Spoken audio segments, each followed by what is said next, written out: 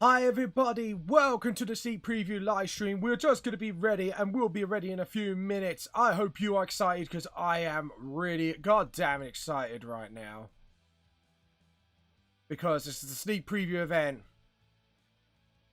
And you guys are awesome.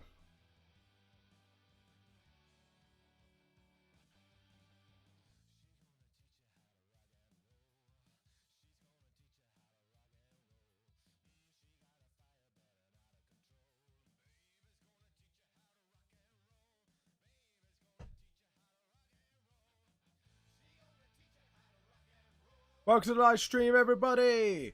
This is the sneak preview live stream, so while you wait, please check out everything down below on my Twitch channel or any other channel. If you want to learn how to buy all three of my manga series and maybe give it a read during this live stream, I am going to be doing the reading of Volume 1 straight off the bat. So just remember, just relax, enjoy, and if you want to read my manga series, my ebooks are on the cheap right now for $1.99 till the pandemic is over. Sadly, the physical copies are the same price as normal, so, but, at least you could get the ebooks for cheap. But anyways, like I said, please wait for a few moments while we are ready. Getting ready for you guys. Seriously, this would be awesome.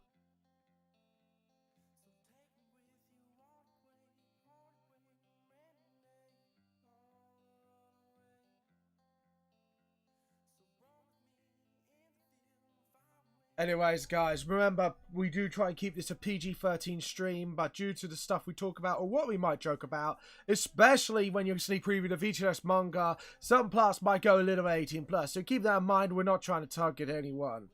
But with that out of the way, please enjoy the live stream. And meanwhile, while you listen to the VTLS theme tune, please check out my manga series on Amazon as the ebook for $1.99, or if you're on Kindle Unlimited, you can take advantage of this till about October, and then I'll be on other platforms.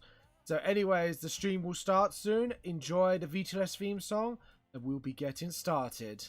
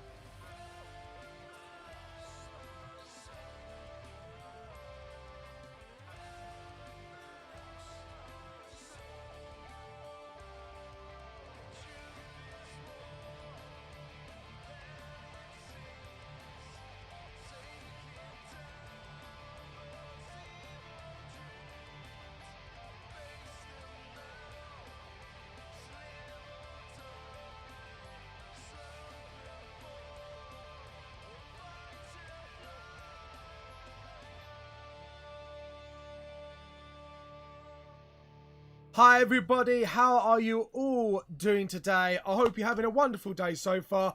This is a really special live stream for the VTLS. This is the sneak preview event, the first of the sneak preview event that has ever been online. All others have been, how can I put this? It's all been in other shops and stuff like that, but this time, it's different. This time, we've got 5 viewers already. Hello, everyone. Like I said, this is a sneak preview event of Volume 4, but this is what the schedule is going to look like today, you fantastic people. So I'm going to read this out to you so you know what the hell is going to be going on today. So I'm going to get up the schedule quickly. Actually, I'll tell you what, I'll get it up so you guys can quickly read it with me when I am reading it. So, blah, blah, blah, VTLS news and updates. And we're going to scroll right on here. Here we go. So we're going to drag this down quickly. Oh, why are you not? There we go. So, the schedule will be, and this is an all-day stream, 11:30, we will read the first 2 chapters of Volume 1. Our first guest hasn't arrived yet, but I'm going to give him a little bit of time. 12 o'clock, Creator Panel, where we talk about, before self-publishing, we'll talk about how to create your world, how to create your characters, and try and help you with progress and stuff like that, and maybe recommend you some books to get started on drawing or story writing. The next panel after that will be literally the free emote hour, I call it, at 12:45, where you literally request emotes. And sorry, by the way, Connor and Hesyisyte are going to be on the previous panel. This panel is just me, unless people want to jump on and be a guest. Feel free to, obviously. Creative Workshop Part 2, where we talk about self-publication, copyright, and stuff like that. Also, at 2 o'clock to about 5 o'clock, we are running a VTLS D&D session based in the Victorian times in London. Basically, the guys are a ragtag group to do the supernatural police put together by Vanhelsing, VTLS Vanhelsing, after the defeat of Dracula a few weeks ago. Some disturbing crimes have been done in London by a gang called the Dead Rabbits and have a total grip on London. That is up to them to discover who's behind this and take them down if necessary. And then at 5 o'clock, the long-awaited Volume 4, the first 2 chapters sneak preview. So, does that sound really cool with you today? I spoke really fast and my throat is absolutely sore right now. Jesus. Anywho. So, this is the first 2 chapters of Volume 1 right now. So, buckle up, folks. Get your seatbelts ready, because you're in for a treat. So we're going to go full screen on this. In the world of 4 realms that are alive and balanced with Earth, the realms in heaven, hell, and dream and nightmare. In the 1980s, the war called the Nightmarian War, Myra was the daughter of the Nightmare King, who plunged the 4 realms into great despair. Jinko became a famous vampire hero at the time of this war. After the war, Mira became the new Nightmare Queen, and Jinko became a famous vampire hero. The ball to celebrate the end of the war is where they first met and fell in love at first sight. They were married in 1983, and then by 1997 they had a child. A few months later, they are fighting for their lives. A shadowy figure has come to murder them both and take their child. And that's the... There we go. Red House, Bexley Heath, 1997. So you all you have to do is let me kill your wife and take your child. Isn't that simple, don't you think? Then let me... Sorry for the draw... By the way, as I'm doing this, I do apologise for the first volume's drawings. It's not like what it was back then because I didn't find my shadowy dark style till now. Just to explain why the art style is different to now. So, there you go. Then I'll let you live. No one will blame you, Jinko. You talk way too much shit. You even talking like you could like you could kill me. And as for your so-called offer, but I'm sorry, no can do. What do you mean by, sorry, no can do? This means no. Who do you think I am? I'm not the type of vampire that's going out to put up with it. A cocky little shit like you wanted to kidnap my kid and then threatened to kill my wife and myself on top of that. Do you think I'm gonna let you get away with this? I think not. Bang! And then the bullet goes flying and then shatters the skull of the intruder, blows off the shoulder, second shot. Third shot goes through his ribcage and the second shot goes through his leg. The villain drops his blade and then all of a sudden his body sets ablaze. You bastard! You've really resorted to such a damnable thing? What is this damnable thing he did? We do not know. Doom. And the body that was shot to pieces has set alight, ready for battle. As he comes up, the blade sets ablaze as well. Last chance, give up and I let you live. No, you really don't get it, do you, dickhead? You broke into my home to destroy, and now you show me an unforgivable thing? I really pity you. Your humanity is now non-existent. Does this mean the villain was human or not? We don't know yet. Now give up and die like the beast you are. Now, no more talk from you. His sword starts shaping into icicles, almost turning into like a rosebud fawn. Don't worry, you'll be nothing more than ice and suffering of the cold, slow death. Winter Rosebud. Then come at me, boy. You shall freeze me, slash, bludgeon, and even run me through if your heart's content. But I just turn ye into a pile of ashes. Now, Phoenix Claw Destroyer. He's lifted his hands up, his hands turns into like a phoenix-like claw. It lunges towards the ice rosebud and collides. You see a phoenix and an ice queen battling it out in the middle, but then evaporate due to the intensity of the magical power. As the steam lowers down, you see his body covered in ice. He may have stopped the blow, but he didn't stop him being entombed in ice. Damn, I thought that would be the last. I thought at least it would do a little more damage. It should buy us a little time, but what exactly did you do to yourself? So Jinko doesn't think he's actually dead. Jinko, honey, is someone here with you? And she looks at, what's going on? Maya, there's no time to explain. You must leave now. Doom, and the ice starts to melt. I apologize for the bad drawing, by the way. This is back in the day stuff. So, whenever Doom approaches, what the pressure cannot be him doing it, can it? And the ice starts to crack. This power this power of his is not normal anymore. It has changed somehow. There's no point in running. He will catch up with us, and I'm sorry, my love. So we make our stand then, so be it. And the ice starts cracking, and then it gets destroyed. His body sets alight once more. Trapped in ice and my powers turned against me, I have to say I'm impressed, but sadly you just blew your last chance to live. Would I go as far as to say that hurt me a little, but all you did was delay me, and that makes me really whoosh. How dare you, bitch.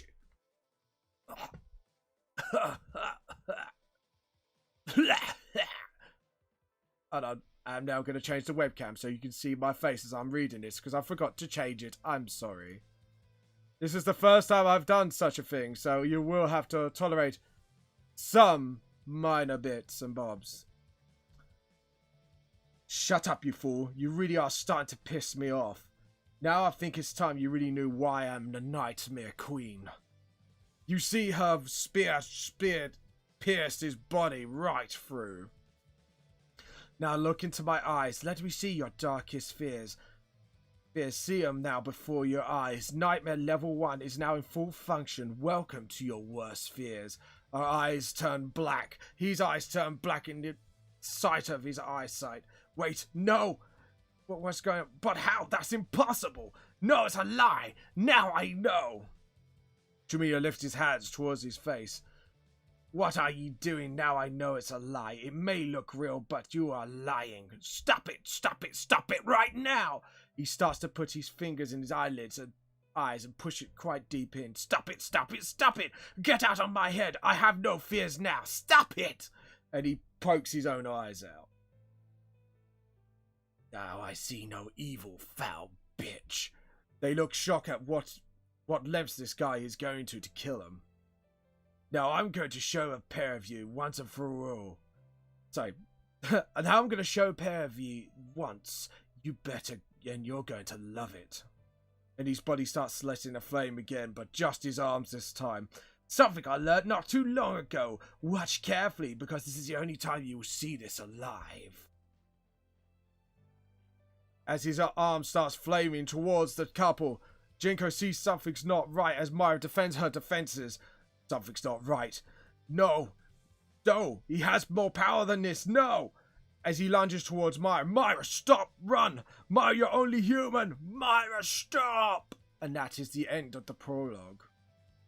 Nightmare 1 lost. As you can see, this is Nikaya, actually the main character of the story, taking his test, and he's actually a little bit struggling with it. And by the way, guys, if you want to join in on the mics and have a chat with me while I'm doing this, feel free to.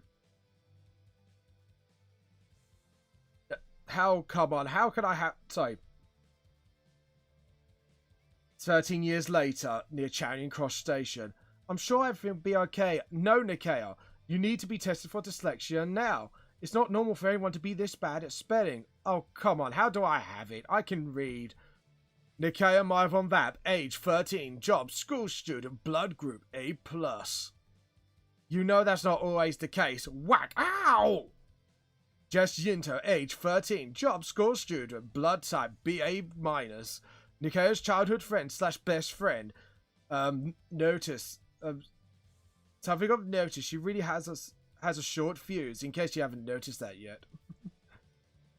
Look, Nikaya, you're good with music and other subjects, but your spelling is terrible. You need to test it. End of story. Then you can get the help you need, okay? Okay, I'll take the test. You didn't even need to hit me that hard, though. Rob. Huh? Okay, now we sorted that out. What are we going to do? Are we going to go wait for the others, or are we meeting blah, blah, blah, blah, blah? You get it. Hey, Jess, you okay? Could it be? I wonder. A shadowy figure smirks before Jess, giving the stench of death. You see Rangfang creeping behind. Creep. No, it can't be. Pay attention, he is... Ah! Guess who? He then lands his foot on her head, and then forward flips in front of her and gives her a smirky glare. Hey, Boobs, how's things with you? Hey, I got you good this time. Rangfang Hotfoot, age 12, job, school student, blood group 0-. Oh! Hello! Thank you for the... Thank you, Trinity of Bliss, for the follow. That actually scared the absolute crap out of me. I apologise. But anyways, let's get on with this. And blood group 0-. Anyways, anything of notice, he has hyperactive disorder, also known as ADHD, which means he cannot focus too long for periods of time, since he would rather be fooling around instead. Hey, Mr. Mophead, I almost didn't notice you. Rangfang, what did you say the last time about pulling that stunt? Wait, hold on, Mophead? You gotta be kidding.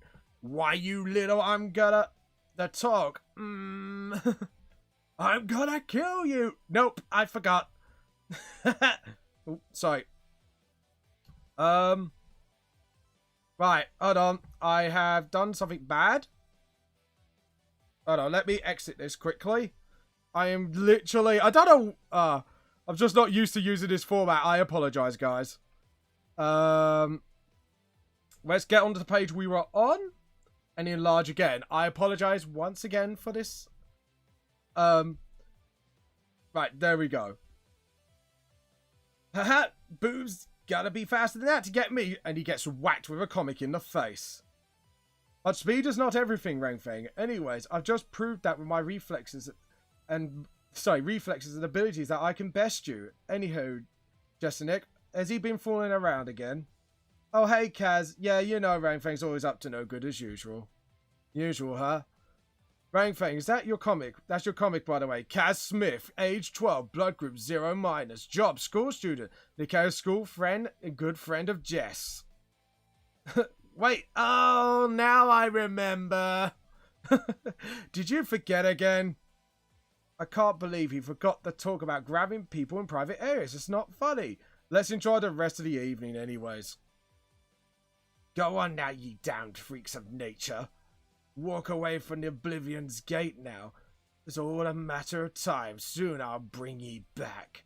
London Bridge, we're falling down. Fall down. So, yeah.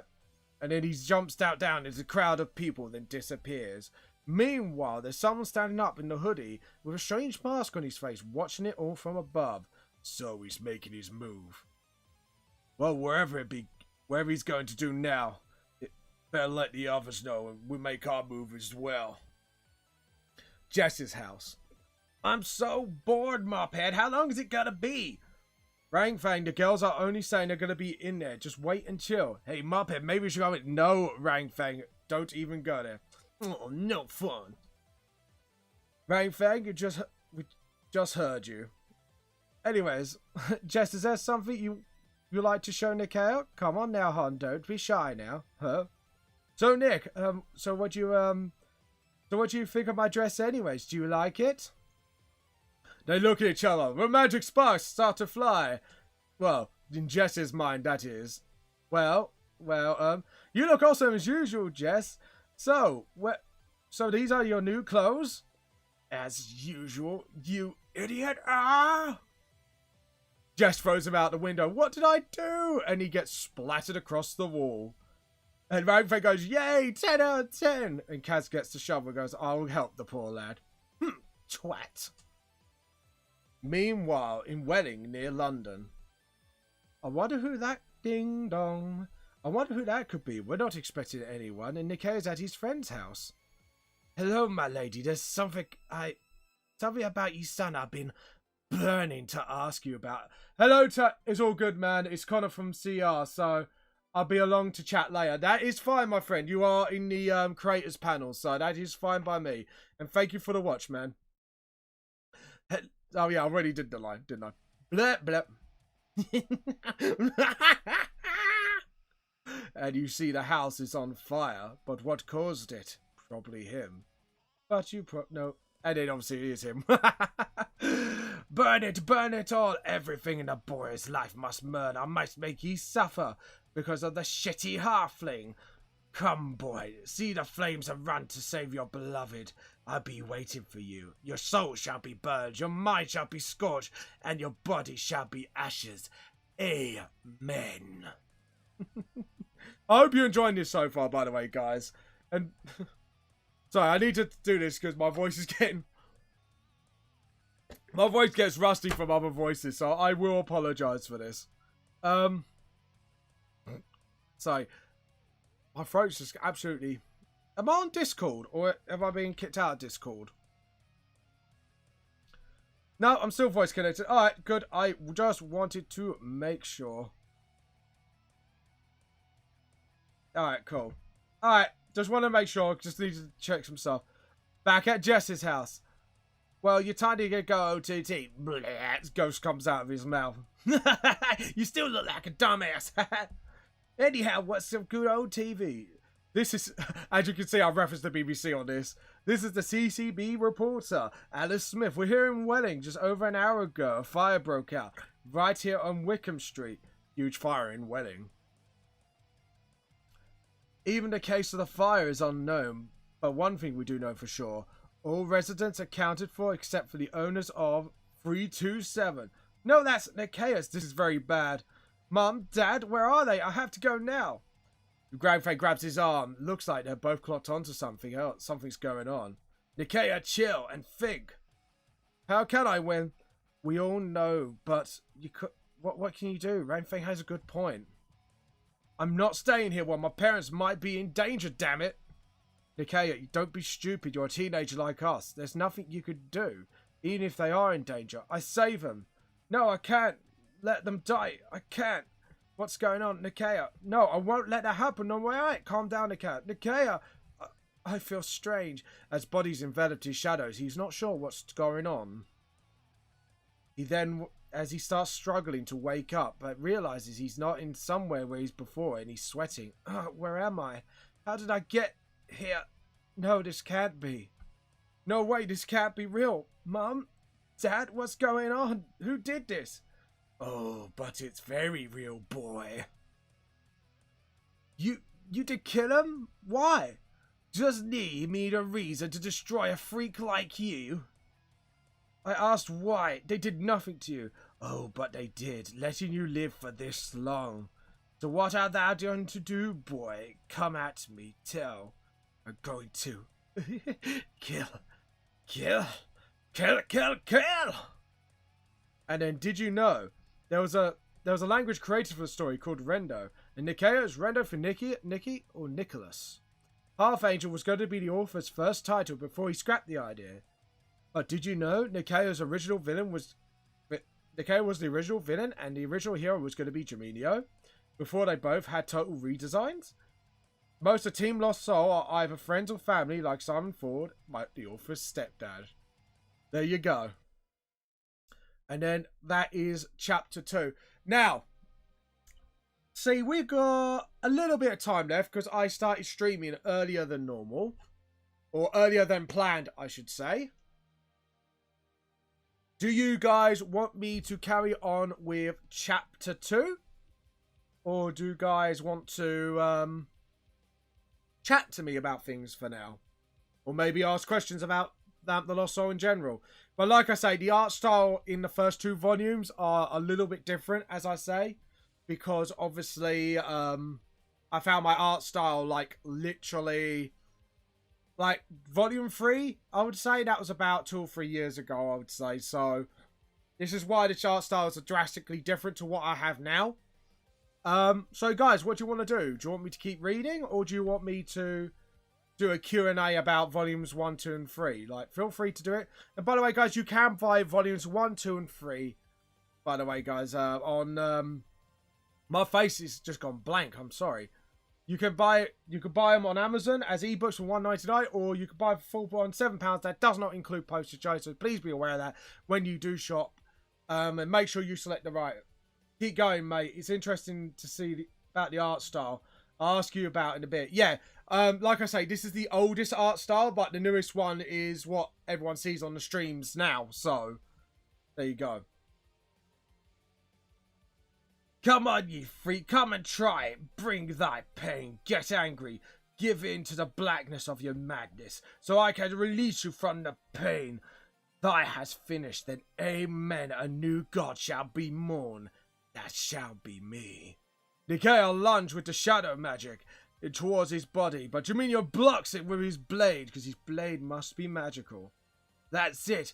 That's your mistake. I bet you're not aware of your actions right now. Phoenix Wing Blast! The flyers whoosh towards him. The shadowy shield is made. The claw then pops out and then slashes at Geminio, but he dodged backwards. But little did he know, the claw extended further. Lucky you got me, you bastard. Kill. His body gets lifted to the ground by the shadow claws. And the blade turns into a saw, and his eyes set alight. Chop, chop, kill, chop, chop, kill. Oh, I see. Now you're aware of your actions. I can see the difference on the other side. No, it's more than that. It's as if you're a different kind of person, fighting more primal like a beast. Flames of revival. His hand, the shadow starts getting disintegrated due to the powerful magic that he has. I thought so. I can see how you react. The power is unstable, and now I know how to deal with you now. Now I can kill my enemy. Blade of Holy Sun, come to me! And as his rapier starts flying and extending into a full blade once more. They look each other down. They step forward towards each other. They point their blades and they lunge. The blades scrape each other. The pointed blade goes towards the Nikeo's face. Even though he tries to dodge, he got a cut under his eye. The magic starts to dispel from the shock of the injury. Good, the shock of the awakening is power. Thy power is disappointing. Kill, kill, kill, kill! Now I have ye. Time to put an end to your miserable life, swine. Geminio then grabs the palm of his hand to his face and slams him onto the ground, causing Nikeo to fall unconscious while Geminio has his blade pointed up, ready to finish him off. That's the end of the line, boy.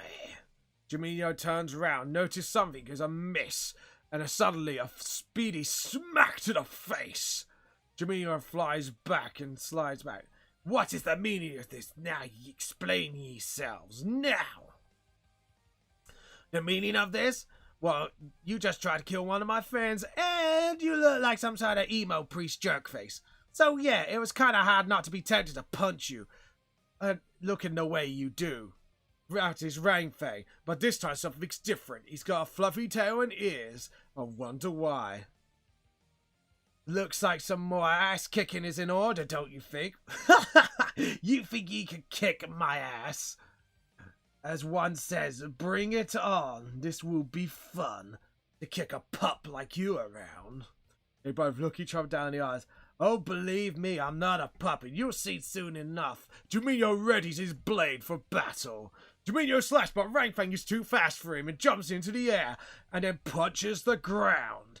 He punches it so hard that boulders come out the ground. Juminho quickly dodges. Juminho smirks. This is all ye has got. Perfect. Rangfang then speedily towards around and then knees him in the gut. I warned you, I'm not a pup. Rangfang then knees him quickly to the face and delivers a volleyard of blows to the body and in the face.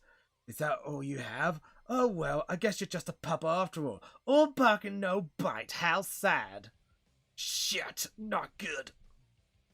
But sadly the game must end now. It is time, little pup, time to die. Juminho sets his arm ablaze, ready for the green blow, as some strange object comes flying towards his face. What's this?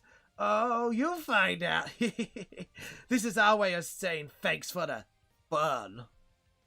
It's a little cat-faced bomb, and Juminho just goes, really? And his face gets blown to smithereens. And half his face gets blown up, and he breathes out smoke. Oh, I forgot to mention, we took something else away from while you were being bombed in the face. You see two shadows behind Rangfei, and the body is gone. Now you see the guys as they truly are. You see Kaz Smith, roll Mechfire, race mutant with the cat ears and tail. Jess, into roll psychic swordsman, race human / vampire. Name Rangfang Hotfoot, roll speed close combat, race werewolf. Now you know why he's got the fluffy ears and tail. How dare you? How dare you do this on me? After I've done killing you, I'm gonna make that boy cry and suffer again before I end his life. Looks like to me that you really do have a death wish, don't you? You don't realize it yet. Did you just confess to me you made Mop-Up cry? Right in front of Jess. Bad move. You fucking bastard, I'm gonna kill you, even if the last thing I do. Just lunges towards him. You dirty little shits, how dare ye? The lot of the sneak attack me. Now ye burn. I don't care how you get angry, how thou is. I'm gonna kill ye all. Take some water to clear out my throat. Phoenix Flame Tower. Jess slashes away the flames with a psychic blade. She blocks the blade as well as Juminho tried to make another attack. Jess glares at him in the eyes and go, you made Nikea break his promise to me to never cry again. Nightmare 3, BFF, promise not to cry. We're going to read another chapter because I think you guys earned it. How's that? And by the way, that was a photo of Nick and Jess as their kids. You made him break his promise, you bastard. Shut up, what do I care? She looks at her eyes, and in the tears you see well, obviously you don't see the memory form, this is all in her head. It's just for artistic effect. For that alone, I'll make you suffer. No one hurts him like that. No one will ever hurt him like that. That way. Not again. 8 years ago in Danson Park. Okay, Mum and Dad, I'm just going to be over there. See ya. I'm not sure he'll be okay. I mean, what if he be picked on because of his red eyes? He'll be fine. Stop worrying. Hey, look, it's the freak with the red eyes. Oi, kid, you want to play with us? He looks up at them. Oh, I love to play. What game you want to play? It's called Push the Freak. In it, blood. Yeah, you can get who they are. Eat snow.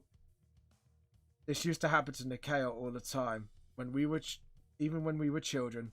even though the day we met, it happened due to him being a albino. This is the explanation he got given, so I think you kind of clock on by now. Like, he didn't know who he was till then. As people perceived him to be, he was constantly picked on for being different and never fight back. He never made many friends. People avoided him as he appeared different. Unfortunately for people, they can have small minds. I used to see him get bullied a lot all the time, but I couldn't help him because my father Jasper would not allow me in case I got hurt.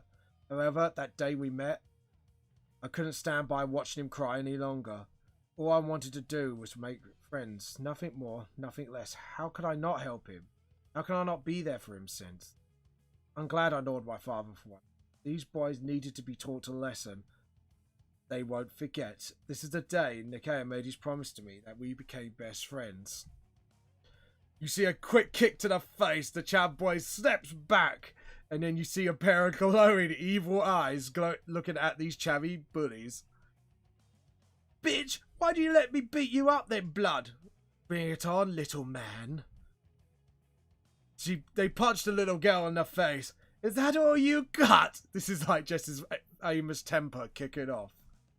You better run, you little runt, before I break every bone. I'm sorry, blood, we're only joking. Really, you bullies, it's all the same when it comes down to it. They just run away. Jess holds his hand out to Nikea. Hey, sorry about those idiots. My name's Jess, I hope you're okay.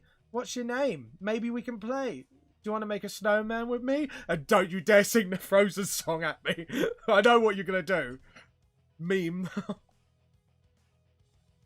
Since that day, we played and made a huge snowman. And when he made that promise to me to never cry again, I also made a promise to myself that if anyone makes him cry, and I mean anyone, I will make him pay. Oh, ye what, little girl? And this is back to, like, the actual fight itself. Well, I'll actually come to think of it, I could just show you instead. Jess starts making a wind move around her with her psychic ability. I'll make you suffer in the most painful way. Psychic Blade Dragon Formation. Oh, he's gonna get it now. Maybe, but Nick's mum and dad died because of that madman. For the moment, he's safe. And when he wakes, he's gonna need to know everything. What does he need to know? Admit it, you lost. Now you're mine, asshole. Stop watching so I can kill ye and find the boy. Your cocky attitude is really pissing me off. Charge Psychic Blade Dragon Claw Assault. The face gets sliced open in half. Domino gets, like, literally half of his face goes flying to the ground, and his body falls as Jess stands in stance. Go to hell, you bastard. As you can see, the bones have now turned to ashes. And the thunderstorm strikes and it starts to rain at the burned down house. Let's go. Nikea's gonna need us. Huh? True. But how are we gonna tell him everything? Hey guys, I think just brain face, no time for jokes. You see a smirky grin coming from the corpse. How dare ya think you can easily kill me? Now ye shall all pay. See, told ya. What, he is dead? He pulls up his arm. The Phoenix Blade the holy blade charges up with the Phoenix energy. Now I'll kill all of ye. Phoenix weapon enhancement, no. Now do me a favor and die before ye God. And Jamio slams down the sword as he's about to strike him down. And then you see blood everywhere. But it's not the kids. Another man enters the battle. It's the man with the mysterious mask. Is this all you could do? Try to murder little kiddies? What a fucking joke you are, Jaminio. And who the hell are you? And what does it have to do with ye? Everything in place. This place is mine to watch over. I've been keeping an eye on you for some time. And I don't like your shitty attitude. For once, you seem like you think you're some sort of fucking god, but all I see is a pathetic little shitbag who wants to do nothing more than murder little kids. You make me sick. And then you can stare each other down. Let's see. Oh yes, the foul-mouthed rude wearing a strange one-eyed mask. Thou must be the famous anti-hero.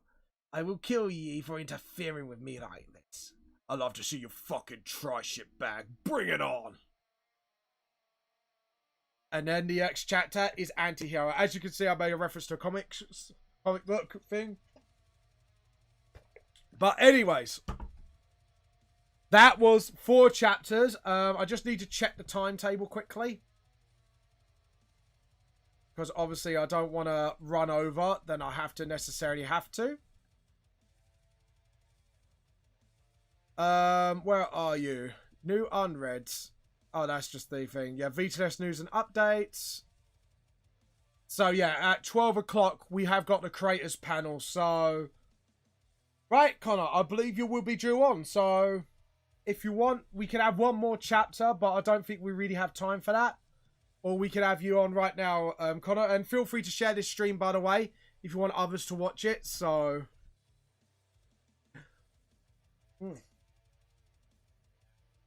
But anyways, guys, actually, we'll put a little Q&A before, obviously, Connor gets on. But Connor can get on now, so if he wants to sort of get ready for the thing. But thank you for letting me read this to you. I hope you enjoyed this book. I know it's not the same art style as it is now, but this is like the old art style. So we'll shut this down for the moment. There we go. And then we'll just put it up here. I'll tell you what I'm going to do, actually, is kind of stick an image here instead. So, we're going to open up something else. There we go. So, we could... Actually, I'll tell you what, we'll stick the volume 4 cover up. Oh, photo's not responding. Oops, I think I froze it. Whoopsie! I'll tell you what, we'll get the poster up. And then we just do that. Can we do a full screen mode? No, we can't. Oh, yes, we can. Holy shit. Oh, hello, Connor. You're right. Yeah, you're really goddamn loud. Am I loud? I apologise. Oh, let me turn myself down. Am I loud on the stream? No, the stream's fine, but you're very loud on Discord. So I'm going to have to mute the stream so I'm not getting the distorted oh, yeah, fair enough. audio. I will... Can I turn myself down on here? Seems I can't. No idea. User settings. Voice. Well... Oh. Input device, output device. How's that? Is that better? Not particularly. Maybe I'll just turn down my headphones. It'll be fine. You sure? Yeah, there we go. I've just turned the volume down on my side, so that's all fine there. Okay. I hope you enjoyed the reading of Volume 1, even though I destroyed my voice with it. Oh yeah, no, that's fine. You sent me the sneak peek yesterday. Yes, you're one of the first to see it. Read it though. It was blank. Like, I don't know if it's because I don't have a OneDrive account or something. But I knew you were going for it today, so yeah, that's fine. Thank you. Oh, thank you for coming on, Connor. This is one of my guests for today, and we'll be going through the first part of obviously how to create worlds and just creative input basically, and how to get started on art or story writing, really, isn't it? Really, in general. basically. Yep. As far as I know, I just showed up here and we can talk. Yes, that is fine. And I'm just making sure to get the rechat back up. I don't know what happened there. But obviously, I think we'll talk to you first. So, when did you get started on, obviously, doing your own comics or stories? Well, I always drawn. Oh, just checking. Is my audio fine on your side? Yep, I can hear you perfectly clear on my side. Brilliant. Well, I'd always drawn from a very young age, and unfortunately, I don't have any of those super old drawings anymore, which is very annoying. Oh no! I should have never gotten rid of them. But started creating manga, comics, stories, around 2009-ish, 2010. Very first actual comic came out around 2010.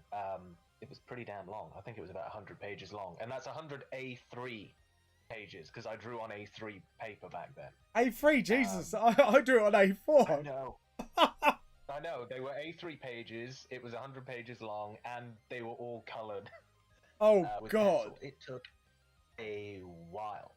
So, did you switch to smaller size after that, or do you do A3 to this day?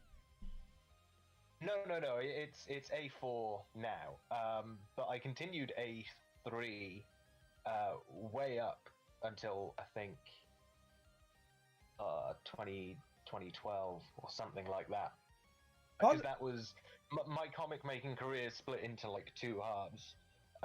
Where I'm at now with Crown Root, which is the company I work for, and what I was doing independently, just putting stuff up online, which I called 115 animation, even though I didn't do any animation.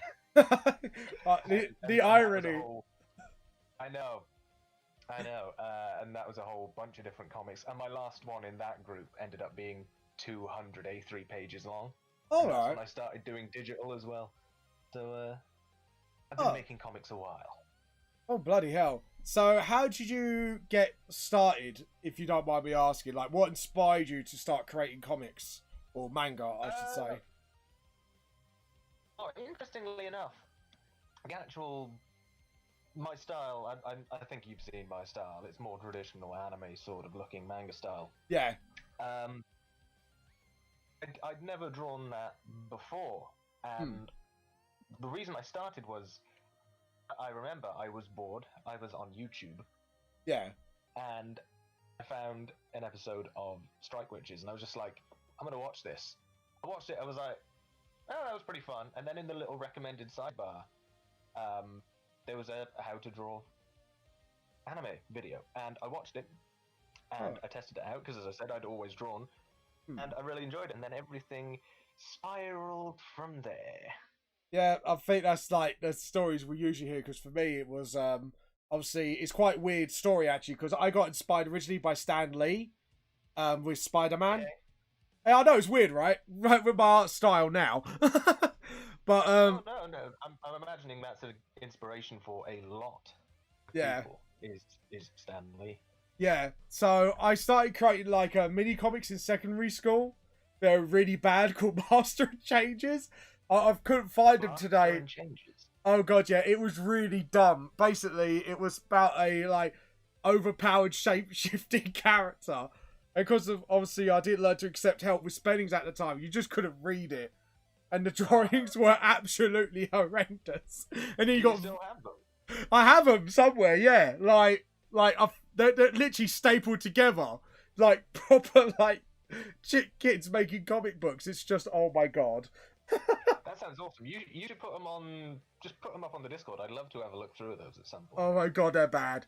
Like, if you ever see me again, I will actually show you them, because they were terrible, and it just, you know, like, it's not even B-movie bad, if you get what I mean. It's just like, you could tell a kid did it, basically.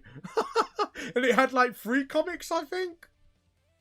Well, yeah. First hurdle. Everyone starts somewhere. Everyone starts somewhere. And then my journey weirdly led me to 40k, and I started drawing in that style. Like the hyper, you know, back in the day art, like hyper realistic violence and stuff like that. So I started to draw that because I got really into it. And then I wrote a short novel called Rival the Golden Marines when I was a teen. And that's when I started to get into Helsing at the same time. And that's when I tried to develop Half Angel. And again, this is my younger teens. And yeah, I got stuck on it. And then Nikaya was the villain and Jamiya was the hero, as it says on the Did You Knows. But then I reversed the roles for VTLS when I started to realise that I could get more out of it if I switched the roles around and set it not in a fantasy world, but in a modern day society, but with magical elements or supernatural elements. Yeah, and that was all thanks to Helsing, actually, because I just like the dark, comic style. But sadly, for the first 2 volumes, I didn't feel like I captured my inspiration.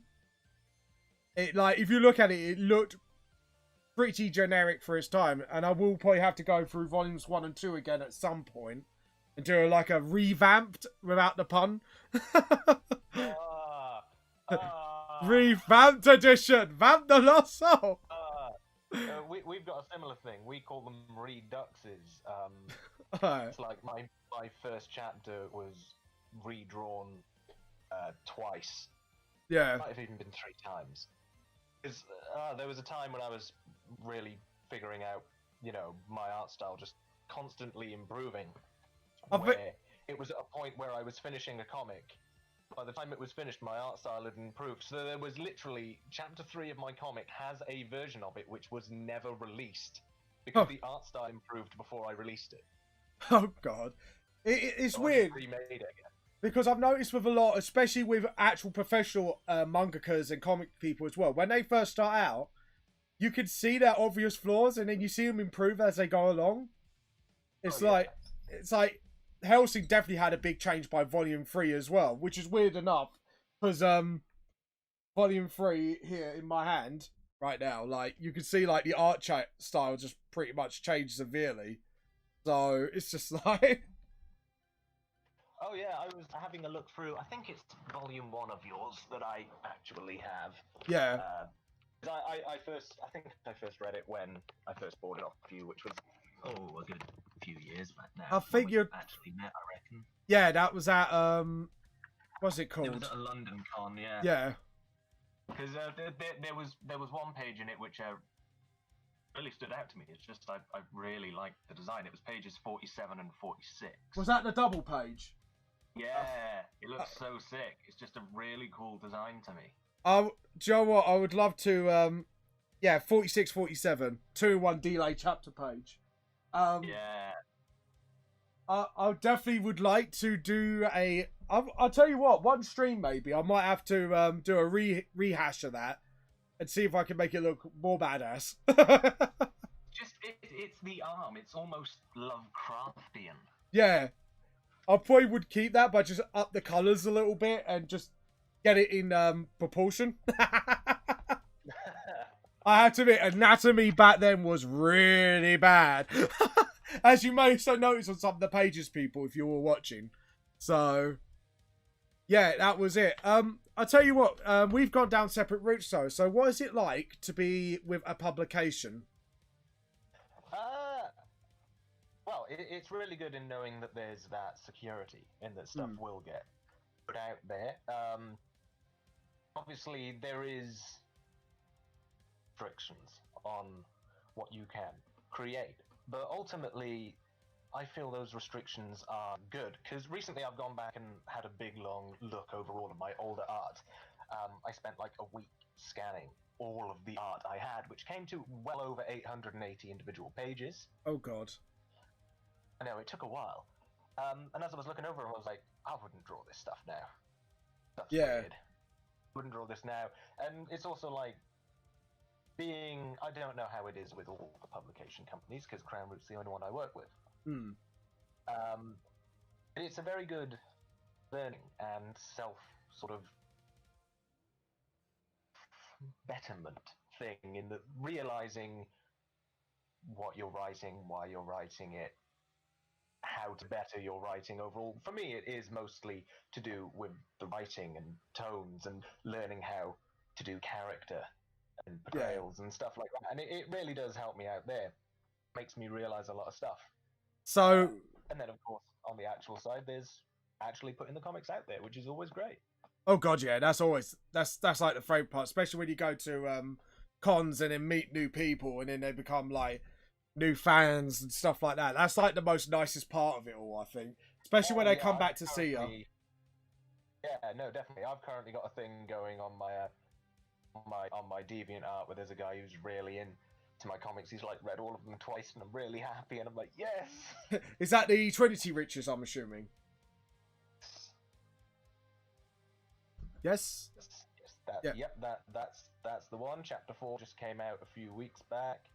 Chapter 5 is coming out on Wednesday, and I'm just about to finish Chapter 6 today.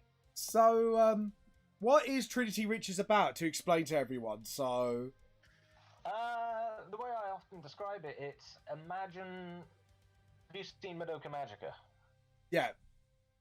Right, what about if imagine people that. who don't know it, like me, explain the storyline? Magical girl kind of thing, but more... Dark? Not necessarily dark, more gritty and character-driven, less flashy and woo colours. Love oh my that. God, what have I done? Oh god. So there's consequences to their actions, basically. Oh yeah, my whole thing is making the characters, you know, very human and believable, which, you know, often comes out with not great things happen to them. But that's just the way things often go there. Yep, I can relate to that. I don't know what you mean, actually. Sorry, I don't make my characters suffer at all. Oh no, No, absolutely not. no. My character's not having the absolute worst day of her entire life right now. Yeah, yeah. Mine's not had his well, yeah, as you saw in the book. And had their bones flaunted. Anyways, Injuries going on. Yeah. So let's start from the beginning. How do you write your characters and make your world? Are you more of a character person first or world building first? It started more with the world. Okay. Way back when, because the world is a very solid thing to get down. I feel it's like you've got your history. Like, okay, this happened then. This happened then. This is how this bit of science worked. This is some machine they use over here, and it all compiles together to form the world. And that's very concrete. It doesn't often move. Yeah. Whereas characters, you're always redesigning and being like, I want to change their goals here, change their personality a bit here. But I felt once the world was down, once I started working on the characters more, it became way easier to do that. And that's simply because characters are influenced, as real people are in the real world, by the world around them. Yes. Like the way you're brought up will influence you, and the way you're brought up is influenced by the world, so you need to get the world down and then you can get your characters. Yeah. So is it based on like a completely separate world, or is it like mine where it's based on real places but with fantastical elements? Yeah, so second world parallel, it's not our world, but it's got some, you know, similarities. It's Earth, split timeline, more technologically advanced, but you've got magical stuff going on, but the magic is more, well, it's completely science rather than, you know, spiritual sort of stuff. Okay. Yeah, no, it's a really, not to blow my own horn, it's a really fun one. I think we get all a little proud of our worlds, to be honest. Like, oh yeah, no. If you don't enjoy writing in it, it becomes pointless. Because with me, I was more character focused first, because I needed to make sure their personalities worked and the characters click well with each other, even if it's good or bad. Like, I need them to make sure there's still either friction or so I can't, like, they can interact essentially. It doesn't feel forced. So, without pressuring you into any sort of spoilers. Yeah. Which is your favorite character that you've created of, like, your characters? And again, try and that's a hard one. For whatever. That's a hard one. Oh, obviously my number one's always going to be the main guy, Nick, because he's kind of based off like what I went through a lot and stuff like that. Obviously not the murdering parts, but You sure? No, I'm sure. Like, I know I'm twisted and dark humored, but Jesus. Where are the bodies hidden? What did you do with them? No, no, I don't have dead parents being murdered by a priest or something and send me on an insanity spiral. No. Anyways. Adventure. Anyway, sorry, I've been watching too much She-Ra lately. Anyways, no, it's for me. But if you're talking about not the main character, I think my favorite one out of the cast is Germinio, because he's completely lost it. and he's like, you could tell like he's not like completely evil, but he's just that batshit insane. You can't predict what he will do at any time. And he's like, there really is something about evil characters, isn't there? yeah, Evil characters are just so fun to do. yeah. And he's not like the usual Fab Light. He's just twisted in such a way like you can't tell what his moral compass is. It's just like, it's just so much fun to be a little bit unpredictable with him. Even though I have planned out the story, but it's just like, well, what's he gonna do? Like, is he gonna scheme? Is he just gonna go with his moral compass? Or is he just gonna go, fuck it, I'm gonna burn everything, basically. Out of the good guys, I think my favourite is Rangfang because he's a lovable little shit. I always got soft spots for lovable little shits. He's just a little shit that you can't help but love, you know? You know he doesn't mean anything by it. Just one of those sort of artful dodger sort of characters. Yeah. Sort of, I'm not sure if you remember the anime Horror High School Club. Like the... Can't say I've actually even heard of it. Oh, damn it. It's basically a reverse harem. You got, like, this one girl and a bunch of guys, and they got, like, a host club. And they're, like, it's like an overprivileged school. It's quite funny. And he got these twins. And these twins are such little shits. And sometimes they pretend to be gay towards each other to make the women go, oh! Like that, but he's just like, idiots. But they are quite funny together, like, and they like to pull pranks on everyone. It's just, I don't know what it is. It's just people being little, like, not horrid, but just lovable. It's just like, you know, shit, I can't stay mad at you. Yeah, little rascals is the word I'm looking for. The little rascals.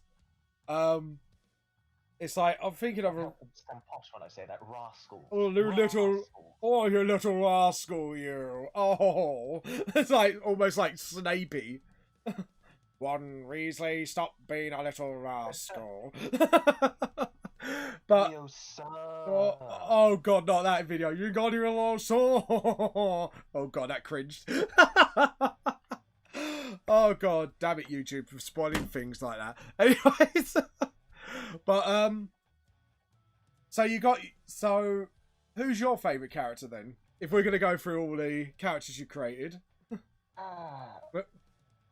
There were so many, and a lot of them have been long since cut. Mostly because they were all undeveloped. Yeah. Cutting things there's so much cut content for Trinity Witches, it's insane. Yeah. I get you. The villain I'm currently developing for my second arc, she's a very spoiler-heavy character, so I'm not going to say much about it. Always the villains. Fukuro, however, her design's really cool. I don't know if you check out my Instagram very often. I might. But she's up on there. We'll jump on it now, actually. We'll have a look, because I'm quite curious. Right. Posts can't be far down. In fact, it might have been the very last post I made. Gangstagram. On Instagram very often. Well, we call Instagram people Gangstagram. Gangstagram. Sounds about right. Gangstagram. Let's see. Crown. It's Crown Root, isn't it? Yeah, that's it. Connor Rowlings. Connor Rowlings, not Crown Root. Yeah. Self plug. 1, 2, 3. Oh, is it an owl lady? Yeah, she's so sick. She can transform either individual body parts or her entire body into an owl. And that is normal-sized owl or human-sized owl. Oh, nice. Reminds me of my D&D adventure the other week. I turned into a giant chicken. Turn her head all the way around. Oh, God. That's creepy. So I'm guessing she's batshit insane by her body posing. Pretty much. Again, that comes down to me wanting to make characters very human in that her goals, literally my favourite villain goal of like all of my villains, because it's so sad, but it works so well. And yeah, she's so spoiler heavy I can barely talk to like about that. Yeah, I know. But she's really grown on me, and she's a very new character. I only came up with it like a month back. Oh, I was redeveloping my second arc, and I was like, oh, this arc isn't working. I need to redo it. Oh, God. Where she came from. So, what did you use to learn to... Let's go on the drawing side and actually give people some advice, because obviously this is being recorded as well, so this will be uploaded. what things did you do to learn how to draw? Like, can you recommend any stuff to them or any products? Well, as I say, I very first started off, there was a YouTube tutorial, and I can only imagine that they've gotten better. Yeah. Since I very first started there. So for people who are starting off, YouTube is best teacher, especially because when I was back in school, then teachers then weren't. We're not really going to help you with this art style. Yeah. We don't want you for that. People did get snooty back then. Teachers, but they've got something to. They've got a curriculum they need to follow, which I completely understand. But should. Yeah, it's like I don't. YouTube's great. It depends like how you want to learn. But my advice is something I should have learned way back then is like again anatomy. But a good book that I found was a dynamic figure drawing. Yeah. And it's a really good book at teaching you about anatomy, how to sort of foreshorten stuff like that, which I'm learning now. But it depends on what I've got. No, go on. About to say, I lost where I was at. Like I say, it's a really good book. Yeah, the book that I got actually a friend gave it to me. Actually, tell a lie. I'll get the link up so you can look at it. We could put it on the chat. So we'll go on Amazon because I know it's on there. I know it's on there because I have brains. Anyways, Bezos says it's on there. Dynamic figure drawing. I probably spelt it wrong. Looking for that, what I'll say is I've got a very, very useful, very cool one of those drawing mannequins, but it's like articulated beyond belief. Nice.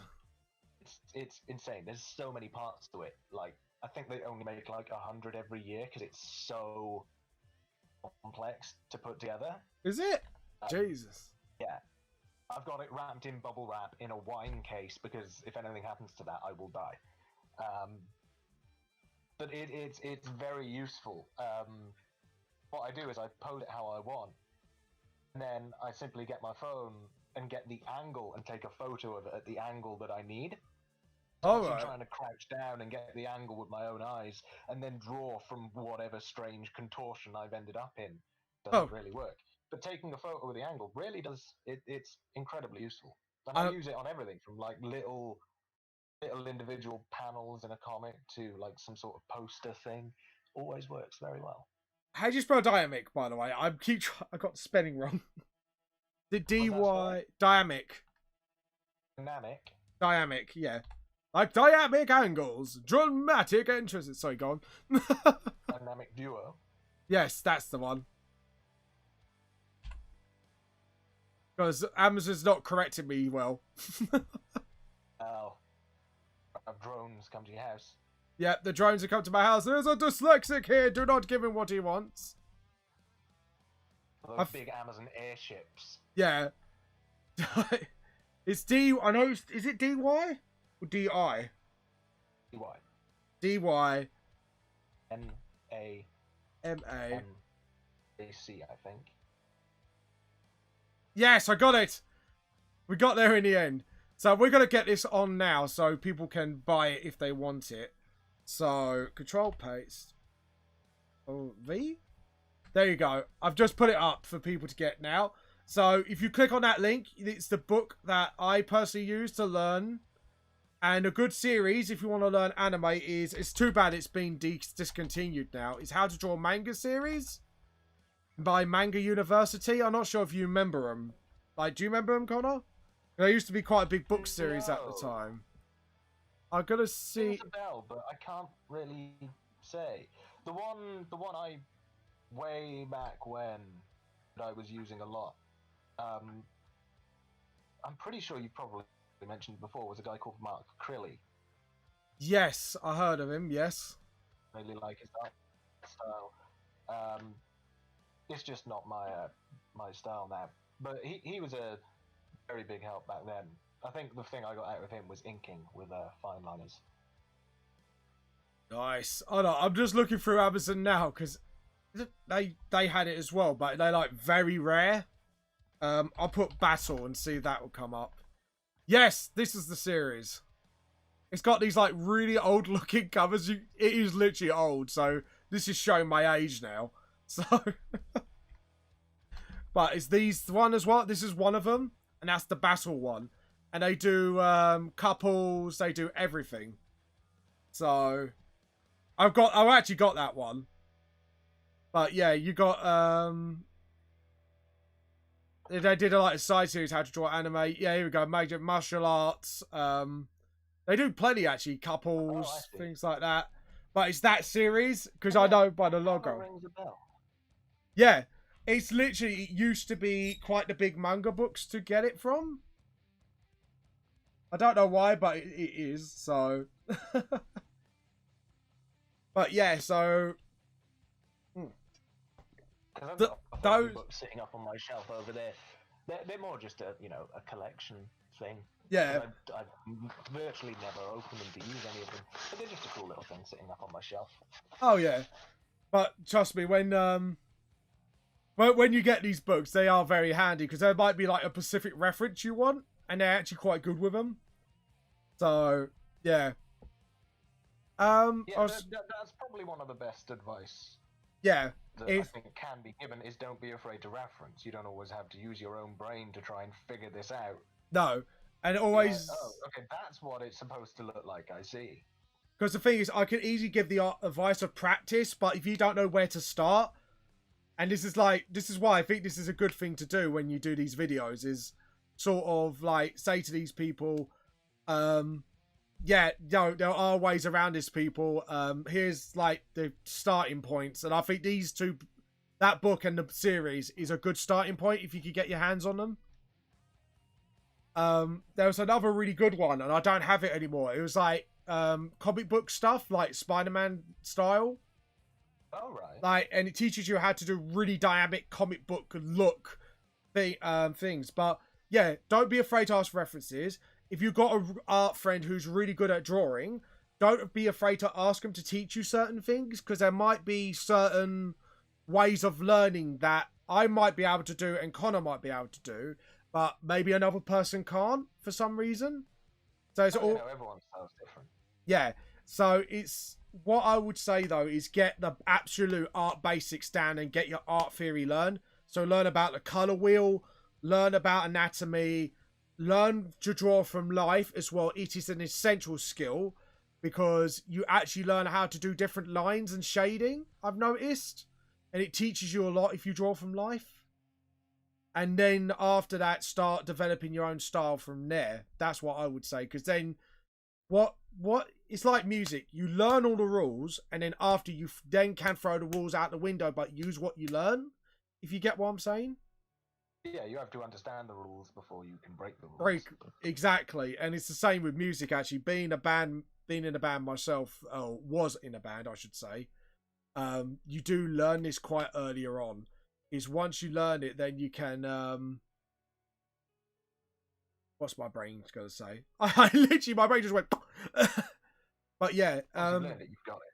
Yeah, but once you learn, like you say, again, once you learn the rules, you can break them. But like color theory, life drawing, and learning from others is quite a big thing. And if you can learn as many different art mediums as possible, that also helps me learn. Like there's some stuff that drawing won't teach you, like photography will teach you about angles of your scene. It's actually a really good way to learn about that, if you get what I mean. And perspective, because then you can use your photos as a guideline to learn backgrounds, as I say, and then you can first off trace over the line so you can learn what perspective is about, and then start doing it yourself afterwards by using references. So I would never. Perspective is definitely one of the the big things I think a lot of artists probably struggle with. Oh god, yeah. It's such a weird, nebulous sort of. If it's off even a little bit, it looks wrong because our eyes are used to perspective. Yes, exactly. That's how we perceive everything. So if you see something that looks off, it can throw an entire image. Oh god, yeah. You know, I'm perspective master. Just everything is correct. But, yeah, you need to get it looking right. Yes, exactly. And then once you master background perspective, you then learn character perspective, which you learn sort of how foreshortening works a little better through that, if you get what I mean. Foreshortening is one of my favorite things. Yeah. I'm surprised I don't overuse foreshortening so much. It's just so dynamic. Yeah, exactly. And when you learn painting, even if it's watercolor or acrylics, you actually learn color a lot better through that. I've noticed. I could never do painting. I tried many years ago. I just couldn't do it. I was like, oh my god, everything is running together. This doesn't happen when I use a pencil. I'm going back to using pencil. Yeah, I get what you're saying. But I think it's good because you can mix it to make other colours and that. You kind of learn how to do it well. So even if you don't do a good painting, it's the fact you learn about colours and see colours how you see it. And this is my last tip, actually, for new aspiring artists. When you are learning things like this and drawing from life and that, don't draw what you think you see, draw what you actually see.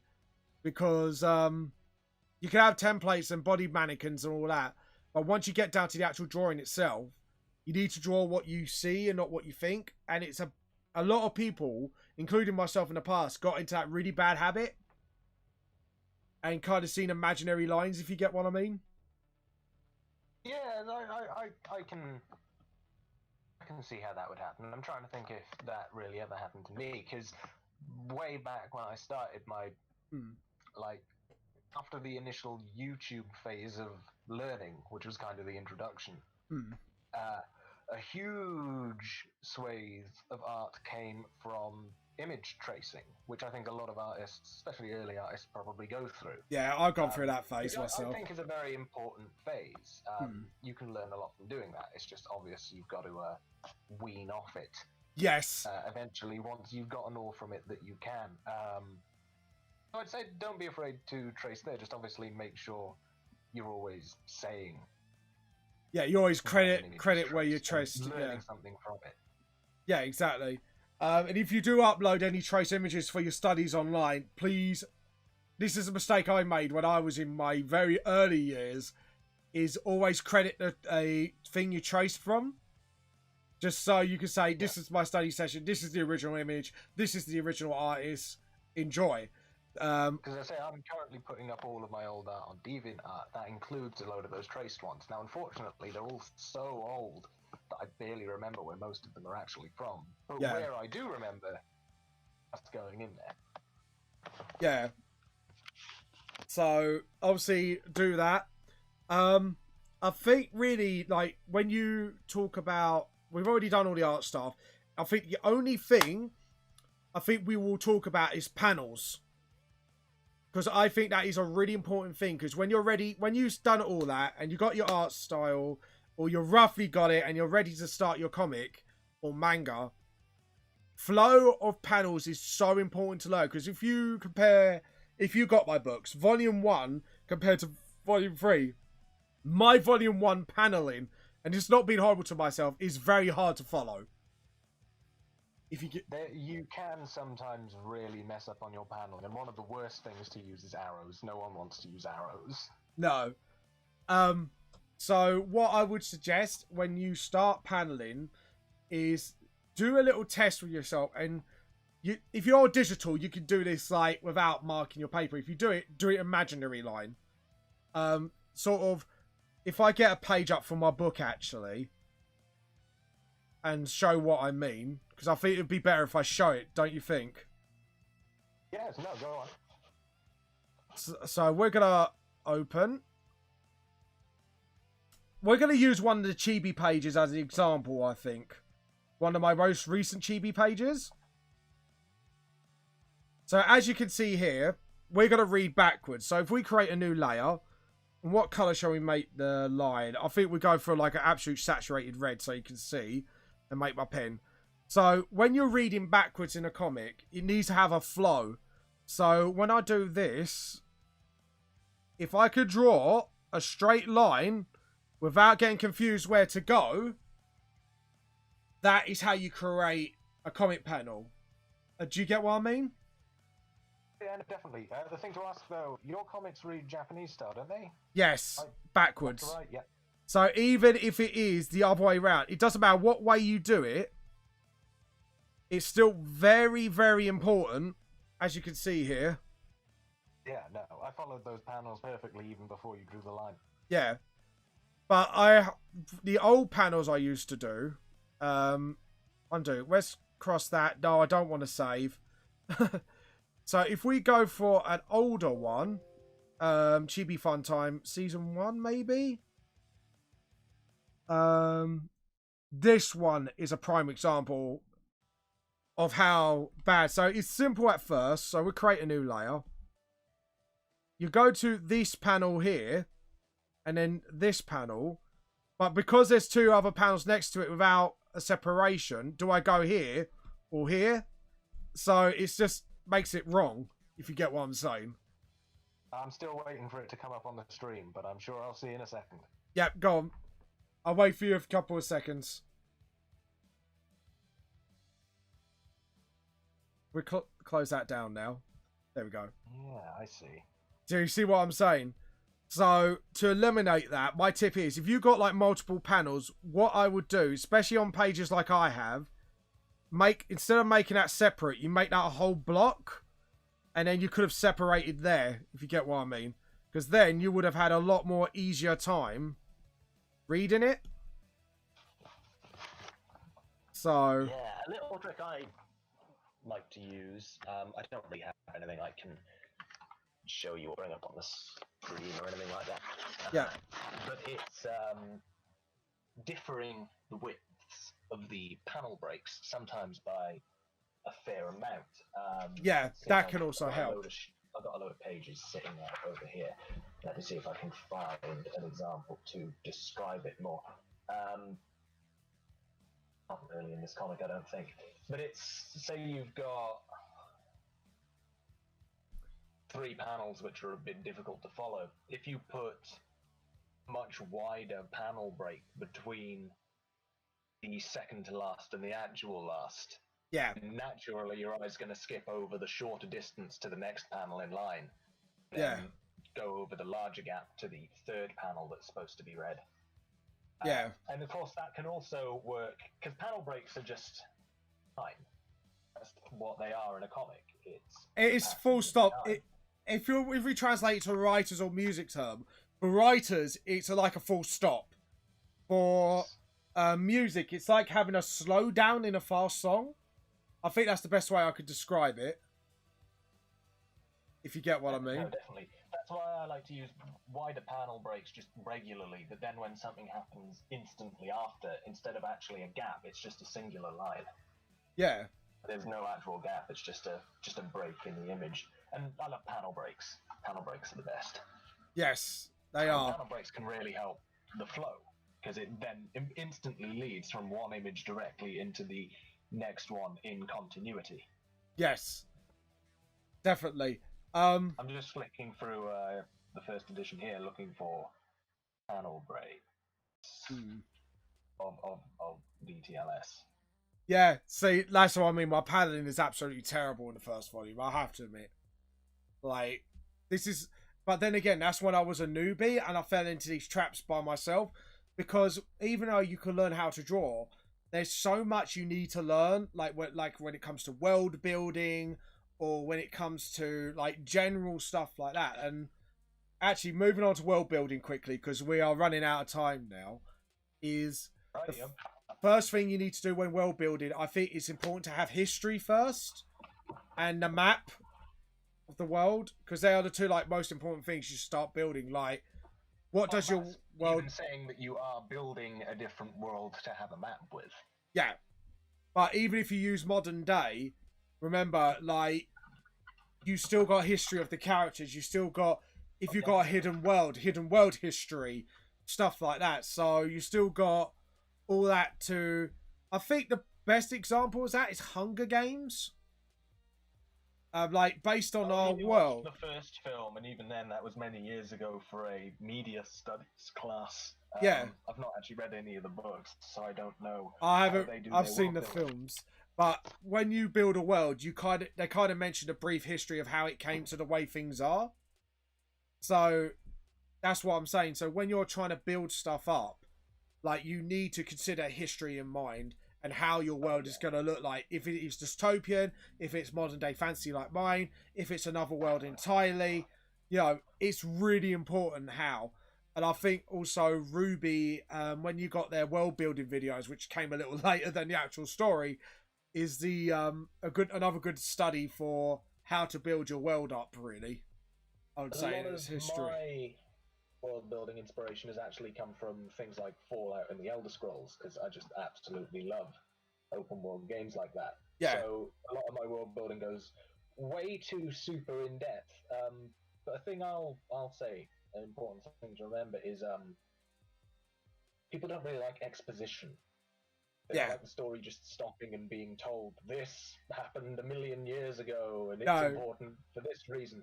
You need to find good places and good reasons for exposition to either be masked or to come in at a natural time.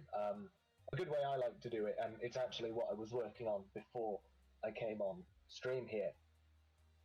My comics have these cool middle pages. I think your one has something similar, or at least later volumes might have, where it's just a page of just information. You get them in you know how you've got the commercial breaks in Attack on Titan, and they've got those flash screens of like lore on like how the tech works and stuff? Yeah. Very similar to that. Yeah. They're just full of bulk information. Like, I've got my own fake version of Wikipedia, and it's a huge page of just text, which isn't important, but it's world building and doesn't affect the story, but it's interesting to read. There's two ways of doing it. Either you build a separate thing, what I say, book of lore, so you've got all your lore before the story comes out, which I wish I should have done in the first place. Book of lore, I say, so you got all your in-depth lore until your thing comes out, so people can have a nice read and see if they can get into the world. Or like your Wikipedia as well, because that's a book of lore pretty much.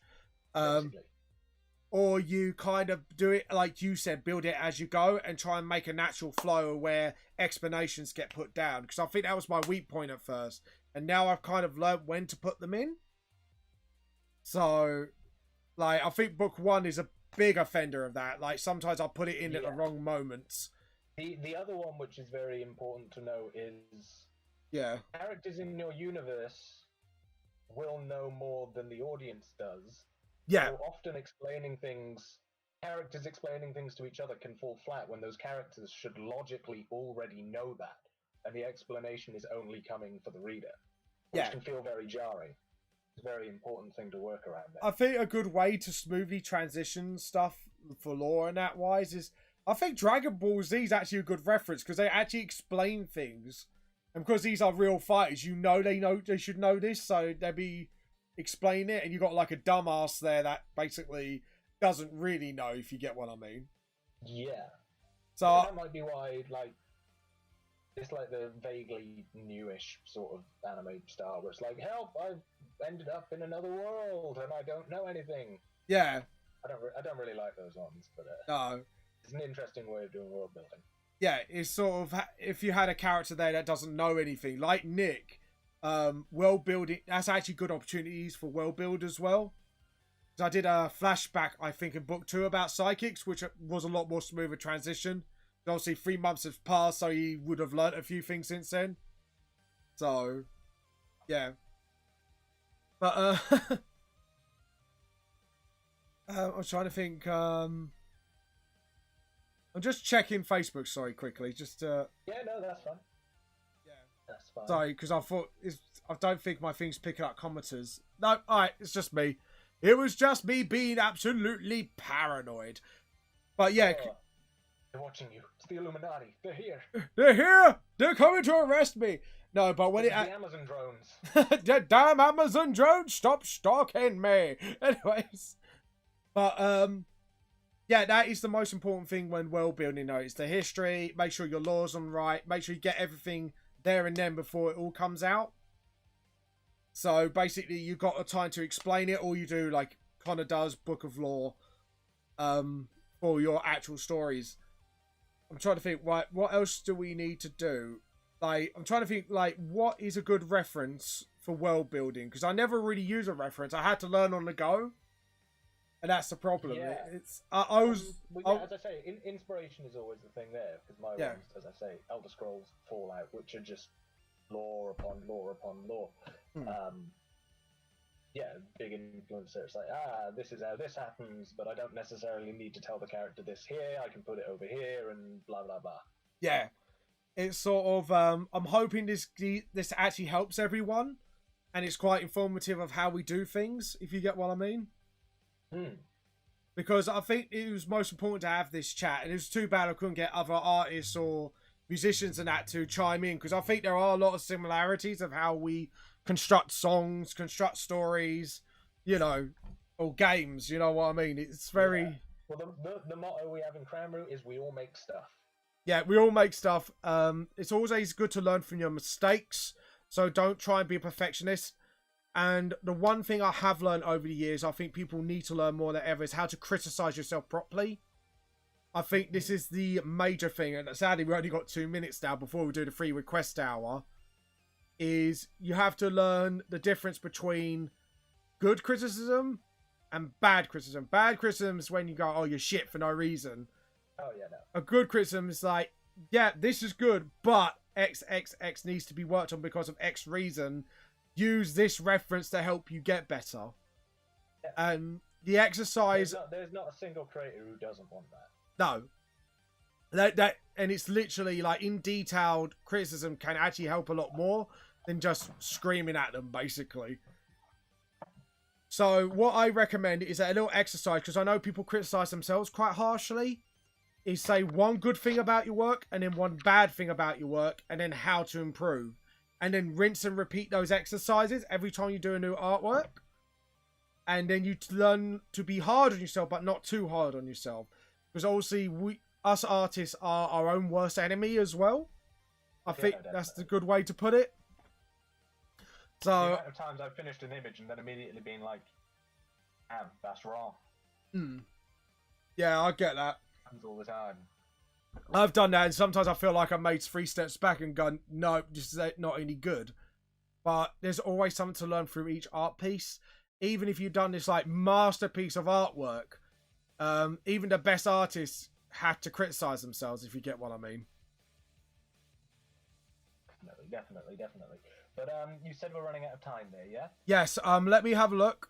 It's because it's 12:45. I do 3 emote request hour. And then we're going to hit, after that, we're going to hit into second part, which is actually talk about publication, copyright, stuff like that, how to protect your work, how to make your work for you and stuff like that. Because I think that's important skills to learn. So here we go. We are going to open Clip Studio. And basically, any of you who want an emote out of me for your streams and that, let me know. Connor, do you stream yourself? I do have a Twitch, as I am watching you at the moment. I've only tested it out a bit. I don't really stream. I want to, some more, but it's finding the time. Would you like an emote ready for it? I don't even know what emotes are. You know those little things, like if I spam it on one on the chat now. Hold on. These are my ones that you get like once you hit affiliate. And then people can, when they subscribe to you, you can do that. Ah, right. Get these cute little pictures. So, yeah. So it's basically that. So if you want one, I could do one for you. And you can have anything you want. Okay. This is going to be the fun bit. VTLS related? Because anything. If it's VTLS related, I'd say, obviously we were talking about favourite characters earlier. Yeah. Go on, then, so I think what I'll say is, either your favourite character from VTLS, or your favourite character from anything. Anything you want. This is free request hour. I am the puppet, you are the puppeteer.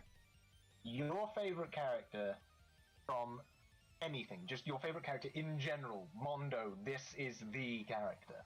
Oh, so it has to be either Spider-Man or Alucard. I know, let's do my inspiration, Alucard from Helsing. Fuck it, why not? Alucard, then.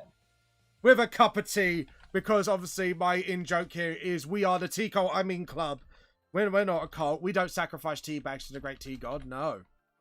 No, I swear. Shouldn't it be sacrificing coffee to the great tea god? Yeah, but that's heresy, and the tea god will not like that. Wow. Exactly. So you know, and it's not just any tea bag. It has to be a Yorkshire tea bag. Because they are, god damn it, they are the finest tea bags ever. Put Alucard Helsing. Actually, have you seen both Helsing? You say that, I needed tea. Yes. Do you know what?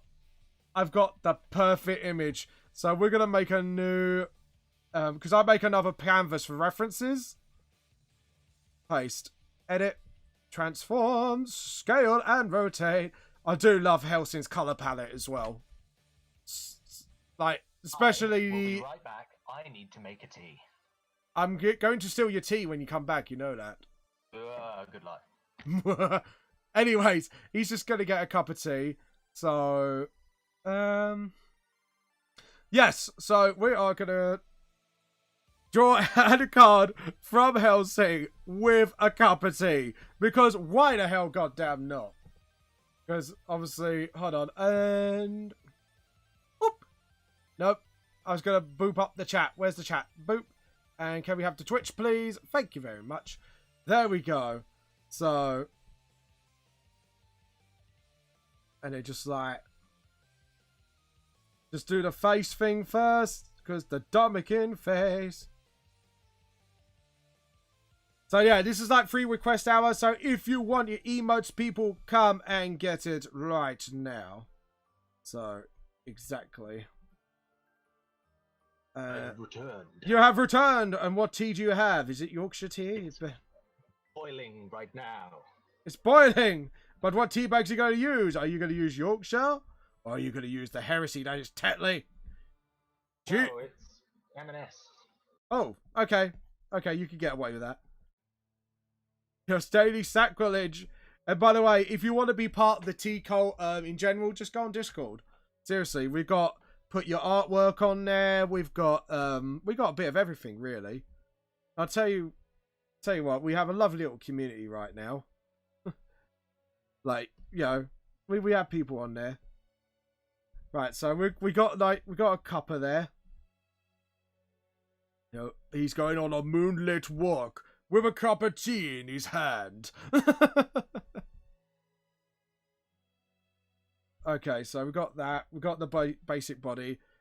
Edit. And then we could do like T in capital letters. And then we're going to go a darker red, a new layer. I do find it interesting that you draw straight to digital, because what I prefer doing is drawing on paper first, scanning or photographing, and then digitizing over. For me... I find it very actually difficult to draw straight digital. It's because I got a, admittedly, I got like a Cintiq tablet, so it does. You know, I've got a nice tablet here. I've got a Surface Pro over there. I still like the traditionality of actual paper first. I do paper first for I think traditionality is a word. Yeah, traditionality is a wonderful word. Right, we need a picture of Alucard's eyes. Oh, we got a good reference there. That's a right good close up. Copy image. Edit, paste, all of the references. But, edit, free transform. Oh, not free transforms. No, I'll do paper first, then digital. But when it comes to live draws, I do straight up digital, because obviously it just makes things a whole lot easier. Instead of like... Yeah, a lot quicker. So scanning in every like 5 minutes. Like, especially for an emote request hour. Like, we are going to do his eyes like that, like. So, and just sort of, that's it. And just get the basic shapes we need. He's got a bit of a long nose, I think, hasn't he? Yeah, he's got a bit of like a, I think he's got a bit like a sort of pointed nose thing going on, if I remember correctly. And we'll get his stylish hat on as well. Sort of like that. So, like, what's your favourite anime of all time, Connor? While we're creating the Alucard emote for you.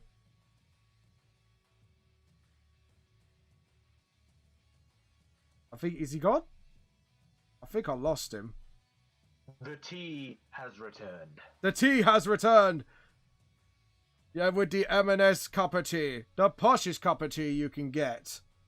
My big Sports Direct mug, not sponsored. Not sponsored, could be sponsored. Not sponsored, not Sports could Direct sponsored me, I'm fine. be. Please sponsor me. I buy all your products. You took my money. Please sponsor me. Anyways. Not like we're begging or anything. We're from our sponsor, Rage Shadow Legends. Oh God. God, that's still a thing now, isn't it? Like, I think they toned it down recently, though, haven't they? If I remember correctly. Yeah, because they had a bit of controversy where they came out and said we don't pay YouTubers. Oh yeah. Us. Where I'm like, yeah, you clearly do though. No, yeah. It's like, why are you saying this when you obviously do? Naughty boys. Anyways. But yeah, here we go. So we got like this, just the basic face shape of Alucard. Could you imagine him sponsoring my streams? Just Alucard just sitting there with a Yorkshire cup of tea. It's like, even though I drink blood, a vampire does need a brew at times. Just be absolutely dumb. But it'd be brilliant at the same time. But yeah, there we go. And maybe put like tea here? Just question mark at the moment. But there you go. And then we do all the eye, just the thicker eye stuff here. I'm just gonna get his face in him at the moment, just trying to actually get like a. So, who's your favorite anime character of all time, Connor? If you don't mind me asking.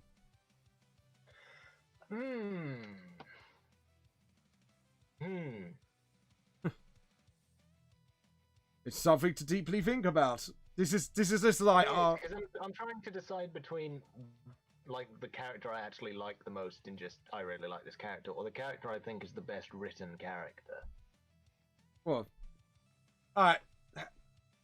Do a bit of both then. Tell us a bit of both. Sod it. Let's get greedy. The character I just prefer the most is Sanya from Strike Witches, and that's just because, you know, she's a really interesting, fun character. Yeah. Also because I do associate her with me starting drawing, because as I said like an hour ago. Yeah. It's the way I got into drawing was I found an episode of Strike Witches on YouTube, and that episode happened to be all about her. So I kind of associate her with kick-starting off my drawing there. Yeah. But she is also a very fun character. In terms of best written anime character, it might be gonna be something from Madoka Magical, or I reckon. Can you still hear me, by the way? Yeah, I can still hear you. I'm listening intensely. Oh, you're listening intently. Right, okay, cool. It's just I lost audio. You'd stopped talking on the stream as well, so I was like, wow, what's going on? Nope. It might either be something from Madoka Magica or Attack on Titan. Oh. Attack on Titan. Can I take a guess who this might be? Go on. I'm guessing it's one of the villains. I don't actually know, because I've only seen the anime. I've not read any of the manga, so please don't spoil anything. Oh, what are you up to on the anime? Literally where it's at. I don't know if you've seen the anime, all of you. Yeah, I watched the anime. I haven't read the manga yet. Yeah. Oh right, yeah. No, I finished it up to the end of series 3, and I think series 4's the last one, but obviously it's been delayed because everything has been delayed. Are they is it they diverting from the book in the last one apparently? I have no idea. I wouldn't know because I've not read the manga. No, because I heard like there was some some news, like they're kind of like sorry, I was gonna say they're kind of like changing the story a little bit on the 4th one because they want to wrap it up. But we know, like, that means we can't wait for the manga anymore. So what we're gonna do is make our own ending up, and then wait until like Helsing basically. You got the first anime which they got fed up of waiting and done their own thing, and then you're like, after like years afterwards when 10 was done, and then you got Helsing OVA, which is literally the thing that follows the book beat by beat. Because I've got Helsing over here. What version of Helsing do I have? Because I watched it a long time ago, but I honestly couldn't get into it myself. What version of this? It just says Helsing. Is it Helsing Ultimate is the new one? That's the OVA. No, it's just Helsing, 1 to 13 episodes. Yeah. Because the new one's only got 10. Because each episode is a full volume of the book. So it's like almost like a mini movie. So are they really long then? I'm assuming that's the newer one. About, 45 minutes long. And if you watch the first one, it goes up to the point where the mansion gets attacked. And then that's where it diverts back into the book. Because obviously those two things happened in the book. And that's when obviously the original anime diverted. Interesting. Because I do often wonder how, manga readers feel when anime adaptations change stuff. Yeah, it's why... If it's like often seen as a good thing or a bad thing. It depends on who's writing it, I think. I've noticed. Like, if it's someone who we know will do a good job, there's not much controversy. But as soon as there's someone who's like new or they're untested, they get a bit funny. I've noticed that. But that's just me. I know Bleach is coming back, and I'd kind of like them to change that up. Yeah, because for me, how I felt about Bleach is after the Aroncar arc, I felt like they, well, not after, but like near the end, they started to rush everything. And it was a bit of a letdown, really, sadly. They did, and I do feel really bad for Kubo there, because they did massively rush him, and he wasn't well at the time. Yeah, it's not his fault. It was like, I think he was under pressure, wasn't he, really? Yeah, definitely. But because they were like, I really hope that when the anime comes back, if they like go to him and are like, "How did you actually want to do this? Because we will do it." Yeah. Whether it happens, I don't know. No. Maybe we will just end up with Deus Ex Machina Silver Arrow that was never mentioned before showing back up. Well, was that a snide comment towards like one of the episodes? Oh yeah, like one of the last chapters, it's like Ichigo and Uryu's dad show up and give Ichigo a silver arrow that can kill the villain. Oh. Okay. I know. Even I'm like, oh, okay, because, I knew the fights were rushing Aroncar up, but that sounds super rushed. Oh, so much. The last arc it's not good, but it had loads of good potential, but it's not good. It's like, God damn it, why did you betray us? You were supposed to join the Sith. Destroy. You were the chosen one! Yeah. It's like, you were the chosen one. Just got like, face of Kubo, just like, but they forced me. From my point of view, Shonen Jump is evil.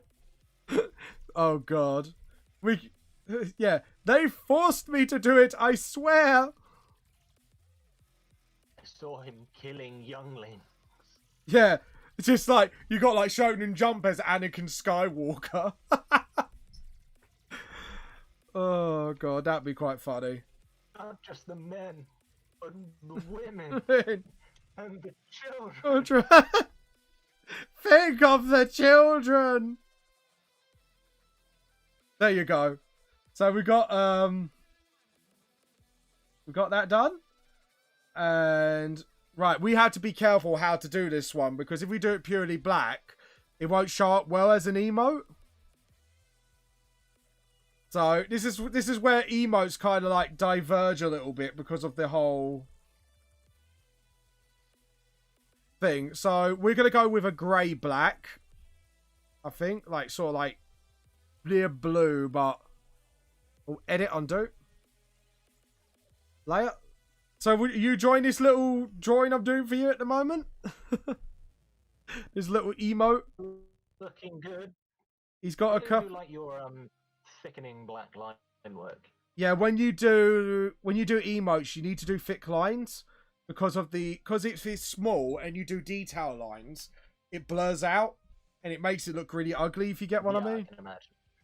So you like when you make emotes, you have to. It's literally trial and error until you know how to do it and get it right. So obviously, if you're wanting to do streaming at some point or Crown Root in general, it might be something to like consider a little bit. Just when you do this, because like when I had to do the VTLS emotes, you may notice I can't do black shading because otherwise it just absolutely kind of demolishes all the work I'd done, if you get what I mean. Which is a petty, and I have to do this because the one thing I do love about the Helsing artwork, especially in the manga, is the black detailing he does. Is absolutely beautiful. Like, you should get the manga, seriously. The art is so amazing. He did another series called recently called Drifters. I'm not sure if you've seen it. Can't say I have.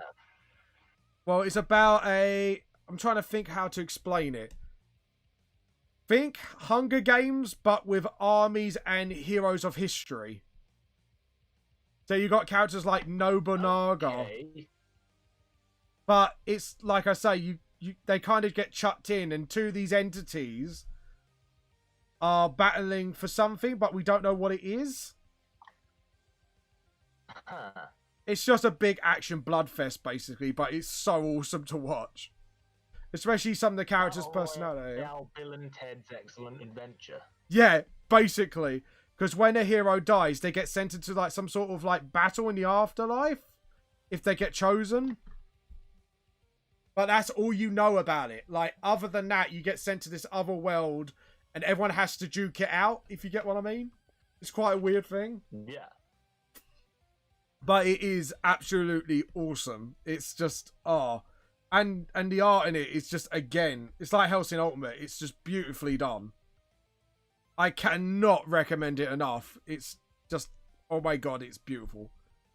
I thought, like, his magnum opus was Helsing, and then he's just like, he comes out with this, and it's like, even the animators who animated it actually made it look really fucking good. It's like, how do you... I'm trying to think what my favorite anime is in terms of art style. Yeah, well, you know mine. Go back to Madoka Magica again, because it's just so out there and weird, very Monty Python-esque. Oh god, Joe, what that reminds me of? That was very. It did actually take the piss out of anime tropes. Do you remember XL Saga? Like, you got the alien girl that died all the time. You know, it's weird when I talk to other anime fans. I find out that, huh? It's like a really old school anime, but it just takes the piss out of anime in general. It was like, what's that other one that does that? It's was it they say they call out anime, it's like, why do they draw girls with big boobs so much? And then someone literally just blurts out, they're horny little boys, they can't get dates, and the girls just go, like, that's like, it's like, whoa, I'm breaking full much. But yeah. And there was another one also, because the main character gets obsessed with this evil leader, like, falling in love, that she works for. And she gets trapped in a hole, and then she draws this drawing of him on the wall, and it's really crappily done. And then she starts hugging it, going, I love you so fucking much. It's like, what? It's just one of those episodes. It's just a batshit bonkers anime, and it knows it, if you get what I mean. Self-aware. It's very, yeah, it is. It's so self-aware, it might as well be meta. That's a bit too pink for my liking. A bit too pink. There we go. And what colour shall we make Alucard's cup of tea? Obviously tea colour for a teacup.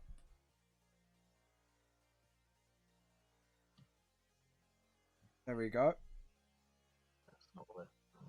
Do you like this cup of tea? Right, what cup shall we make it? Your choice, Connor.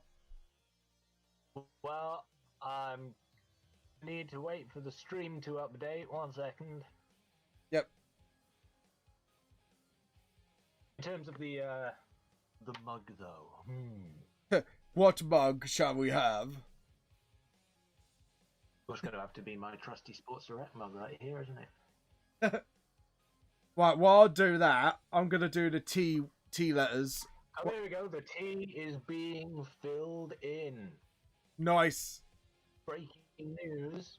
Breaking news, the tea is being filled in. Hallelujah. Alright, while you'll figure out the colour of the mug, I think I'm going to go... like this? We've got to do it in big bubble writing.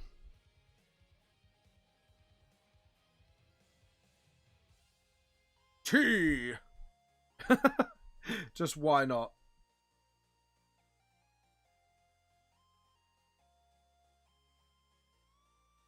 I could never figure out writing the emotes, actually. You have to make it like so thick it's unreal. Just so you can see what the letters are. I hope you're enjoying this stream at the moment, guys. And by the way, if you got an emote... Hello? You back? I am. I'm enjoying the stream. You're enjoying Did the I stream? go? Yeah, you kind of just went, ah, boop. No, we don't want that. What about yellow? Yep, about right. White? We'll go with... I think we'll go with white. There we go. Right, what... Looking good so far. What cup are we going... What colour we got the cup?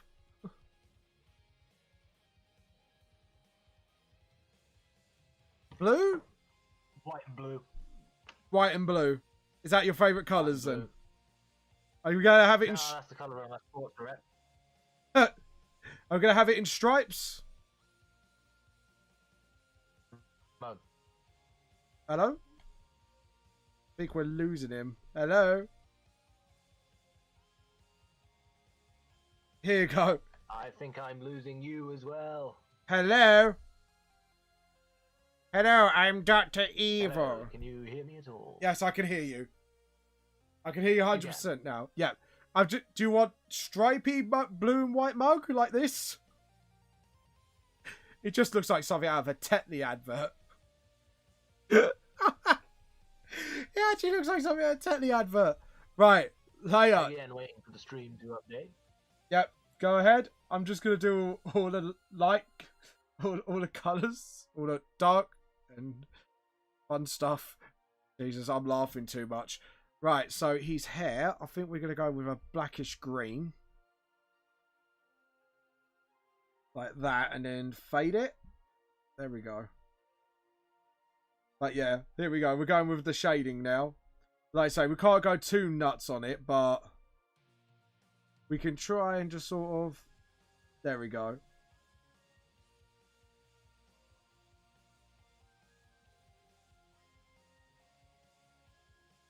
It just looks so brilliant. But, yeah, so what do you think of the stripy coloured tee? I just love it. Alucard's like looking all gothic and cool, and then he's got this like... it's just got this weird ass tee. Brilliant. This is why I love the internet. Such abominations can be created. And then red. For the red shadows for the skin. Not red, maybe? Maybe. I have returned. You have returned! What have you returned with? Adventure?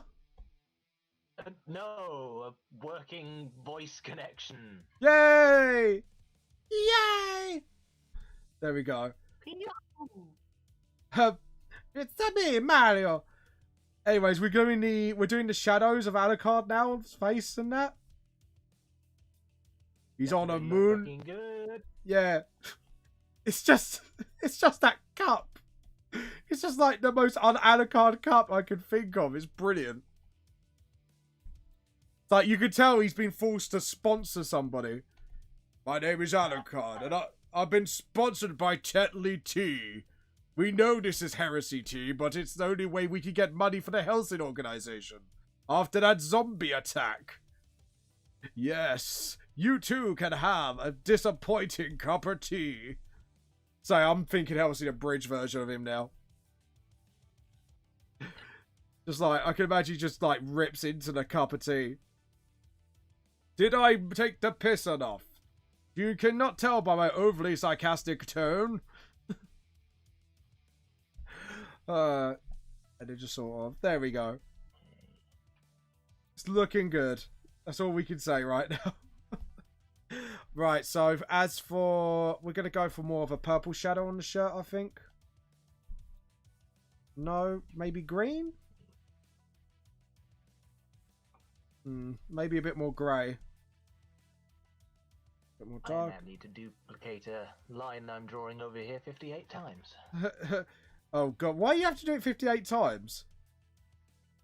I'm drawing a diagram of a building and it's got 58 floors. Oh, fucking hell. It's not like you torture yourself much. Then again, all artists do that for their arts. I would be a hypocrite if I told you off for it. There we go. Here's his brew.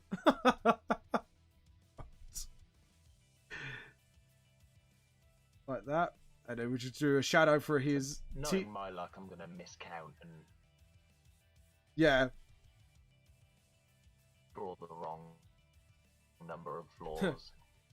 There's a continuity error, basically. Right, now for the light, we're going to go for a purple-white. For his hair. I'm actually really pleased at how this emote's turning out, actually. And this is your one to keep as well. Con. Hello? Oh, yeah, well, I don't know how you give it me, but... Oh, I'll send it to you. Ah. And then you can resize it however you want. Then just have that, like, shine on the rim of his hat. Like so. And... there we go. He is done! Alucard and his tea! A la Kazam. A la tea! A la Yorkshire. Right, so we're going to save as... we're going to save it as a PNG. Alucard emote. And then you can resize it to emote size.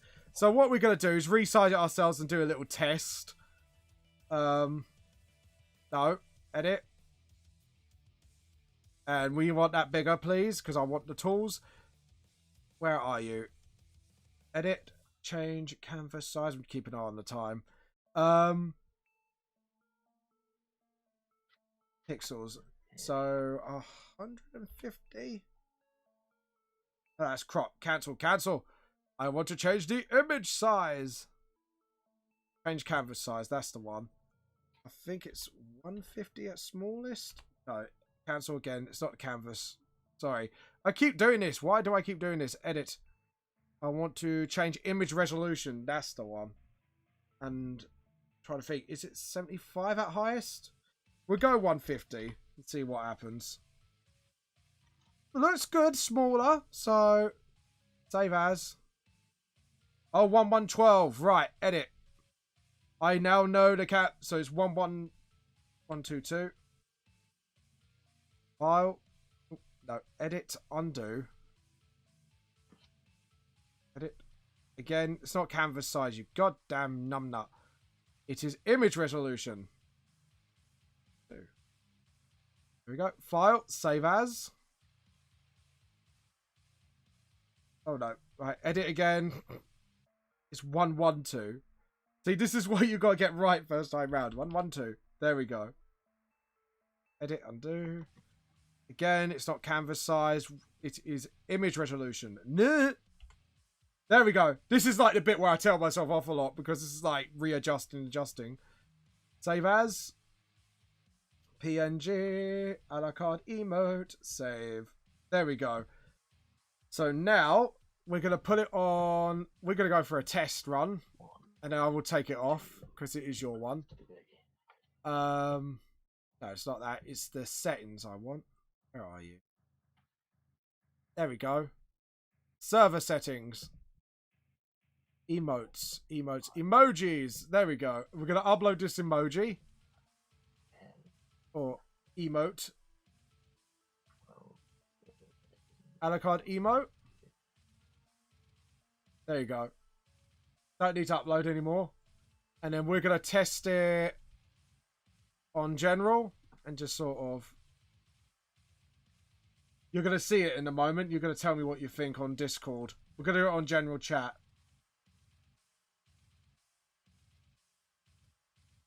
And I'm going to do 3 of them. There you go. What do you think, Connor? Let's get on Discord for the general chat and have a look. Where's general chat? There you go. And then I'll send you the actual big file over to you. And then you can resize it how you want for your emotes. So... Yep, you'll have to excuse me. My Discord's going very slow right now. That's fine. It's going very slow. Anyways, a la carte emote. Slowly. There we go. And I've sent it over to you. Yeah, I just got that now. Oh, God. There we go. We've got a la carte with a cup of tea. So, a file open. Yeah, that actually does look pretty damn good as a little Emote, yeah. PNG image. It's just like, there you go. He's having a little cup of tea. So, that's yours to keep. I'm going to remove that emote now off the server. So, it's yours to keep forever. All share with Crown Root. 1 of the 2. Server settings. Or do you want to keep it on here? It's your choice. Sweet. Shall we keep it on here? Leave it there. It's fine, mate. All right, All cool. good. And Yeah, then you, if you want. yeah, you can I'm use it gonna for your own streams and that. This from the message you sent me, though. Yep. Anyways, guys, there is 4 of you watching right now. So, guys, request your emotes right now if we have time. Do we have time? Let me have a look. VTLS. That's very cool, though, man. I really like that. Thank Really you. Cool. Thank you very much. Right, we do have time for a quick 1 more emote. Creative work, and then 1:45 we got the creative workshop, and then we'll have the guys coming soon for the VTLS one shot. Do you play D&D, Connor? I don't, but Oh. I do want to learn how. Well, if someone doesn't turn up today because they've got personal issues, so I won't go into detail. Do you want to take their character? If I give you the invite link? Is that 2 o'clock? How to even play Dungeons and Dragons? I wouldn't know where to start. I will give you a tutorial. This will be my first time DMing online, so we're learning together. We can fuck up together. Essentially, it's like choose your own story, but you get to do pretty much whatever the fuck you want. So I'm gonna give you. Hold on. We're gonna go roll 20, so I could give you the invite. And if she doesn't turn up, you could take her character, if that's all right. Rightio. And then I'll walk through, like, literally how to play as we go. And I need to sign in, apparently. Because it forgot Right, we do that. Sign in? Yes, there we go. And then what we do is we invite players. Copy the link. Oh, sorry. Share link. And I'm just going to give it just to you. You just need to make an account. Don't worry, it's free. It's absolutely free. Don't need to pay anything or whatever. It's like an online D&D thing. There you go. Right, guys. Do you want to emote for yourself or for any stream? Let me know now. Because if not, we'll jump into it, or Connor can take another emote requests. It is up to you now, guys, so let me know. And then I would say we might finish the chat at about, let's see, because we need to start at 2. We'll try and stop 10 minutes before to get the roll 20 ready. So, oh, there you go. Oh, what happened there? I dropped the mouse. I dropped the mouse. And by the way, guys, if you do want to check out my books, Vamp Lost Soul, while he's looking that up, because it will go. So basically, the campaign will go on to about, I think it's like 5 o'clock, and then we got the sneak preview of Volume 3, obviously. So right, let's go on my webcam. Switch up to the other webcam. So I actually set this up today. So if you want volumes 1, 2, and 3. And I've got like a t-shirt there because that's one of my merch. We've got the links all down below, so please feel free to check it all out. But anyways, we'll switch back up to my cam. So, anywho. So has anyone got emote requests, or shall we skip that part now? It's up to you, Connor. I think I've lost him. Is he gone?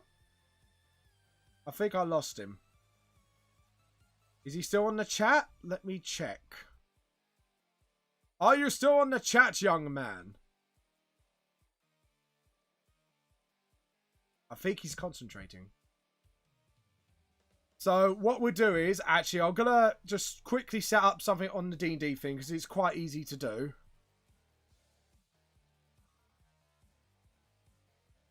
Oh, tell me when you've made an account, and then I can select you as a character.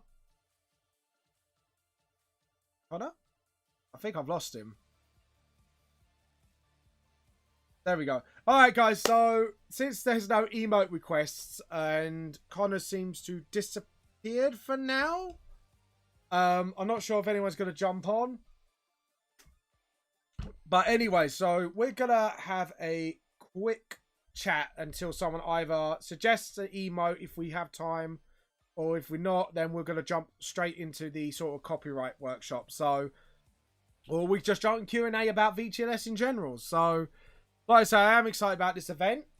It's gone a little more quiet than I thought it would be. I was hoping for a bit more of a turnout today, but there you go.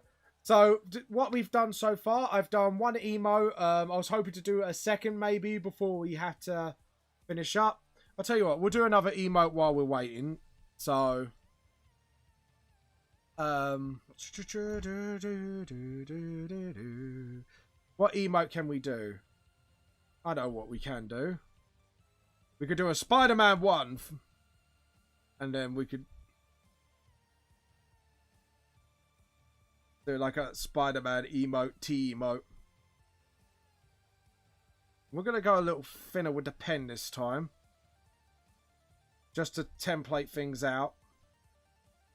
But anyways, guys, how are you all doing? I hope you're having a good day so far. I hope you are enjoying the sneak preview event. We did a reading of Volume 1. Me and Connor talked about the ins and outs of, obviously, creating your own book and how to do it and stuff like that. And then we're going to hit the second part, which we're going to talk about copyright and such. Connor, you still there, buddy? I'm kind of. I've only just gotten back. Oh. I'm trying to set up this Roll20 thing, but my entire laptop is grinding to a halt. Oh, so I might have to close Photoshop. Oh dear. Well, if it disturbs your work, I don't want to stop you, mate. No, not at all. No. So yeah, I've got my own dice here as well. So so for DMing, so you guys can't see what I roll, because you're not allowed to see what the DM rolls. So I will be your dungeon master. But anyways, enough with the evil laughter. We're going to do Spidey with a cup of tea. Did it undo? That's a little too far out. And undo. Anyways, let's this and get the cup like that.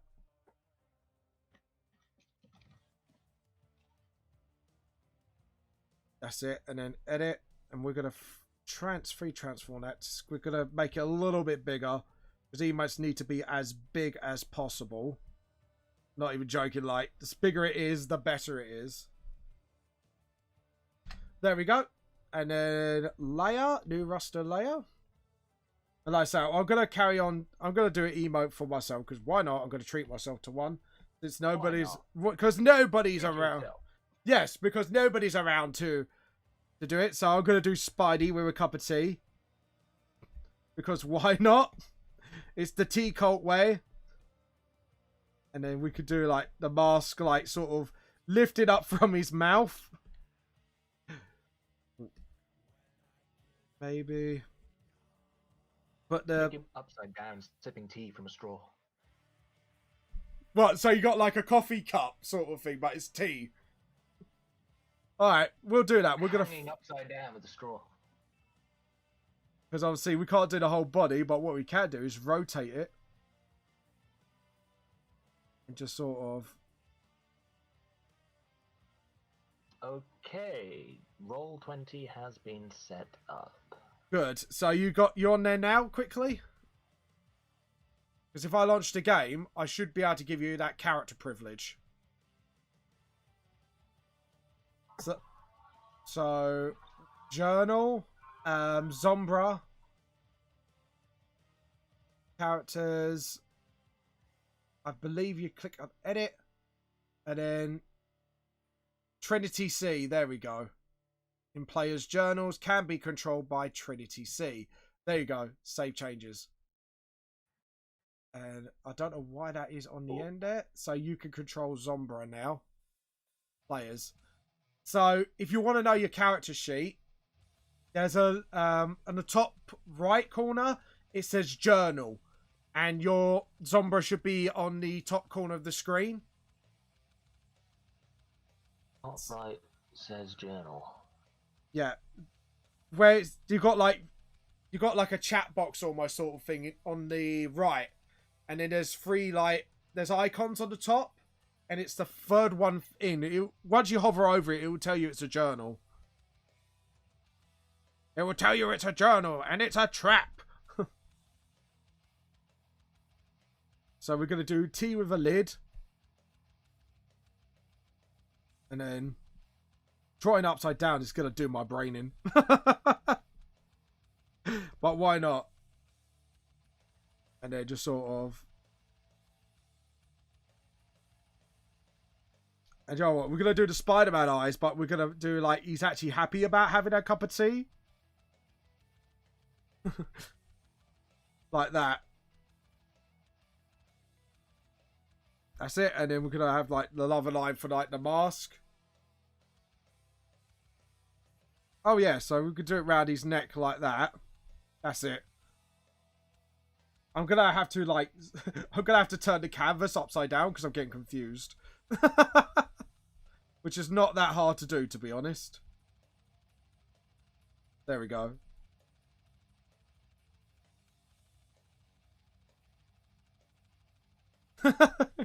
Happy Spider-Man. Oh, God. There we go. Might as well do like the movie Spider-Man with the eyes. With the remote control eyes, because why not? There we go. And they just sort of... There we go. So now we could do layer, new layer. And then we'll go and do the eyes next.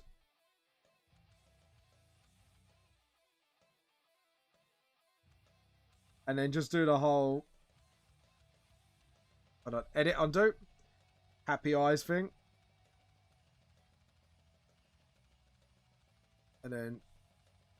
Maybe not, because that's just going to blur out the eye bit, I think. I think we just got to keep it separate and big. Got to keep it big, Connor. Keep it big. Yeah. And don't worry, once we play the game, I will explain like how to sort of roll as we go. But it's basically a lot of role. It's basically a lot of role playing, basically. But yes, you are a 700-year-old zombie that's chaotically good, and you nom on the brains of bad people, basically. You are, and you're put to. You are a supernatural police force. This is based in Victorian times, by the way, just to let you know. So, Cool. Victoria, England, old chuddy old chaps and all that. Alright, so you have to put on some sort of an accent to get this going then, am I? Well, yes, I Right on think so. then. I can't remember where she's originally from, but I think we put it on her bio somewhere. But you are newly put together supernatural police force by Vanhelsing weeks after Dracula was defeated, and you have to now track down a gang that's been causing havoc in London called the Dead Rabbits and find out, and if you have to, destroy the group or the gang, because the deaths have been very suspicious and they're not very normal. Also, you have to keep the like supernatural world away from the unaware humans, or the humans that are unaware of it, obviously. So, yes, but you can do whatever you like in it. What I will do is if you need to roll for something, I say roll X dice, if you get what I mean, like a D20. Right. If I say D20, that means 20-sided dice. I know it sounds really dumb, but I didn't get it at first until I had to look up terminologies. If you get what I'm saying. I'm sure it will all become apparent when we start. Yeah, because on your left, you got like little tools. And there should be looks like a dice tool under the, just above the question mark. If you double click that, that's your dice roller. And then you... I don't think I'm looking at the right thing. I'm just on the VTLS one-shot, like, main menu thing. Oh, if you click play game, I can walk you through it, sorry. Oh, right. Because it runs on like a flash thing, if you get what I mean. So it would take you to the first bit of the campaign, which is not much of a spoiler because it's just getting you guys get to know each other, essentially. So it's basically one of those classics. You're in a tavern, introduce yourself. But you're not in a tavern in this one. But yeah, it might make a little bit more clearer. So tell me when you're on it, and then I can walk you through it as we chat. Oh, why is Restream not up? I'm trying to speed my laptop up. Sorry, hold on. I haven't got my stream up. Second. That's all right.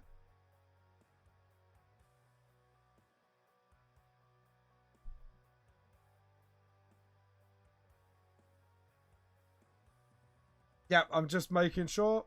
Yeah, that mug is fine. And now I can go back upside down. So there we go. And we are new layer. And then we could start colouring in old Spidey. Ooh, bit too big of a brush. There we go. A little bit smaller.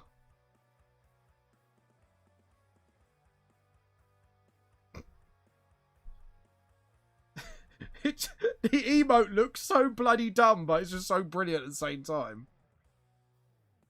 Oh god. There we go. And this will be on our servers. Don't worry, so it'll be on our server. So it's like a treat from me to you all, really, as a little thank you. Blacky blue, and just sort of get round the eyes.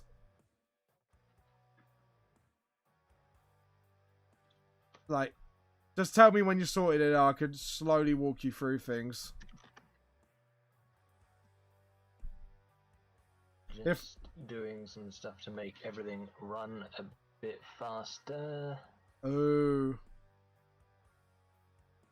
Because your stream has blacked out for me, so I'm needing to get that back up. Fair enough.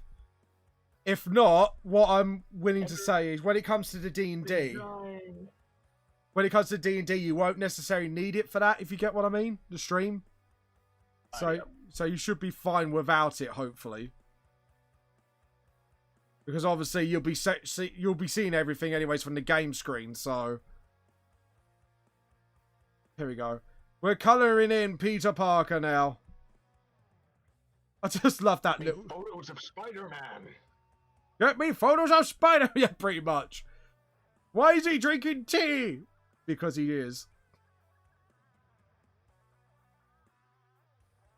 Just looks so dumb, but it looks so brilliant at the same time. Just him hanging upside down, drinking off like almost like a Mr. Sippy cup. Almost, but with a straw in it. So what? Shall we make it a clear straw as well? And just make it like tea liquid is just coming down. Down like the cup. It's like that. So you can tell he's drinking tea. And then what we can do is just have it upside down. And have the cup blue like it's see-through. Like it's almost see-through. Like that. And then what we're going to do is make like darker lines. So you can tell it's like tea inside of the straw. Oh god. That actually looks so dumb. It's brilliant. Select, deselect. So we're going to make a new layer now. And we're going to do all the shading. All the bits and pieces.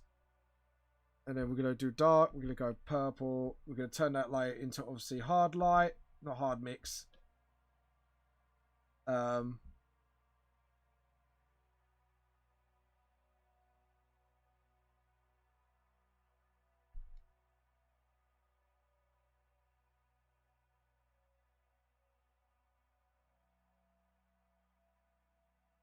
There we go. And we do that and then just sort of get that in. Then we get the yellow. Do it a little bit smaller. Sort of. There you go. Still can't get over how silly like the whole upside down Spidey looks. Bloody brilliant. No, maybe blue? Yeah, there we go. A lot better. Blue shadow. So what do you think of this so far? The upside down Spidey. Hello everyone, welcome to the stream. We're at the final moments of free emote hour. I might be able to sneak another emote in if someone requests it. But other than that, I feel like this will be like one of the last ones I'll be doing before we have a chat about business side of doing your own books and comics and all that fun stuff. So it might be just me at the moment, but we'll see. See how that goes. And then do the shadow there, and then just Stream back up. What's up? Hello? Still trying to get your stream back up so I can see what this Spider-Man looks like. Oh, you'll see in a minute. It just looks like it looks really derpy, but it's just brilliant at the same time. It's just like he's just, you can tell he's just really happy from drinking from like almost like a Mr. Sippy style Spider-Man cup. It's like that. Spider-Man, Spider-Man drinks whatever tea he can. File, save. Hold on, wait, is it nearly 2 o'clock already? It's 41. Reading of volume 1. Hold on, I'm just reading. Free emote hour.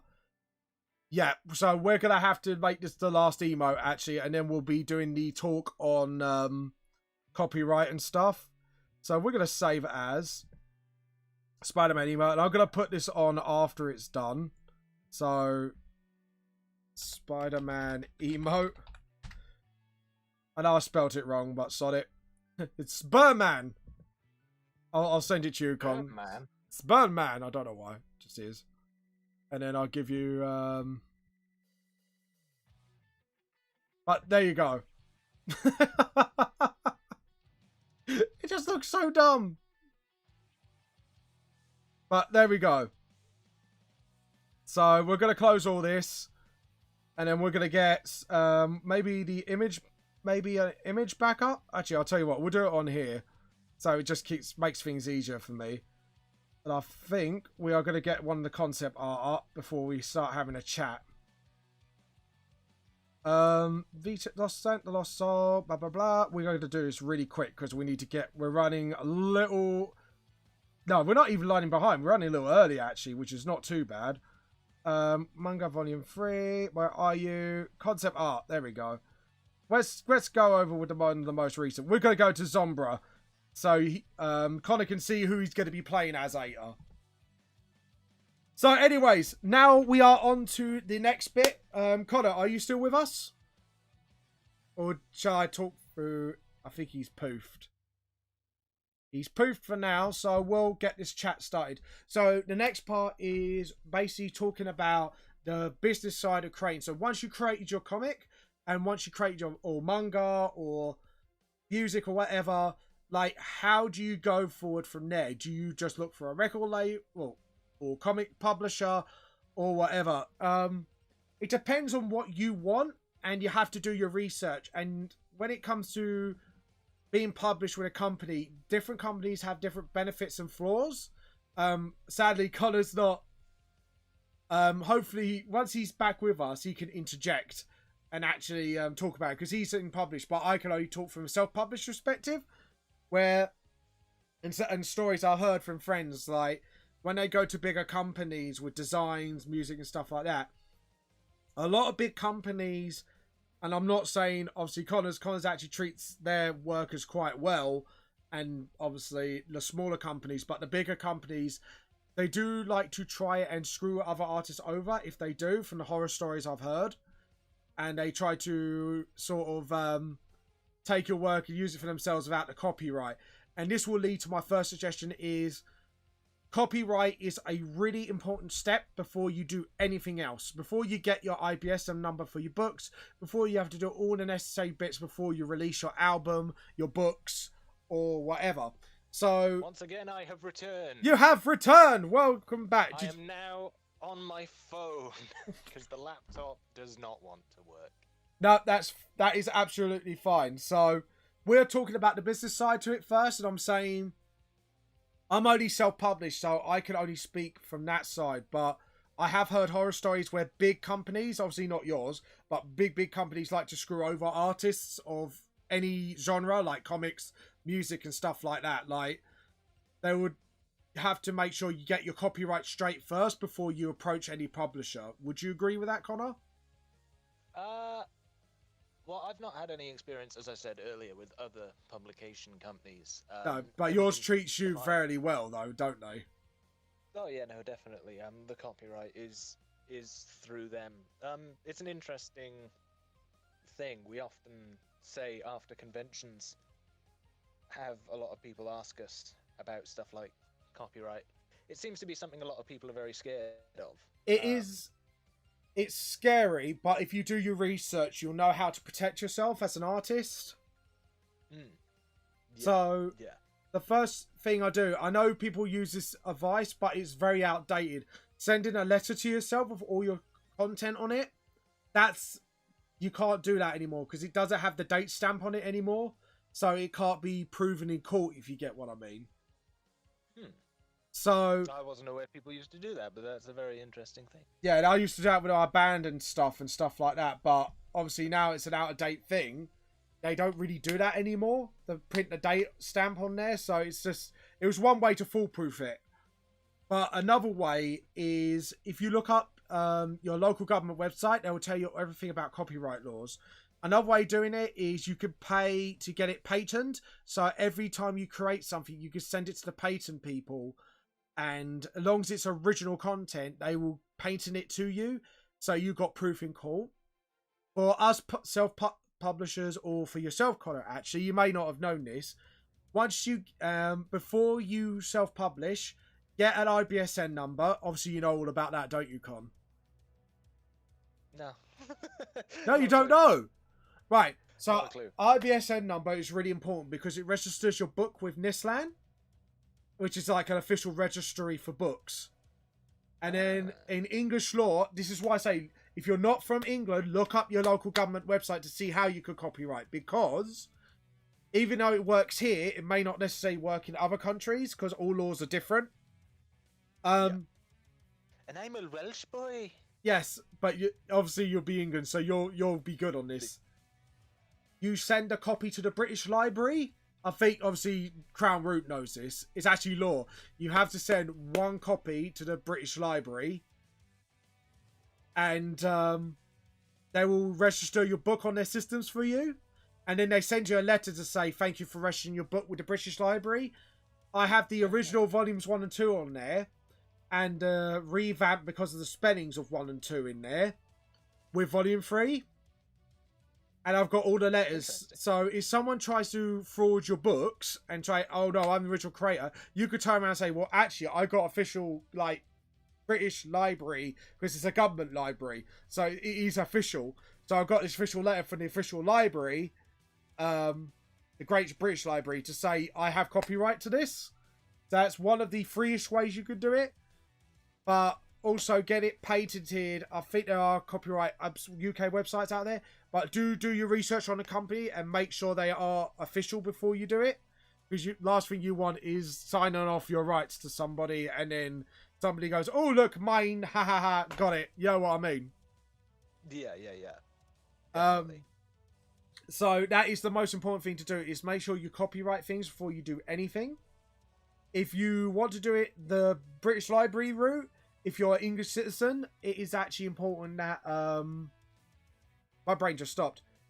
That you do get your IBSN number beforehand. It is expensive but worth it. And then when you publish it, make sure you got it printed on your book. I will actually get my first one. It's literally there with a barcode. Right there. At the bottom. That's your IBSN number. So, and also, if you think you could do the same IBS number for your ebook versions, actually, this is something you might need to know, Connor. You can't do it. Because it's like a separate edition, if you get what I mean. Can't get that number for online versions. Yes, you can get a number, IBSN number for online versions, but you need a separate one from your physical copy one. Because obviously it's they consider it as a separate edition. But usually on Amazon, websites like Amazon and that, when you publish on there, it gives you they normally give you their own IBSN number anyways. So you're normally safe on that front. You get what I mean?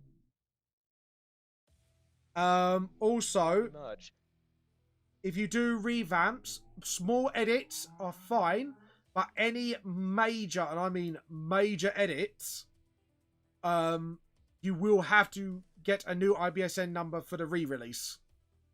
And I mean, like, the original ones... I didn't know a thing about any of this. No. Not a clue about any of this. So, inside my book, this is the new edition, I did that with my book. And obviously your edition is like the first edition, so you haven't got it in there. But, when you do, you need to get a new IBSN number, because anything like that is considered a really big edit, or any change of... If you change a lot of text instead of some text, I can't remember the percentage. You have to look it up for that. But if you make a certain amount of changes or any big changes, you need to let them know and edit it and that. So that's another, because obviously this is where you go the self-publish route. Connor, I'm going to let you quickly talk about the... Because obviously you published with someone. Like... Obviously, it is wise when you deal with companies, in my opinion, whether you agree or not, because you're on the side of it, so the insider knowledge would be great on this, is to try and at least go for a deal where you got 51% control of the copyright. Because then, like, you could dictate how your story would go. Yeah. Would you say that? Well, for me with Crown Root, it's an interesting one, because I don't really... pay attention to any of that. It kind of bores me. It does, but it's important. Fine. Yeah. But no, I pretty much have complete control over whatever I publish, aside from like the company's own guidelines on content. Yeah. It's like, you know, none of this, none of that. Perfectly fine. It's not the sort of stuff I want to write anyway. But no, at least through the company I'm with, it's completely open there. And as you know, we're a very come along, publish comics with us, small scale, Yeah. independent, sort of grabbing people Yeah. to just make stuff there. I'd have no idea how any of the larger actual Companies. big main scale publication companies would work in that way. Yeah, because I notice a lot of small companies like yours and the Ninth, they kind of work with their artists, but a lot of bigger ones kind of really restrict them of what they can and can't do. Yeah, I imagine bigger companies have a sort of image to maintain, you know, public representation and whatnot. And that's not saying that Crown Root doesn't have an image to maintain. It absolutely does. But it again, as I say, it's very indie. Yes. In that, come to us with a story, we will publish your story. Yeah, and obviously working within restrictions, can you tell us what those restrictions are so people can get a rough idea how to work with companies? So they don't go in expecting they can do anything they want, basically. Yeah, no. Of course, you've got the basic ones, you know. Don't come to us with somebody else's stuff. Yeah, that's a bit obvious. Yeah, but no, it's mostly in terms of, I guess I'd call it moral content. Our company don't do nudity. Our company don't do way too graphic things, stuff like that. Well, luckily, no one's come to us with that. No. Like, well, you say the her, but I think Vamp would be fine. Yeah, fair enough. But well, I've been on this scale of violence, that is. But oh yeah, no, even then. Oh, that's cool. Because what do you mean by graphic? You mean just full on nudity and you know what? Yeah, it's more along the sexual lines of that stuff. Okay, so obviously, I think, to be honest, it would have been great to get like the head of Crown Root here so that he could talk us through these things as well. Because obviously, with me being self-published, like, you do have a lot more freedom, but the downside is you have to do all your own advertising and stuff like that, which can get pretty hard, and you have to rely on friends, which can be okay, but also can be a bit of a downside as well. So, but the advantage with you, obviously, you get advertised, don't you? You don't have to worry about that side of things as much. Through social media and stuff there, obviously, we sponsor, we're one of the sponsors for the Anime League events, so that's a good good thing that comes through there. Yeah. Obviously, we got a website. I think Vamp has a website. You got a website? Yeah, so I got my own official website. Another downside, if you need to do a website, you have to do your own as well. But I do recommend using Wix.com. It's free and it's easy to use and learn. So if you want me to... I don't know what our website... I think our website's built through WordPress or something like that. Yeah, because you're official company, so you can buy your own domain and stuff like that. But if you're a small timer and don't have much of a budget, then I would recommend Wix. Even if it can be frustrating to deal with the free website editor at times, but it is well worth it once you nail it. A lot of adverts for Wix. Yeah. But obviously with you guys, you've got the company doing that for you, and that, and like I say again, that's another advantage of being published but not being self-published, is you get that. But the advantage obviously with that, you got a lot more creative freedom when you're on your own, like myself. But yeah, but again, it's sort of like a double-edged sword on both sides, isn't it? Because you got one side where you get all the, like, everything you need, but you might not have as much freedom. But with self-published, you got all the freedom in the world, but because you're small time with no budget, you kind of have to find free ways to advertise yourself, you get what I mean? And struggle. Yeah. So I think you do very well on that front, because obviously you've got these live streams going. Well, yeah. You're always dropping stuff into our Discord, which is very good. Love that. Cheers. I'm sorry. Oh, I thought you might like to see my beautiful face every week. But, yeah. And also, it's very hard to network as well. Like, I found it myself. I find it hard to network through people because you're trying to navigate what's okay and what's not okay to advertise on their thing. Or, yeah, what I mean, or you're trying to cross over with other people, and sometimes it's hard to cross over with other artists. Like, the one thing I did find hard, actually, is people get very nervous crossing over with another artist because they don't know exactly what's going to happen. But my advice is try and take... I can't say I've ever particularly crossed over. No. but you have been on my channel chatting to me a few times. That's what I mean. Like, Oh yeah, no, yeah, stuff like that. yeah, but I do say do try it anyways. Just try and find people that you get on well with. I think that'd be my advice. Don't just have anyone on your streams or on their streams and stuff like that. Like, make sure you guys click well together. Otherwise it can be a little odd, if you get what I mean. Like, if you have a particular someone that may like just bash on you for the sake of it, it's not exactly great. But you don't want them kissing your butt either and hyping you up. You want a natural flow between the two of you.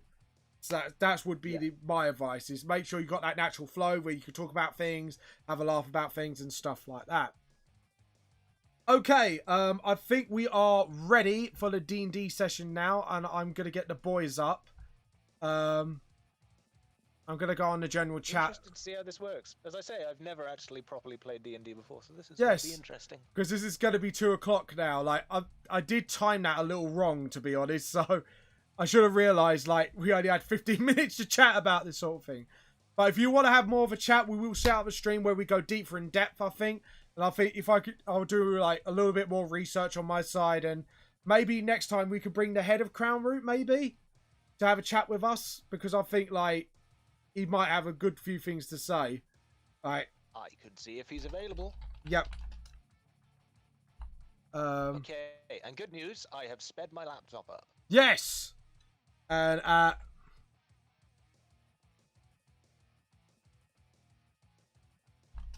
hold on, I'm just,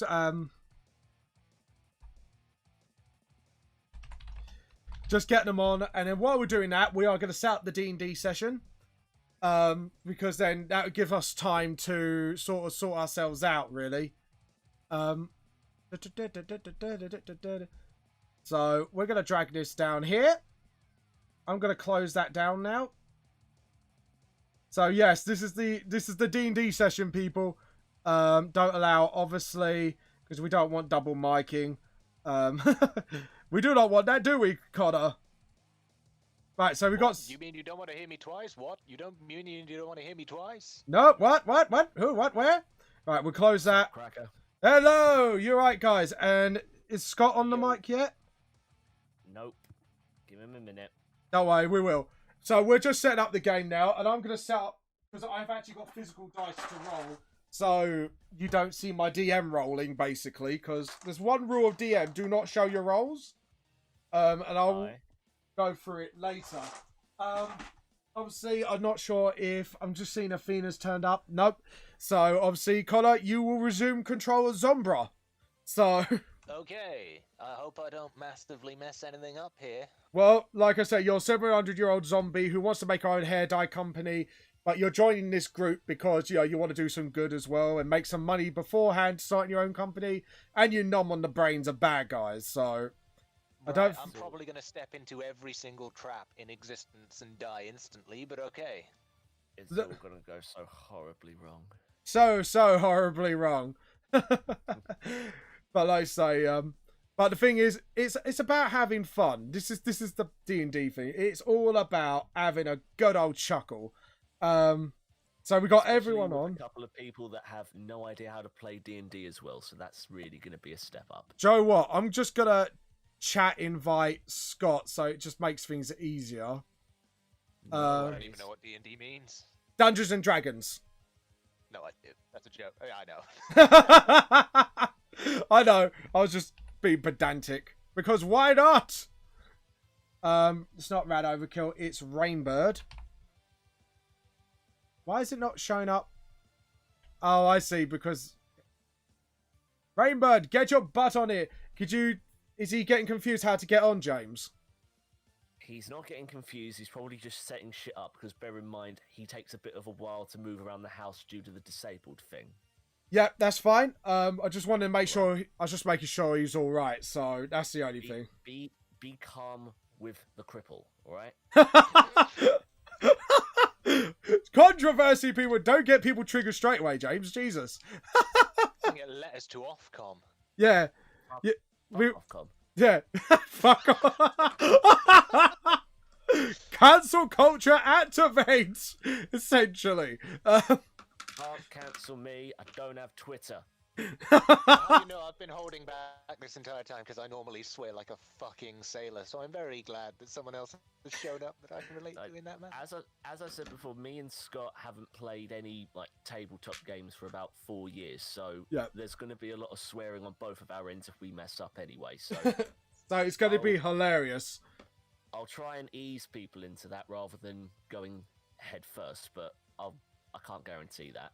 Bollocks! There you How go. many times are these dice going to roll off the table? No, because I got How many a... times are we going to hear you chase them across the room? No, because I got this nice little dice tray to stop me from doing that. So... A dice tray, fancy. I know! It's a fancy dice tray. Oh, look at me. Anyways... Somebody's prepared at least. Somebody is. Yeah, well, I'm DM. I should be prepared. Prepared for the brain fuckery that is going to be this this stream. But bear in I'm mind, a zombie, James, that's the my job. Yeah. last time I did a tabletop game, it was being managed by Dean from the comic shop, so you can probably guess how prepared he was. Not very. Could you go any lower than that, and then probably you got it right? Is it like Be Prepared song, but just like done in reverse? Yeah, just if you could, I don't know, say I'm about as prepared to do ballet dancing as Dean was to do D&D. Oh, this is going to be hilarious. So just to explain the story again to everyone, we are back in London Victorian times. So essentially back in the days where steam trains were just invented, people tried to fly on weird-ass aeroplanes and probably crash... Everyone was on cocaine. Yeah, or opium, you know, some shit like that. And we ruled the world. World. Oh yeah, we had a British Empire. I keep forgetting about that. But anyways, it's like this Where do you think all of our tea came from? colonization. I mean borrowing country land. There's no colonizing to be done. The tea cult is not doing that. If you do not have tea, sorry, go on. Gun beats spear. Gun beats spear. So Yeah. So essentially, Van Helsing has just come back a few weeks after defeating Dracula, but turns out, like, literally he's just gathering the police force and already got their first case for the supernatural. Because there are some weird goings on in London. A gang called the Dead Rabbits is terrorizing London in strange manners. It is up to our band of misfits to save the day, or at least maybe fuck it up some more. We don't know what's going to happen. So, but if they do it right, this will become VTLS canon. So, hurrah! Imagine Oh, Brixton, that but less sounds violent. wonderful. Yeah. So, if it doesn't get fucked up, but we don't know. We're just here to have fun, so that's the most important thing, isn't it, guys? Give me a Just second. Scunthorpe. Oh, Scumford. Hold on. Oh, Durkin's gone. I think he's helping. Scott. But yes, so we'll introduce the first character as others are getting ready. We have got Zombra Swansakov. Yes, after the bloody hair dye shampoo company. That's who you are. It's Connor. I stood in the middle. Is that me? Yeah, there? yeah, you're the zombie. Right. And she wants to make her own hair dye company, but to raise funds, she needs to join the supernatural police squad, the first of its kind, sanctioned by the government. And obviously, you eat bad guys' brains. You're a 700-year-old zombie. So in the VTS lore, zombies start out really, but over time, the more brains they eat and the older they get, the more they get their consciousness and sort of, you know, being generally as normal as they can be. So that is who you are. You're a 70-year-old. Okay, my question must be, what determines a bad guy? Probably numbing anyone who's beating up civilians, setting fire to them, you know, the usual stuff. Setting fire to them, that normally happens, does it? Well, according to, I don't know. Let's ask, oh yeah, the Victorians are dead, we can't ask them. Was there any fire? Was there any fire set? Actually, I think there was a load of fires back in the day, actually. You're mean- a bit late. Victorian times versus 1666 is a bit different, but there we go. No, but I mean, oh no, I don't mean the Great Fire of London. That was in Tudor time. But, you know, chimney sweeps, you know, getting stuck in chimneys. You know, hello? Those American chimney sweeps. Chim chimney, chim chimney, chim chim. Hello, Scott. Glad you got that reference. Hello. Hello, and Sorry, I ducked out for a second. I was helping Scott make sure his app was Oh, working. the app is being funny, so the app is doing see how it funny goes. things to you. yeah, it won't be the first time. Got the tingling sensation, right, Scott? Aye. Alright. Anyways, all jokes aside. So, you are in Vanhelsing's basement, not in that way. And as you enter, you see all manner of like jars with different creatures' heads and brains and certain humans. Obviously, he's been hunting the people of the supernatural world, but not just any lot. You recognize some of the faces as some of the bigger criminals that are famous around the world that he had to take down, including Dracula's heart in the jar, where it says labeled Dracula's heart on there with a stake through it to keep it separate from his body so he will never rise again. Nice. Yeah, nice. So basically you see all sorts of equipment as well all over, and you approach Vanhelsing, and Vanhelsing turns around and says to you and goes, "Welcome, gentlemen, to the hideout. Obviously, we are sanctioned by the government to make a supernatural police force, because after the incident of, obviously, Dracula himself, as you may have heard of, a terrible vampire who went absolutely mad for unknown reasons, we had to put him out of his misery, sadly. We are doing this so such a creature like Dracula never happens again. So please introduce yourselves, folks." So we're going to start with James's character. Introduce yourself in character. Okay, I'm Darius Clawstone. I'm probably the most well-kept member of this group. I'm not really going to bash around the bush. I'm only here because my parents have passed away. I need to get their inheritance so I can fuel my own life here. I couldn't give a toss about half the people in this group. And may I also correct you on one thing? Unknown reasons, Dracula fucking killed people. Okay, what kind of fucking police force are you going to manage here, you absolute wankers? I'll look at you and go, yes, I already feel like this is going to go wrong, and I'm probably going to have to take over somewhere. But I'll let you do you, man. I'll let you do you. Van Helsing looks at him and goes, "I do understand your concern over my knowledge over Dracula. Yes, he did go on a killing spree for quite a while. This is why we had to take him down. He brought control, but he was quite a individual who did keep to himself before then. It was since about 100 years ago he started showing signs of madness. So please excuse me on my lack of knowledge on him, but he did keep to himself, so we don't know much about him, and his castle was burnt down before I got involved with the situation." Either way, if I help you fuckers out, I can come back to Britain without having a gun pointed to my head, so I'll do what needs doing. Okay, and we're going to go to, obviously, Zombra. Do you want to introduce yourself in character, or do you just want to... You're right, governors. Apparently, my name is Zombra or something like that. I'm not really sure. Apparently, have you seen my hair? It's all sorts of different colours.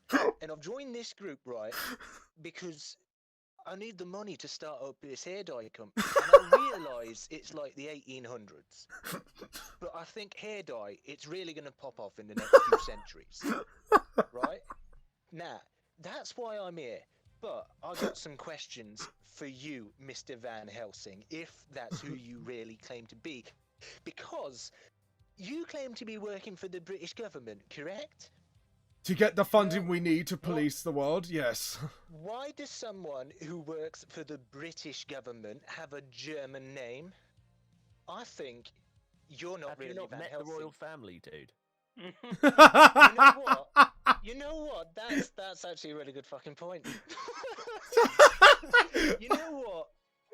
I like the cut of your jib, Mr. Person who I forgot the name of. Connor! Scantily dressed, what I'm assuming is, some sort of English accent, I think. Well, I'm Welsh, so, that makes a lot more sense. It does. You know what? I could always go to my Russian. My Russian works much better. I could be a Russian zombie, but nobody really knows. Connor. The English was better. Stick with that. Okay, I'm going to stick with the English accent. I'm going to give you what's called an inspiration point for really good role playing, because that cracked me up. So what you do is, any failed rolls, you can use that inspiration point to re-roll. You can only have one at a time. So, and also, Right, okay. before we out of character, James, just one quick question: do we need Yeah. to get a dice roller app on our computer, or are you going to do the rolls for us? no, you do the rolls on the computer. I'm only doing it because it's private, so you guys can't see what I'm doing, and I'm getting paper for health points as well. So we. Okay, nice. Just bear in mind, you're putting your trust in us. Yep. Okay. No, but out of character again. It comes up on the app, doesn't it? You Yes. use the in-app dice roller thing. Yes. We could all see it, right? Yes. Where is that? That is on your left, and it's above the question mark. Double click it, and you'll get like a menu for the dice up. Oh, no worries. I thought I had to do it separately. Yep. Ignore me. That's As I've said before, ages since I've Already done have. anything like this. Okay. Cool. okay. So Derek, that's Scott. That is. Introduce yourself in character. Hi, I'm Dale. No, I'm joking. I just I come from the countryside to smash things. To smash things. So yes. Derek was our odd recruit. We found him smashing a wolf in some land. What did you used to do, Derek? Vanhelsing, Yep. phrasing. Phrasing. I was going to say, in what way do you mean smashing things? I mean, I find things, I smash them. That doesn't really clear things up, Governor. Don't worry, don't worry. I speak as kind. He's being literal, not figurative. Ah. yes. Literally smash things. Yeah. Good. Derek. Government sanctioned smashing.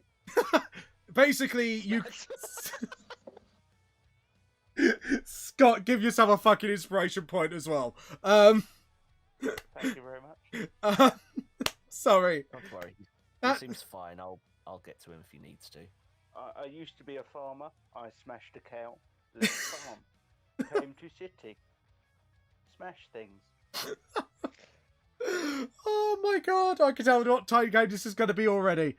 So, Why have I never played D&D before? Van Helsing just sighs and just rubs his eyes at Derek. It's just like, okay, so the mission you have at hand is, we have heard disturbing rumours about a certain gang that's running London at the moment called the Dead Rabbits. And we need They'll to smash them. Later. investigate Oh, size. We need to investigate matters first before we deal with this gang to see if there's anything of the supernatural element that we need to deal with. If we do, we need to find out who is behind this and eventually deal with the perpetrator or perpetrators at hand. So, are you And ready? then smash them. Later. When you find them first, then smash. Yeah, Okay. Good. we need to find out. Would anyone mind if I shave their heads? Touch my hair, you touch the ground, alright? No, not your heads. These dead rabbit fuckers. Oh yeah, do what you want. Yes, Wonderful. And then smash head. Alright. if As you long as I get the hair. Okay.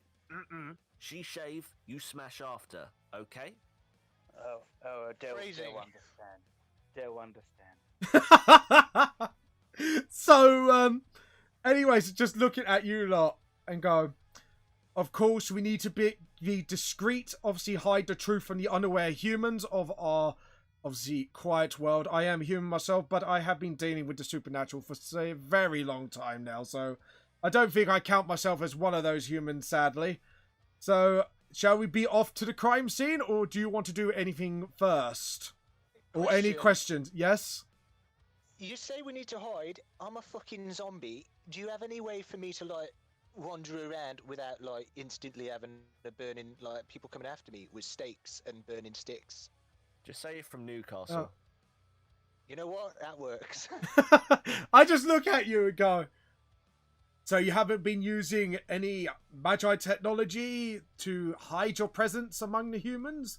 Have you just been hiding in sewers or something all your life? Looking at you like How do you oddly. think I got in this basement? And why do you think I smell so much? I do shower, you know.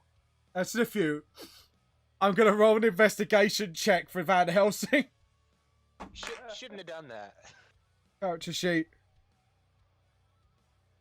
Yep. Alright, so, I forgot to put his stats on. Luckily, I know what the stats are. Anyways, so he looks at the hole in the wall and like,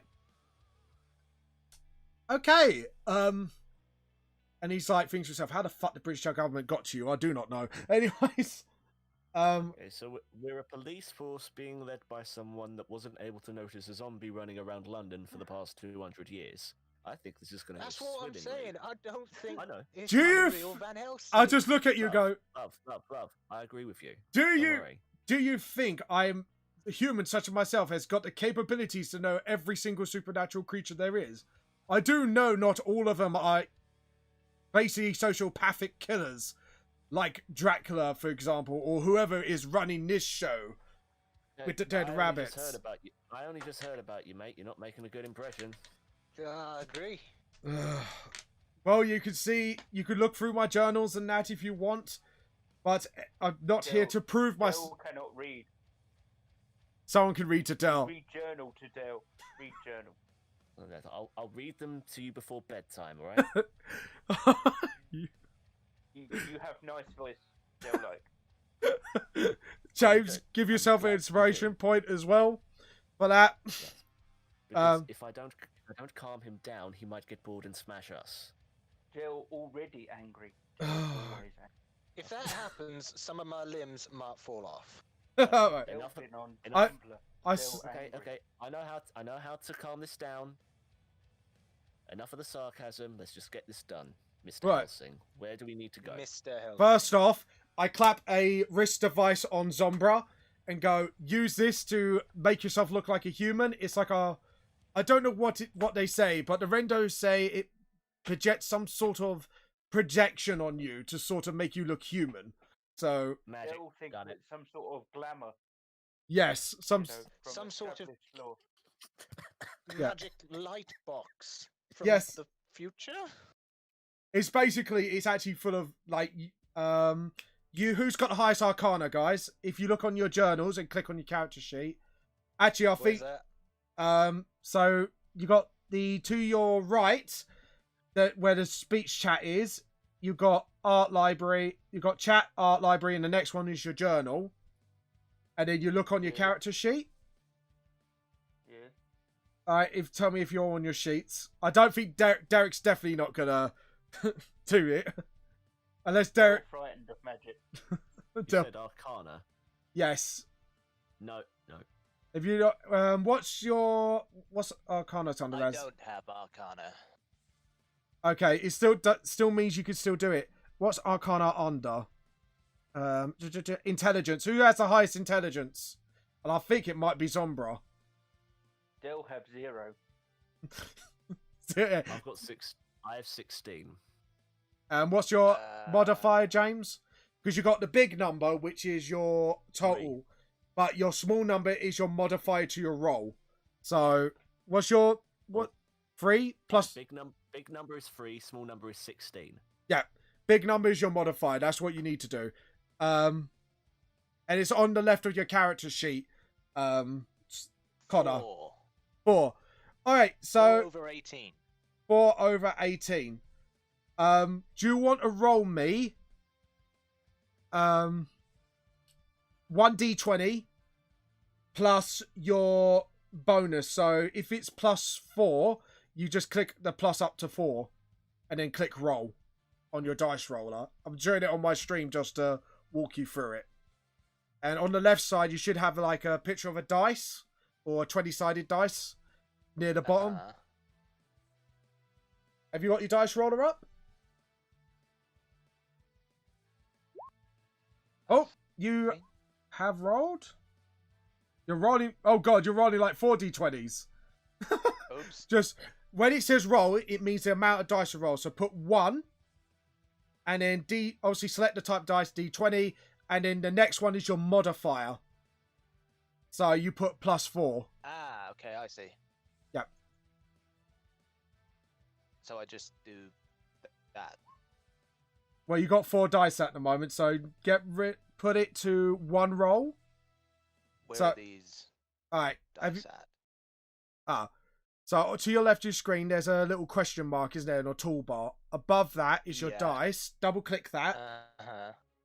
Oh, I had to double click it. I was Yeah. just doing it from the little drop down that showed Oh, up. sorry. Yeah, double click it, and then you got your dice. Go to advanced rolls, right? Yeah, and then you do one.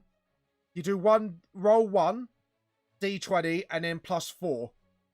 So you have to type in 4 on the last bit. That's it. Yeah, there we go. So 16. So obviously you are a zombie of 700 years old. You are high intelligence. You actually look at this and tell it is actually a magical bracelet that projects on you, like a charm, basically. You could tell. I see. Right. It's very good quality. So obviously Vanhelsing has been provided quite well by the British government. Nice. Someone has to be. Yep. Hey. And I'll look at Well, Derek. it makes a change. Yes, you should look like a modern day Victorian woman, as they say. So you should look very proper, not what you're wearing at the moment, obviously, because I think people would freak out even just seeing your thigh. Here, well, I'm going to change my voice to be more like this then, whilst I'm in disguise. Ah, good. So you seem to be a voice actress then, of some kind. Do you do acting much, Zombra? No, I'm all about my hair. Have you not noticed? It's all about the hair. Yes? What the fuck is voice acting? Actually, while I was abroad, I actually counted people who did acting, but just through voice, with puppets. So they gave voice puppets, and they called it voice acting for some weird Sounds an reason. awful lot like witchcraft to me. Well, witchcraft does exist in this world, and what you're wearing is witchcraft right Voodoo. now. The throwing of one's voice. Because most people just call that puppetry. Well, this is what this circus called it, so don't question it. Even Puppetry at a circus? Are you mad? well, anyways, well, these people obviously are. Anyways, let's go. So, shall we continue to the crime scene? If we must, let's go. Yeah, let's go. I don't know where it is. Lead the way. Follow me. You go through the streets of London. You see the smoke up in the sky. Obviously, the sewer looking not exactly the best condition. Walking by the Thames as you take your route towards near, I would say about 10 miles from Parliament. And when you go a bit That's more, a long old walk. yes, it is sadly, it is a very long walk. And then on your way, Mr. Helsing, why do you not own a carriage? apparently we should be using discretion and the cars are only for the rich. So we need to be on our feet. Have you seen the costume that this woman is in? She looks like she's richer than you. Yeah. Too That big might to be. fit in carriage. Oh, Van Helsing just puts his... Can't believe this. He puts his hand out. When you put this Avengers Initiative thing together, you really didn't think this through. It was the government's... It was the government's... What on earth is an Avenger? Oh, the what? We're the Avengers. What? Or at least that's the screenplay I'm working on, because apparently I want to be a voice actor ever since it was mentioned in the basement. And I'm very interested in this whole thing. What a ridiculous story. That'll never make money. Well, I don't know. They'll We'll have to wait and see. They'll need toilet. They'll roll D20. No, you don't. No, you don't. Fuck my life. Right. What's a D20? Right, anyways. They'll break fourth wall. They'll angry now. He broke the fourth. He smashed the fourth wall. Fuck my life. Right. So he puts the hand out and kind of waves the carriage over. And the carriage comes over. It's obviously like you're on a taxi somewhere. And who's this beautiful lady with ya? Looking at Zombra, obviously with the charm on. You know, I could do an awful lot with that head of hair you have there. What Right. would you say to Not yet. a nice red dye? Die? They'll smash. I just look at No, don't smash. you go, One. Red, what is this dye you talk of, madam? It colors your hair whatever color the dye is. You I don't se- want to know I s- where I get the red from. I step forward. I apologise for her crazy talk. Her brain mad with syphilis. Just, could you take us about 10 miles from Parliament in that direction, please, good sir? Okay. have you know it's hepatitis. Uh, oh, lady things Still then. wonders whether Oh. it be C or D. Okay. It's actually F. It's not been discovered yet. Right. Oh, I just- Del amazed. Vanhelsing just palms his face, and he just literally looks at the rein. The guy looks at the reins, and looks at you, and goes, "All right, hop on then." Not the strangest customers I've had all day, but okay, we'll take you on. So you'll jump. I guess you'll jump on the carriage. Mm-hmm. Del walk. He walk faster than horse. Okay. Okay then. So as you all trot off, Scott. Actually, the horse is trotting. We're sitting inside the carriage. Yes, that's Fixed. you know what I mean. Del more of a canter Right. than a trot. Del, you are going to roll for me an athletics check. Ooh. So it's whatever. If you go on your character sheet, we're gonna go on Derek's one. I'm gonna put it. Oh, you can't put it elsewhere. I'll go on my sheet because I don't want to reveal everyone's stats to each other. That's alright. So athletics would be what should be on your blah blah blah blah. Fourth one down on your proficiencies. It should be next to your normal stats. And you got 2 boxes, the saving throw box and then the one below it. Yeah. And then you got all these words. Athletics. So what do you get plus in athletics, Derek? I believe plus 10. Okay, I'm just going to roll a number for you to beat. Okay, you're doing steadily low. Right, could you roll me 1d20 plus 10? Right. D20. Bear with me. We're going to see how this happens. Plus.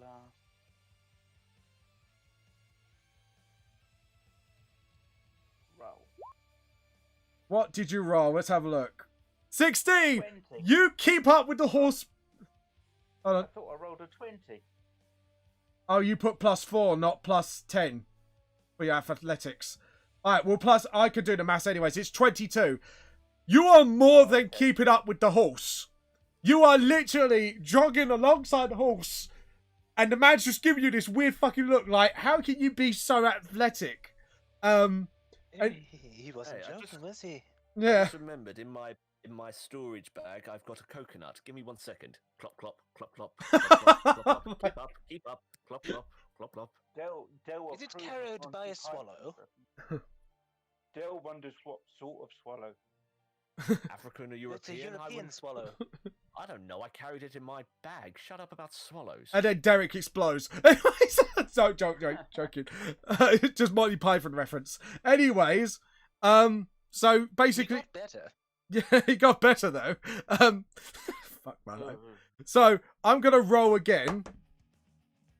Right. So yeah, you're literally keeping quite pace with the horse because the horse is trying to race you now, seeing like your competition now. He's eyeing you like, you know, you've developed a kinship with this horse as you're racing it, a camaraderie of some sort. Not in that way. Del not going to smash horse.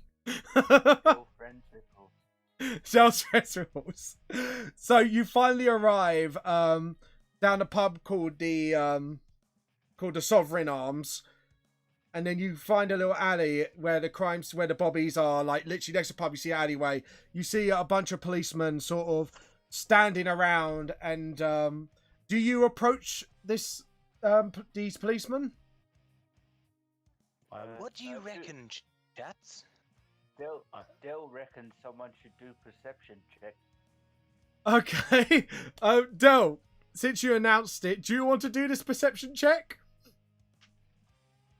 Del wonders whether he has best stats. You're showing in character. Alright, so do anyone else want to do perception? Well, I don't know what this perception thing Out this of character. gigantic individual was talking about, but I'll have a look around.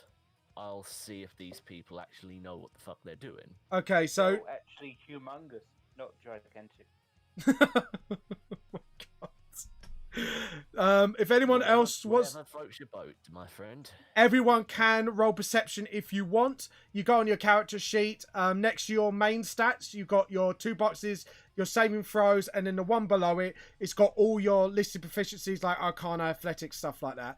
It should be under P, so just go down alphabetically until you hit perception. Yeah. If you don't have a proficiency perception, it's whatever stat is. Yeah, there you go, like Trinity Seas did. So you get a +8 in proficiency by the looks of it. Are you just clicking on your stats? Yes, you just clicked on your stats. Yeah. Right, on your dice, right, on your dice roll then, add whatever pluses you get out of it. So if it's a +6 or a +8 or whatever, or if you're not proficient, just look up the stat that is under.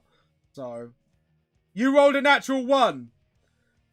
You just saw pretty, yeah, a nat 1. This is critical failure. So, it doesn't matter what modifiers. If you roll 1, you fail. If you hit a 20 naturally, it's a crit success. So, Let me roll. do you want to re-roll? You need to use your inspiration. Oh, why are you re-rolling, James? I didn't re-roll. That was my first roll. And That was Trinity. Trinity. I've only rolled 1. I think it's 8 for whatever that perception is. Oh, I'll have you know, I'm fucking awful at maths. oh, right. So, okay. So, you, with your eagle eye of obviously hunting people over the years and that, and as you gain consciousness, you look at these policemen, you can smell the stench of blood on them, but it's obviously not them who caused it, because obviously they would have had like their own blood leaking out. You actually kind of smell like they've just dealt with a very messy scene from wherever they're blocking. Because you got quite a high roll. So you know something very bad has just happened. Scott, you just stand there and just see 2 policemen. Just see 2 coppers. And as for you, you got distracted by a pretty bird, James. So I didn't But roll I am the stood right one. here. did you? Trinity rolled. No. 1. You rolled 4. Did I don't know. You rolled 4. It's still quite low. I So- rolled 4, but what about my extra perception shit? Right, well, how much do you get on top? Because it didn't add your bonuses. Yeah, because it says 17 and 8. So what does that mean? So +8 on perception. So, all right. As you're a bit more perspective than Scott, because obviously you got a proficiency in it. Obviously you do see a little bit of blood stains on their collar. You do smell human, but you also smell animal blood. Obviously with your keen senses. Yeah. Just to go outside of the game for a moment. Yeah, go on. If you hover over the rolls we've done, Yeah. right, it automatically rolled 1d20 plus our proficiency. Yeah, it's done yours, but on your dice rolls, you need to add it yourself on the advanced roll. So I can. I think it's already added it. Oh, shit. No, it didn't do it with you. Like with you My and bad. James, you didn't do it. But you need to. Ignore that 3. I didn't But do it. next time, just add the plus yourself on the advanced roller. Then it makes it easier for okay, me yeah. to read and do it, like Scott did. Yeah. Not Scott did. Connor did. Okay, yeah. no worries. So do you? Vanhelsing looks at and goes, so what do you see so far? Let's test you a little bit. And looks at Derek like not really expecting much from Derek. Because you're like more of the bruiser. Noises. Yep. At least Well. his ears work. Well, it's less what I see. It's what I can detect at the moment. I haven't smelled beast blood of that kind since I was traveling through Nigeria trying to track down a werewolf. Good perception. And yourself, Zombra? You know, I did detect an awful lot of mess over there, like they've just tidied something up. But I also can't notice that their hair is hidden by those awful helmets. I'm not fucking dead. Yes, I guess so. So shall we approach the police then? Yes. Alright, This is so the last time I've worked with people from Essex. I walk so we walk up to the police and he kind of puts your hand up and goes, "Oi, you can't pass here. There's a crime scene." and I don't think it will be for the weak of heart. Vanhelsing just pops up and just goes, "Please let us pass. We are sanctioned by the government." What do you mean sanctioned by the government? I haven't heard any of this. It's like, this is none of your business now. You are just going to guard here while we investigate this matter. This is beyond your control now. Good day, sir. And the policeman kind of just goes, all right, and just lets you through. Now, Didn't even show him any identification. no, he did flip. I said flip something in his hand, just like showing ID, like I am sanctioned. So he's obviously seen something that's on Vanhelsing that's a bit government official from him. But it's obviously you don't see it, so it's just more of that's him. He walked. Very suspicious. As you walk towards, you actually see the scene of the crime. You see one dead woman being literally torn to shreds and lots of questionable actions being done. There's a torn up dog next to her. Definitely these injuries aren't of the normal variety from a gang. You also see like blood everywhere with body limbs, obviously from other people and stuff like that. You, so what do you guys do while seeing this horrific scene? Someone had a good night out. Well, it's definitely not a vampire. They wouldn't have left this much waste. Yes, I'm afraid you've done right. And Vanhelsing just... And I also don't think it's a zombie like me. They would have eaten it all, and those brains are still there, lying on the floor. I smack her back in the back of the head and say, calm the fuck down, we're not here for that business. Plus, Yeah. if anyone else had seen a zombie, they probably would have taken over by now, so calm down. So essentially, Still. the Vanhelsing moves over and just picks up the blood, smells it a little bit just to see what's going on. It's like, looks around himself. Obviously, he's piecing together things in his head. And it's like, I don't think it's just one thing being involved here. Do you guys want to... I'm glad you're piecing it together in your head, because you can't do it physically with what's left of her. No. But We can try. I was going to say, do you guys It's want... always like a jigsaw. There's always one piece missing. Yes, From the looks of things, you just ate it. So, I'd hoped you didn't notice that. I'm a half-elf. I see everything. I look at all of you and go, do you want to help me investigate this? See any other strange markings? Because all I can see is sword marks, and by the looks of it, some of them claws. Like maybe some sort of bird person. They'll understand animals. They'll look at animal and dead body. Well, I've got Sword six in... marks.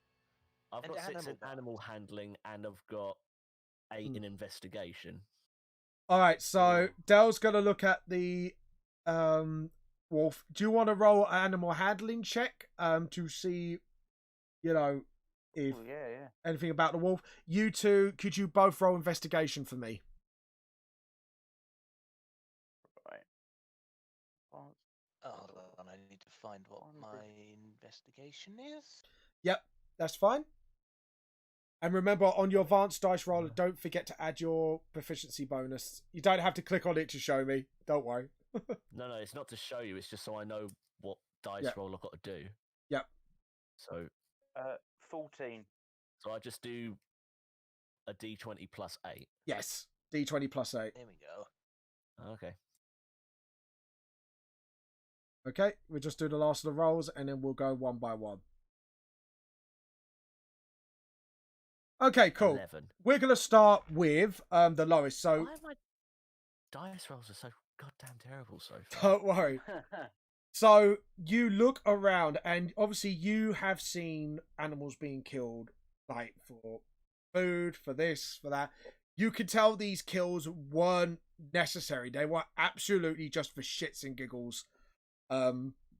It's quite disturbing the manner of these some shit injuries. flying around. Some shit flinging, dude. They'll giggle at shit. So either way, I can't see what type of animal did this, but I can only deduce that they did not hunt this woman for food. This was done for pure pleasure, because I think I have a clue. The only 2 types of beasts that would do that are either those of the mindless kind or sociopathic kind. It could be a werewolf. It could be a gang of orcs. Who the hell knows? I know Unfortunately, exactly what it was. You go ahead. Oh God. Mr. Vanhelsing said he saw sword marks and animal attacks. Correct, Mr. Helsing? Yes, but I will get to you later because you actually noticed something really strange. Scott. Oh, do I? Yes, the wolf was the ribs were absolutely kicked in before like literally being stabbed through. Obviously, you know, this I makes was you going to say they were attacked by a swordfish. yeah, you We're all gonna die. oh God, we are. Yeah, so essentially sorry, I'm trying not to laugh. So essentially you guys like I say, sorry, with you, Derek, you do notice this wolf was again beaten around for fun and stuff, but you also see like other strange claw marks, like different types, which is quite strange for several to be attacking one person, and some scorch marks on its tail, suggesting that it was burnt as well a little bit before being put down. As for you, Zombra, actually you look around the whole crime scene as a whole, and you actually notice it's like, and the smell of the blood as well from different creatures looks like some self-defense was happening before, obviously. And it's not just her that's obviously been killed off, because obviously there's other body parts everywhere. Several different types of races, including humans, were actually at this scene causing the chaos. Like, it's like a very random attack. So, have you ever watched the film, actually out of character, Clockwork Orange, Connor? No. No, so this is what I mean being done for shits and giggles. This is not just obviously being randomly selected. There is no motive. There is no, like I said with James, like literally it's not being hunted for food and that. This is literally purely for the pleasure of it. It's a Grand Theft Auto Online lobby. Basically, yeah. If you want to see it like that, it's basically that. And it's literally with the bloody footprints, it looks like they came out the other, like there's two other exits to the left. So it depends if you want to explain this to your compatriots or not. Well, people, I think I've seen something. There are footprints all over the floor, caked in the blood. And it's going towards that door over there. Might be an exit from whatever this building is. We should probably have a look and see what's inside. As That you sounds like a great idea. I nominate Dell. Well, we do need to get through the door. And he will be able to get through very quickly. Smash door. Right, as you guys are reminiscing of what to do, and obviously looking at the crime scene, you do Smash door though. behind you. You hear a couple of necks snap, and hear bodies being dragged towards you from where you came. And another we failed couple our of perception necks. checks, didn't we? Yeah, well, you investigated, but obviously, certain like bodies are coming out of the woodwork, as they say. So, as you can see, you got. So, guys, do you mind putting yourselves in the middle? Sorry, if you don't mind. So, if you click your icon on the map, you can move yourself. Oh. Del make box smaller. Del move. Yeah. So, Del, if you move next to the wolf, and that's next to the lady. Do you want me to just click on your Del character, and then you should be able to move him however you want? Del clicking on wrong man. Yeah. Click on yourself, red background. Zombra, if you click on yourself and maybe put yourself in the middle of the woman's body and the other random thing I'll put there. Is that the red one, is it? Oh. Yeah, you're the zombie woman. You're like the No, one. I mean, where is this body at? You know where Vanhelsing is? Just above him. Just place yourself there. Oh.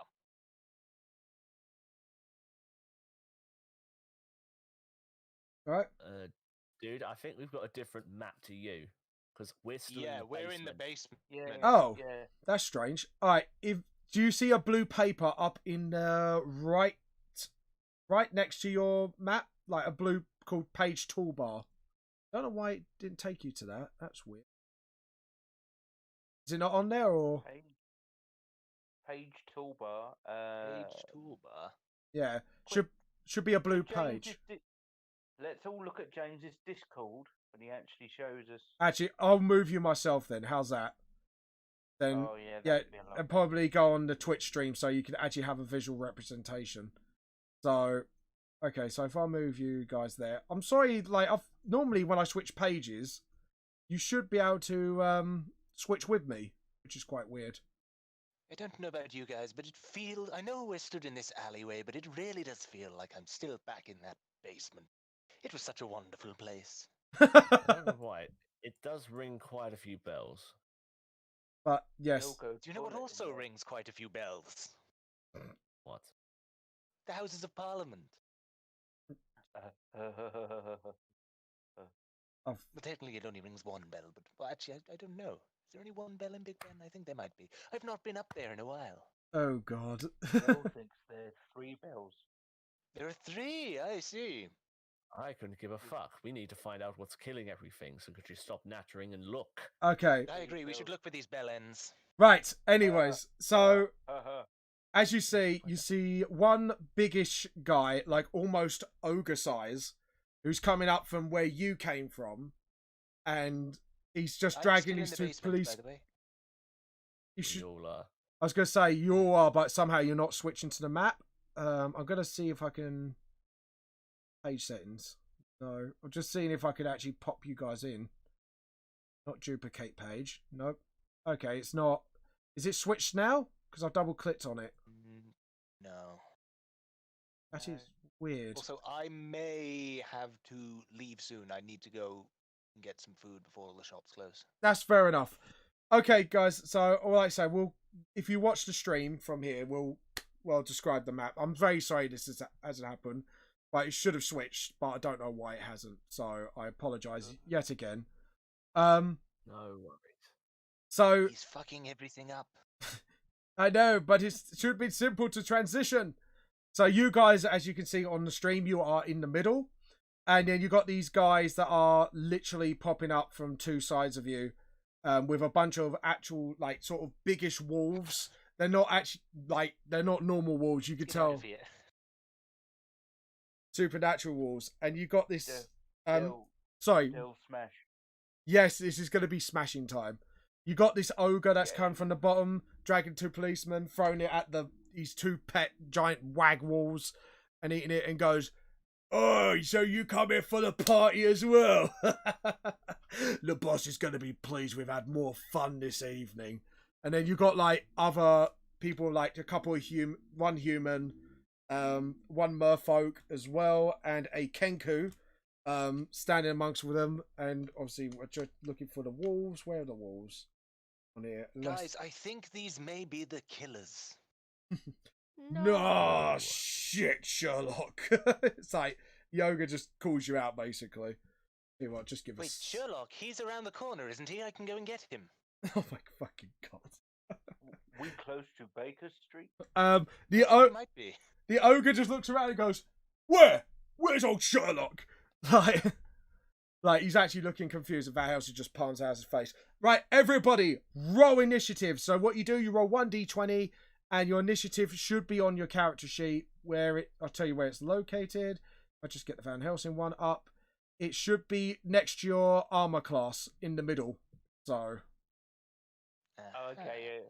So you add that number to your initiative roll. So mine will be +4. okay, -3. I am going to roll my die.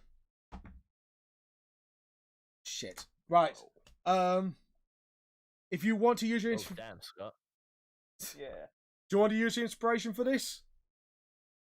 Yeah, go on, I'll re-roll that shit. That Yeah, reroll. Sweet. So I'm gonna have to write down because I'm just gonna use a straight out D20, no modifiers. So, Fine. okay. So what did you roll, Scott, for your new roll? 16. 16. Scott, what did you roll, James? 21. 21. You Nicely. stupid. Connor? I think I accidentally rolled 2. One of them was 6, one of them was 17. The one where I actually applied the multiplier, though, came out as 17. Yeah, I'll just use your multiplier. I'll be a nice DM. Nice. Okay, so first up is it's James. You are up first. So how to explain the battle phase? You can each square is 5 foot. So obviously your movement's on your character sheet as well, and obviously if you're willing to get in close in someone or attack. So if you want to look at this screen, you've got 3 gang members above you with one obviously wag, and then you got the Cyclops at the bottom here with 1, 2, 3 wags. So you could cast a spell when you do an action. You can either cast spells and stuff like that, or if you have a bonus action, you're allowed it. You can do it. So it depends what you want to do. Okay, so that guy that's directly above me. Yeah, that is the Kenku. Yep. Bad guy, right? Yep. All of them bad guys. Sure. Let me have a look through my weapons and shit. Yeah. Like I say, the rest of... If you get hurt, eat the cheese wheels. Oh my god. Is that a Skyrim reference by any chance? Well, Elder Scrolls in general, but yes.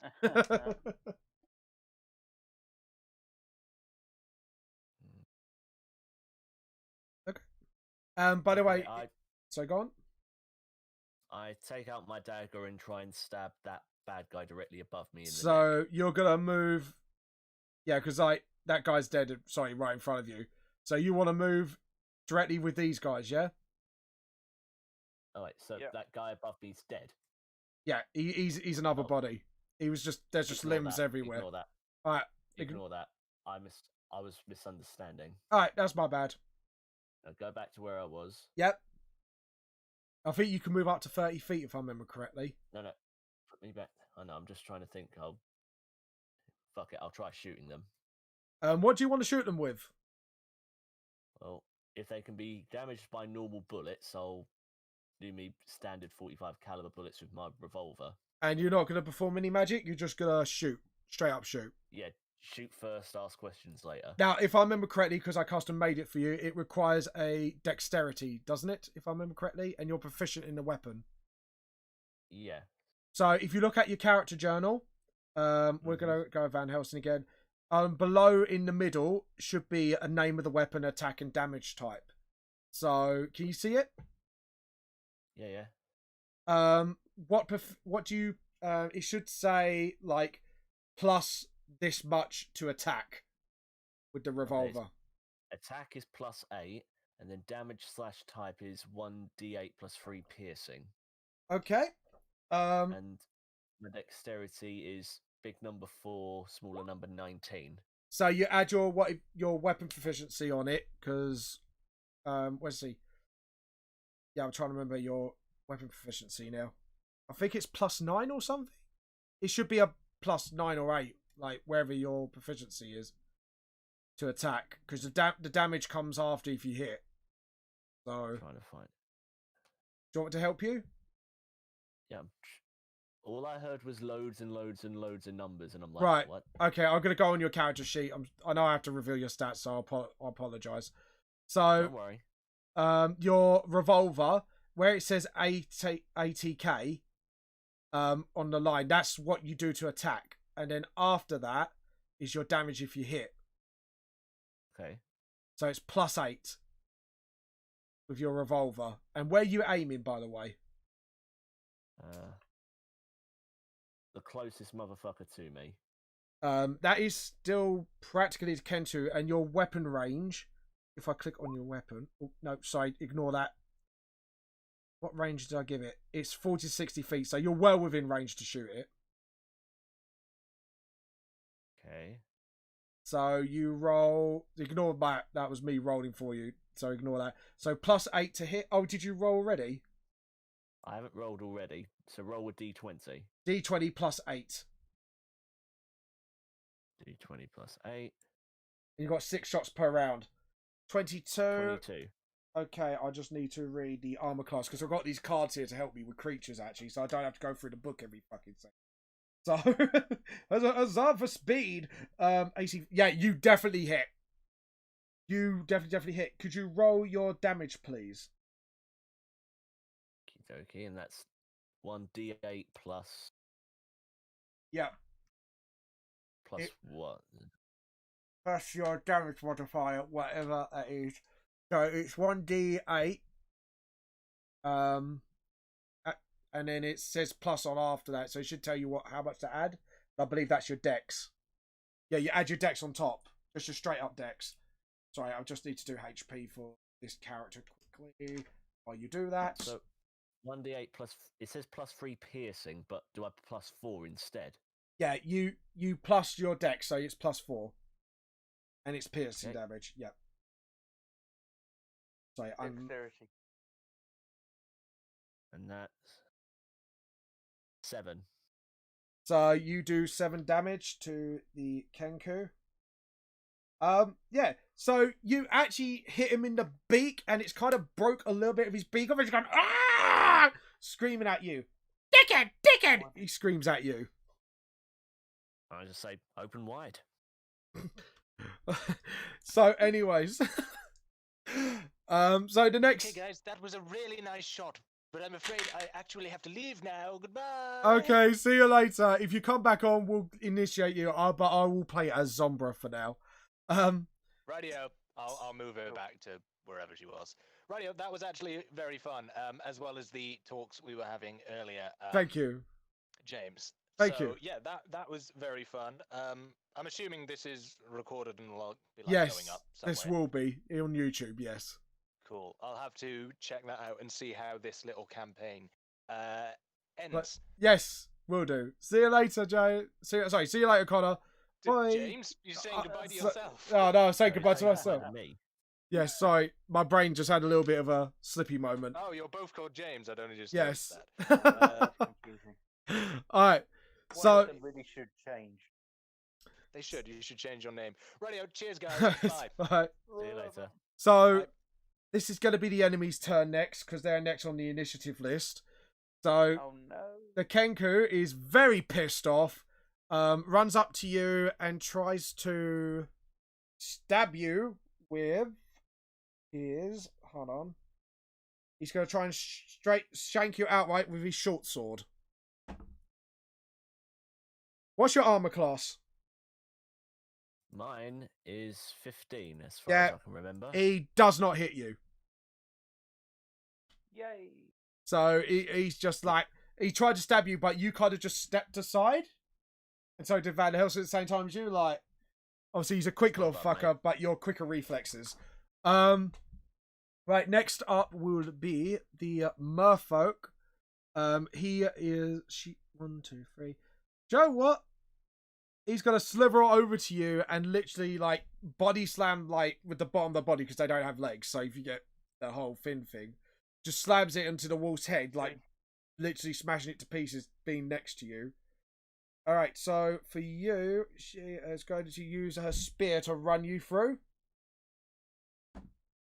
Is that me? Yeah, she's going to run you. She's going to try and stab you with man this. made of stone.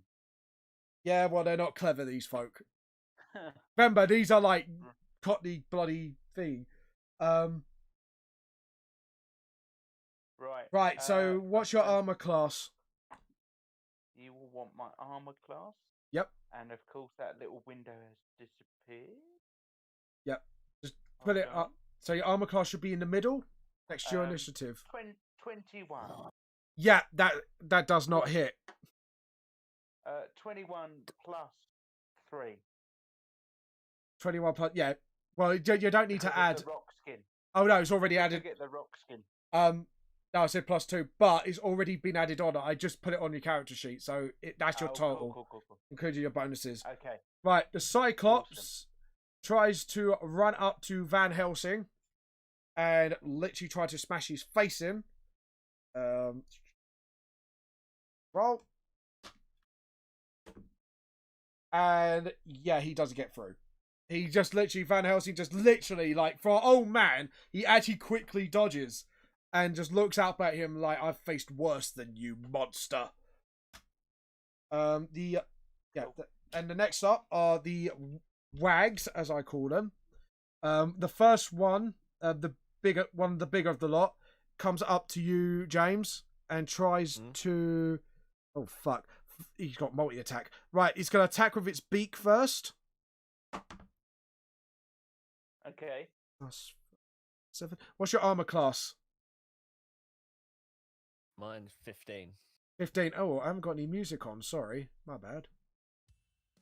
There we go. I just really realised there's like no music at all. Like that's bad. Aye. Oh, it's not doing. It's crashing. Right, I'm gonna have to get Pretzel up again because it crashed. Right.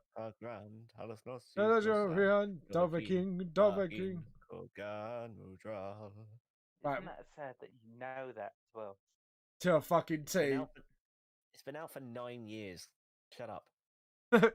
He has defenses, you know.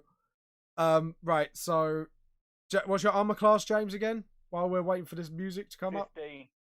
15. Yeah, not gonna hit. Second attack with the claws. 7 plus 16. Does that hit you? I don't know. You tell him. What's your armor class? 15. Yes, it just hits you. So basically, if I go above your armor class on the attack, it means I've penetrated you. So when I say the number 16, if it goes over your 15, I've hit you. So okay, just to let you know. It's only a flesh wound. It's only a flesh wound. So, oh god, no. Nice knowing you, James. All right, so it's the damage it's doing. So you take, and that's going to plus its strength. 5 plus 17. Where is the music? Yeah, Pretzel's absolutely crashed. All right, that is bad. Hold on. Sorry, just give me a second to actually sort this all out.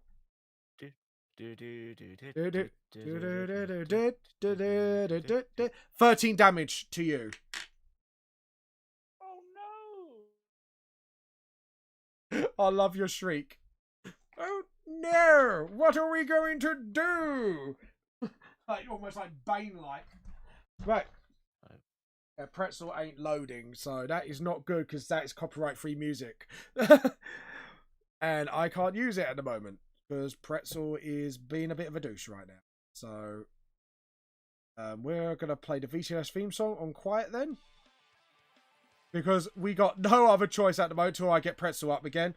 So right, the smaller bout. Every time oh god, it makes me laugh.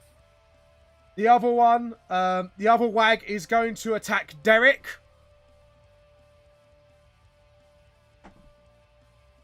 Six plus 5. No, it doesn't hit you because I know your armor class is absolutely ridiculous, and I'm gonna lower that a bit more. Hold on. There we go. And while we're waiting for that to load, okay, cool. It's probably because I got something up as well. But anyways. Yeah, we'll close that as well. Just give it a chance to sort of boot itself out the arse. Okay, so the next one is the lizard folk. He's coming at Zombra. Sorry about this. Like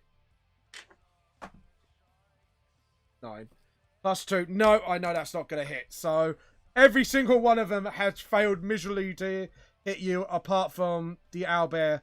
Oh, sorry. There's one more. Sorry, one more wag, I should say. Sorry, my bad. And it's coming after Derek again. First one attack with the beak. 19 plus 5. That is 24, Scott. Does that hit you? Scott? Hello. Oh, no. Yeah, I had some trouble. Sorry about that. That's alright. Does it hit you on the account of the attack of 24? 24? Yeah, that's what it rolled for. Because it's got modifiers. Oh, God. So, did it hit you? Oh. I believe so, yes. I mean, I've got an armor class of 21. Yeah, so it beats your armor class. Can I dodge out the way with dexterity or anything? No, you can't. This is how combat works. You roll to hit. But what? Fast movement. No, unless you got ability that lets you do that. Oh, fair enough. So that's fine. You take 12 damage. Oh no. And it's going for a second attack because it's got multi-attack. And it does it literally miserably fails to hit you. So he got you with the first swipe across the chest, but the second one, to reduce your HP, guys, just to let you know. I think I went through it with you, didn't I? Scott. Possibly. But I'll go through it again. So you got your maximum hit points, which is the small number, but you want your bigger number in the middle below your initiative with the current one. You reduce it by that. Okay. Okay? Have you just so you can keep track of your HP, is that alright? So I've got the maximum hit point, and then... And then the one below it is your current hit points. So you minus that. Yeah. So you minus that from your max, because obviously you're fully health. And then type it. How much damage did I take? What did I say? 7 plus 5. 7 plus 5 is... We'll say 12. Took 12 damage. 12. Okay. You said mine was 14, right? Yes, yours was 14. Okie doke. Finally, after all that, Scott, you are up. No, Zombra's up. But we'll let you go first, Scott, because I know you've been waiting patiently. So, first off, before battle, was your weapon in Great Axe mode or Blunderbuss mode? It was in Blunderbuss mode. No, in Great Axe mode, sorry. So remember, it's... Also... Yep. Go on. And I'm also angry. So you're raging now. I'm raging, yes. Yes, because you do have the unlimited rage ability now, funsies. It's actually it's a legal barbarian ability. This is not homebrew, by the way. So you're going to be always angry. So what do you do, Scott? Because obviously you get to attack. I take a mighty swing at the warg thing. Yep. That tried to kill me. Okay, could you roll? Because you got multi-attack, so I think you get like 2 attacks, don't you? If I remember correctly. Yes. Yeah, I do. Yeah. All right, so roll your first attack first, and you include your weapon proficiency with the Great Axe mode. Do you know how to do that? Let me try and Great Axe. So I think it will be plus 10. So it's 1d12. Yeah, that's 15, I think. No, that's your damage. You roll into hit. Oh, okay. So you use a d20. I will go through the character sheet thing again. I'll use you. All right, yeah. So you got Great Axe, obviously Axe mode. So you see where it says 80k, you add 10 to your d20. And then afterwards, if you hit, you then do your damage. Oh, okay. So 1d20 plus 10. Yep. 10. Roll. Pretzel still ain't loading. Just play the theme song. I really apologise for the music, guys. Right, while you do that, I'm gonna look for copyright-free music. 16, James. 16. Nice. I hear that. Isn't that Despacito song copyright free? Don't think so. But I'd rather not risk it. It's not. Dude, it's not. I was messing with you. Don't Oh. Alright. I don't know because I haven't heard that song. So, anyways. What an actual douchebag. Alright. So you got 16. I made this song. Yes, you hit it, Scott. So you roll your damage with your Great Axe. So you obviously remember add your rage. So you add. Hold on. Let me get on your character sheet because I'm gonna have to walk you through this because I know how to use barbarians. Big time. So you know when you said about the damage 1d12 plus 5. Yeah. So you change your dice from a d20 to a d12. You add 5, and what's your rage damage? Plus 3, isn't it? If I remember correctly. Oh, plus 3, yeah, plus 3 the rage. So that's plus 5 plus 3. You are looking at plus 8. Plus 8. So plus 8. So 1d12 plus 8 And you roll. Rolling now. Rolling. 15. 15 damage, yeah? To the Yeah. wag. Oh god, these are tanky fuckers. Okay. Thank god I gave you... So, we're going to go wag 1. The HP is that. And how much damage did you do? I rolled a 15. 15. Yeah. 49. So you rolled quite a bit of damage on it. You gave it a gaping wound across the shoulder, and it's literally roaring at you and acting quite feral. Oh, okay. Now, I know your barbarian has a multi-attack, yes? Yeah, so I'll just hit it again. Yep. Same procedure. Yeah, and 1d20 plus... oh, not a d12. 1d20 plus 10. Again, Plus yeah. 10, yep. 1d20 plus 10. Yep.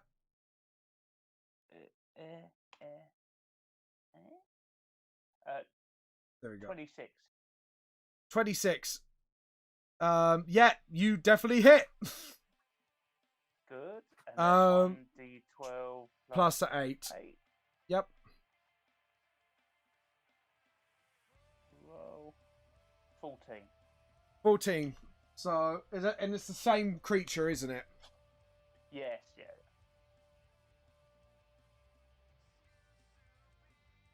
Sorry, I'm just trying to figure out maths. Yeah. No Okay, worries. it is... You have literally made it... You're starting to make it stumble, so it's kind of like going left to right. So you could tell you've hurt it. You're at least halfway there killing it, I would say. Fucking hell. Okay. Oh, language. Shouldn't have sworn. It's fine, don't worry. You can swear as much on it as you like. So, Zombra is up next. So, Zombra... I'm going to have to look at her character sheet now. She is... Actually, you know what? I'm going to move her. So, she's going to dance around behind. And we're going to get her character sheet up because I'm now played as her. I am going to get a short sword and try to stab him in the back. Cool. 8 plus 8, that is 18, and that is to the lizard folk.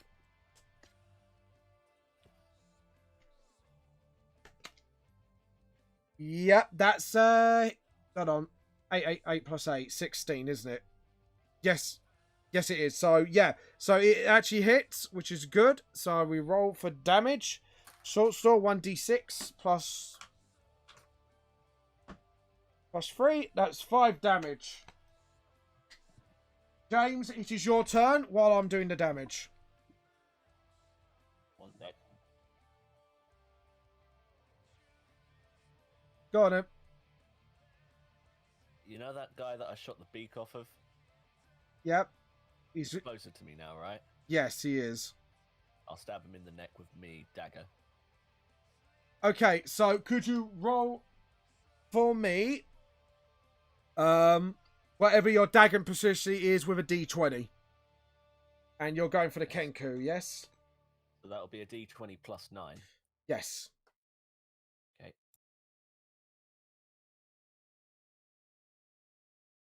It's a d100. D20. Yeah. Yeah, we don't want that. Oh, I might. 17. 17. Yes, you hit him. Sweet. Roll damage. And my damage would be... It'd be that and one. whatever you used. I guess it's a strength weapon, isn't it? So it'd be plus your strength. Is it a dagger? No, it's finesse. You add your dex. I apologise. Okay, so d8 plus 4. Yes, d8 plus 4. 8. So 8 damage. It says it's plus 4 piercing on it as well. Yeah, it just means you just piercing on it. That's all it is. It's just a type of damage you're doing, essentially. Okay. So, sorry.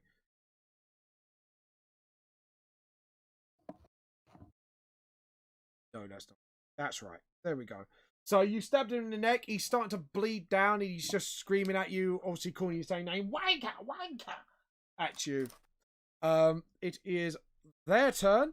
The bear is going to attack you at disadvantage. Not the bear, sorry, the wag. I keep fucking up that. I apologise. Is going to attack you with disadvantage, Scott. Ooh. Because you're bleeding it out. Oh no. Nope. Second attack. Go for it. Oh, 14, 5, 19. That doesn't hit, does it? No. It's got to beat 21. No, it's got to beat 21. That is fine by me. Second one is going to try and go for Helsing. It's kind of not taking notice of Derek at the moment. Not Derek, James's character at the moment. Nope. Absolute miss. And why am I rolling 2? Sorry, roll 1 again. Nope. And no, it fails anyways. The ogre is taking Cyclops, is taking particular interest in the elf because of his fighting prowess. He wants to challenge you on a one-on-one. He's having a motor boner for you, basically. Nice. And it's got 2 attacks. So first attack is 12, James. Does that hit? No. Second attack, 11. No. Nope, it completely misses. Jesus, my dice rolls are getting terrible today. Right, so we got that.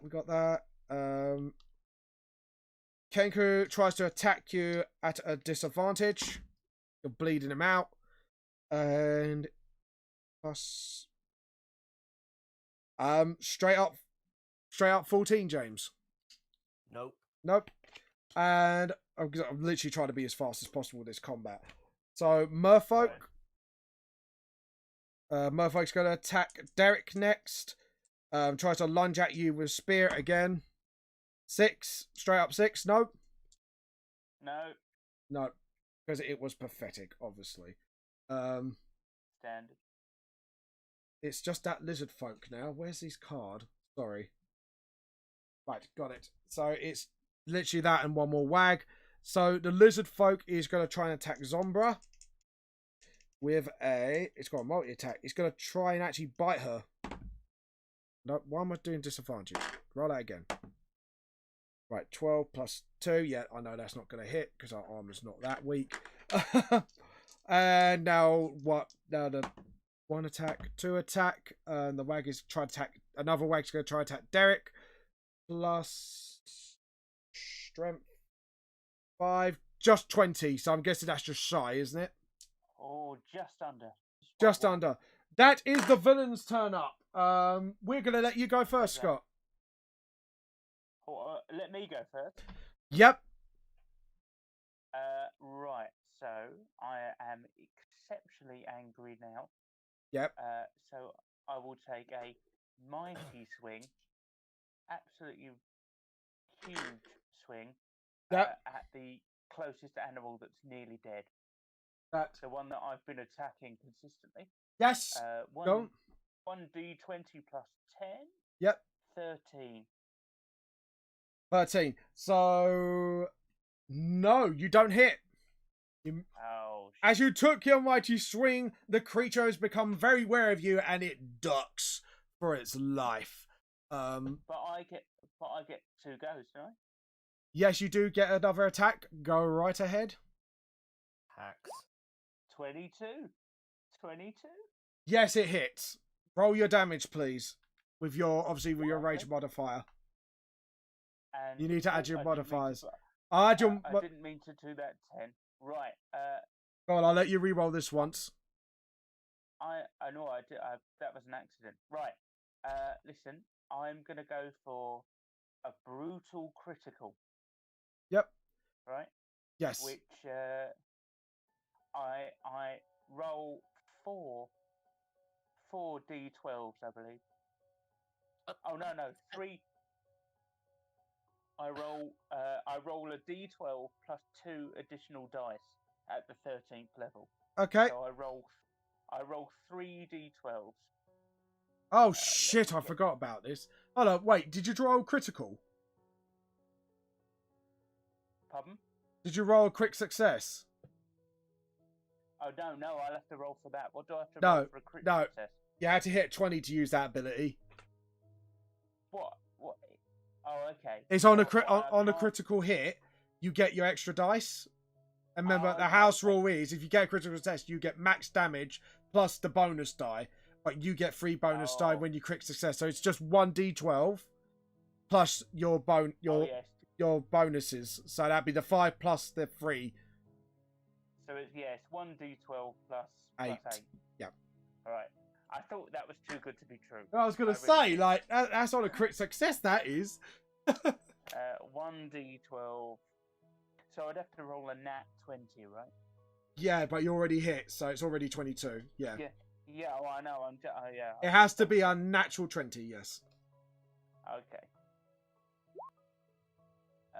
20 oh, damage. this- 20 Nice. damage. Literally, that bear, you literally chopped off one of its paws, which means it loses its multi-tack ability. Because that was a crit. That was a natural 12. No, it's not because of its max. It's because you've damaged it so much. It's literally on the verge of being dead.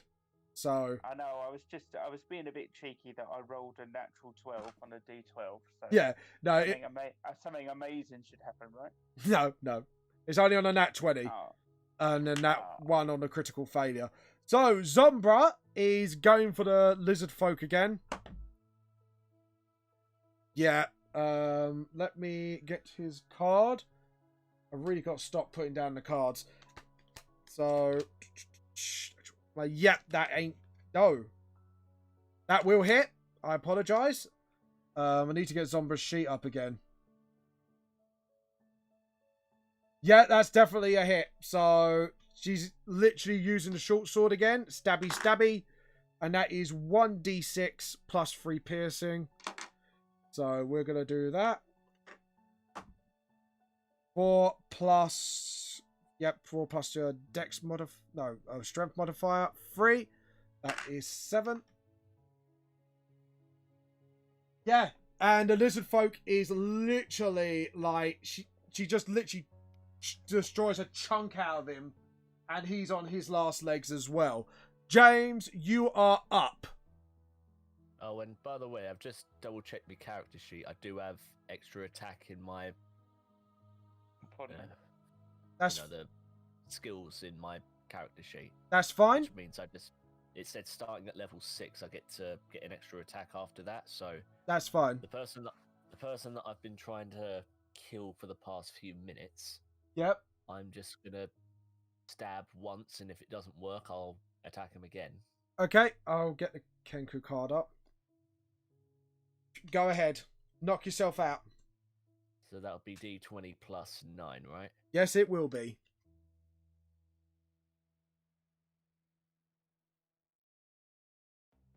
Oh, piss off. What's wrong? Nat 1 plus 9. Can I do a reroll? You got your inspiration point, yes? He has. Yes. Use up that inspiration point then. I think I've got 2. You from only the beginning. You only get 1 inspiration point. I tried my best. Nice 14. Nice try. It's only when I give it out you regain that 1. So No, right. 14. 14. You just hit him. As the Kenku was about to dodge, you lunged with is it using your sword? Dagger. Dagger. And yeah, so you literally shank him with your dagger. Literally just got him on the side as he tried to dodge. Roll damage. 8 plus 4. 8. 8. Oh, you just did it. As you stabbed into the Kenku tries one last swipe, and instead of actually stabbing you, he just drops the dagger and wipe his feathers down his chest as you literally lays dead. The Kenku is out. You do have a second attack, and I believe you got your pistol on your other hand. If I remember correctly, you do have that ability to use 2 weapons, yes? With the modifier. Dual-wielding weapons. I've got dagger in one, gun in the other. Who is closest to me? You have got a wag in front of you. You got a Cyclops in front of Vanhelsing. And the next nearest is Zombras fighting the lizard folk. I'll fight the wag in front of me and try and shoot it in the face. Yep. Hello? Yep, go on. Oh. Roll 1d20 and plus your proficiency with your revolver. And what you shoot at? The D20. wag, I'm assuming. Yeah. D20 plus 8. Roll that. Right. 24. 24. Let me look at the wag stats. Yes, you hit. Could you roll damage, please? D8 plus 3. 7. So... And that's 7 damage, yes? Yeah.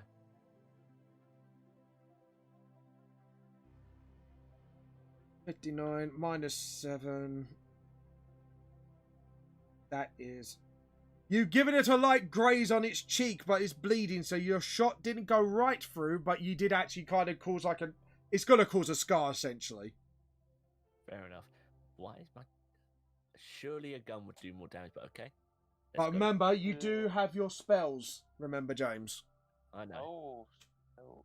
So you can use this to your advantage. While your turn is waiting, please check out your abilities, James, just in case you may have anything else that you might want to offer. Right, it's the gang's turn now. So we're going to start off with all the wags, because otherwise I'm keeping track. 1 disadvantage towards you, Scott. That's 5. Ain't hit, because it needs to go over 20 at least. The second one behind you attacks with advantage, because he's still got some vigor in him. Still doesn't hit. The wag in front of James. Oh no, they both got multi-attack. I forgot about that. Oh yeah, but one of them's missing a paw. 21. Yeah. Oh yeah. Only one. That's the one. Yeah, don't worry. I've only attacked with the one. The other one just about didn't hit. James, you're next. He doesn't hit you at all. That was just a really bad roll. It was like 9. Just to let you know. Fair. So it was... Fair. Right, the wags are taken care of. The Cyclops, however, is still gunning for you, James. So Okay. he's going to hit you. 8 plus 6. That is 15. No. 14 to lie. Does that hit? Nope. Nope, does not hit you. Okay, so who we got left? We have got the merfolk who's going to try and shank this. She's getting fed up with you. She's going to gang up on Helsing. Gets advantage because of pincer remover. And no, nothing happens. As for the lizard folk, however, is going to try to attack Zombra. Oh, why am I rolling? Well, it's still the same number anyways. So, no, not going to hit. That is them over. Scott, go for it. Yay. 30. And what was you attacking? What was you attacking? Oh, no. That was the... Oh, yeah. The wolf with one paw. Or the warg with one paw. Yeah, roll your 3d12s and your, stuff then. Yes. I've got nothing like that on my gun. Unless I've got extra attack. How the fuck? Barbarian abilities. And remember, your characters are focused on magic and range combat. So... But still, it's just that dirty. D12 plus 8. Roll. 39. 39. You lopped its head off with a bloody glory. So literally the butt's gone... And literally, Yay. that is gone. It is dead. You do have a second attack. Do you wish to attack the one behind you? Yes. Then attack. Yes. Right. 1d12 plus 8. 14. 14. Oh, yeah, I'm going to need to get that bear stats again. No, sorry, the wag stats. Yes, you just about hit it. As the one, you just literally turn around and swing, and it literally you hit it round the cheek. So please roll your damage as normal. No big rolls this time.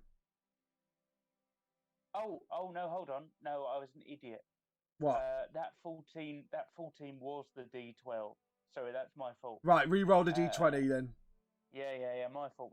Yeah, because that's not a legal roll, so I can't accept that. D20. No. Cool. Plus 10. D20 plus 10. 23. So, not a natural, but roll your normal damage. 12 plus 8. Yep. Roll. Hold on. 15. 15 damage to Wag 3. So, minus, what was it? 15? Yeah, 15, yeah. Okay, so, Zombra's turn. She is gunning for the lizard folk again. Oh god, shit. Yeah, he dies. I'm not even going to bother rolling damage because he was literally on, just to let you guys know, he was on 2 HP. So, he dies and Zombra literally, like, just goes down on him and starts numbing on his brains quite frantically. Nice. So, she's hungry. She's eating. She's like, do you know what? You guys can handle the rest. James, you are... Oh, Derek, sorry. Sorry to skip over you. Did you want to move? No, you didn't, because you're with the wolf. Right, James, you're up. Okay, so where's the Cyclops? Let me look at the stream again. He's in front of Vanhelsing. That fat fucker. Okay, I'll try and shoot him, but I'll use one of my spells. Let me get the details for it. Yeah, Magic Bullet Fire. Magic Bullet Fire? Okay, so you're going to cast this on your gun. Yeah. Okay. You either use Dex or Wisdom modifier to attack. Yes, you do. So attack with your modifiers. Oh no, this is a nice little gun I got him. By the way, do you level it up?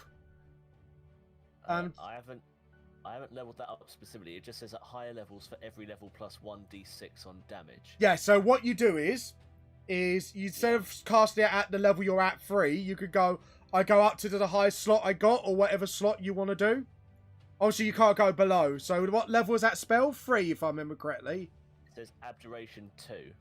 No, it's not that. It's, hold on. Let me go on your character journal. I will explain this to the audience who haven't played D&D. So, when you go on spells, you know you got different categories. You got 0, that little weird, like, sliced off triangle. Your Magi Bullet is level 2 spell. And you can level it up to a level 4 spell. But you only got 2 slots, so that'd be 1 slot used. Yeah, okay, do that. Okay. So, that's what you're going to do. So, you are going to do extra 3d6 if you hit, yes? Yeah, I'm guessing so. Yeah, so fire that bullet. So, roll 20. Plus your wisdom. Yeah, plus your modifying proficiency with the gun, obviously. So that would be... Let me double check that. So, it says spell attack bonus 6 for wisdom. But I'll use gun proficiency, which is d20 plus 8. So you should get like a plus 10 almost, I would say. 27. Really? Alright, roll it. I'll take your word. No, I just rolled. I rolled 27. Yep, you hit. Do you have the... 20 plus... So, sorry, could you check your ability list on your normal sheet? Do you have an ability that you crit on the 19, if I remember correctly? Huh? Check it. I might be wrong. Danish riding tide. Because I know certain classes do get that. I know you don't, Scott. And I'm not letting you fucking have it. No, that would be obscene if I could crit easily and all the crazy attacks. And you definitely hit him. It doesn't say in here. All I've got is extra attack. All right, Cyclops. So we're gonna see for Cyclops. Roll your damage. So that's your revolver damage plus your spell damage, which was that So you roll them separately, I would say. So roll roll it without the bonus on your normal revolver, and then roll with the bonus. No, roll with bonus on the revolver, and don't roll with bonus on your d6s or whatever damage it does. Yep. Well, I'll just do my normal pistol damage, which would be 1d6, not d6, d8 plus 3. Yep. Roll. That would be 11 for the standard bullet. Yep. And then 4 d6s. Yep. Oh, wow. Just to make sure I don't miss anything there. Yeah, with no bonuses. Spells. Yeah, just 1 standard d6 for the first level, and then 4 normal d6s, which means on top of 11, I roll 15. Nicely done. So that is 26. Yeah. And it says, if it hits, he does 1d4 damage for 2 turns, because he's on fire. If he fails on wisdom, does he have to fail saving throw? No, it just says if the attack hits after the damage, he then takes 1d4 damage every turn for 2 turns. Every on his turn. Right, okay, cool. So... He's on fire. Cause he's on fire! No, don't sing. He's on fire. Alright. Is that what it was? Yep. 21. Shut up, you, Scott. 121. So, yeah, you kind of shot him through the shoulder, and then he goes, "Is that all?" And then you see, like, a little flame checking his shoulder, and he starts screaming as he's trying to pat himself out with the bullet hole. And, so... I also have extra attacks, so, do you want to do... shoot him again. Are you doing it with normal bullets, or are you going to cast another spell? I'm going to shoot him with another magic bullet. Are you... Now, you only got 1 level 4 slot left. Are you going to go max out again, or are you going to lower it this time? I'll stick with Abjuration 2 for the moment, because I think this might kill him. So, level 3. Well, he is quite a tanky fella, just to pre-warn you. Okay, well, stick with level 3. Alright, so that's 2 extra D4? I think if you hit him... That'll be 3. Alright, go on, hit him. If it's level 3, it'll be 3 d6s. But... 3 D6s, right, roll to hit. So, d20 plus 8. 15. 15, let's check his armor. Where are you? Did I just throw his card away somewhere? I think I did. Oh no. Oh shit. I think I did. I threw his card somewhere. I don't know where I did. Let's just say he's dead then. No. I've got his HP. You're not getting that far. I'm just going to have to come up with an armor class till I find his card. So, what was it again? 15. I'll say you just about hit. Until I find his card again. So, roll for damage. Might need the loot in a sec, so... So apparently I do 5 damage with the pistol, but with the added magic on there, that's 3 d6s. Yep. So that's 16 damage altogether. That brings us down to... You caused just another shot in his shoulder, and he's starting to combust. So, he's not dying, but he's kind of like panicking because of the fire. Normally, it's the villain's turn. Scott, right, do you mind keeping everyone entertained for literally 2 minutes? I just need the loo badly. I apologise for this. Yeah. Yeah, Go on, go for it. Literally, I'll be like 2 minutes, guys. We're going to do a read by back scheme, because I do not want team stand up. There we go. Cool. Remember, James, behave yourself. We're on the internet. I don't know what you're talking about. No saying anything outrageous. Can we say shit? I think we can say shit.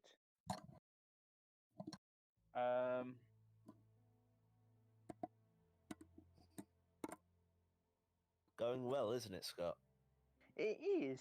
Well, about as well as a a session with us goes, you know. Two complete sarcastic idiots can do trying to get through something without being tools. Exactly.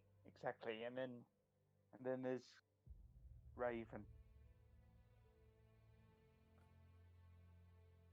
Who apparently likes to draw out this fight quite long.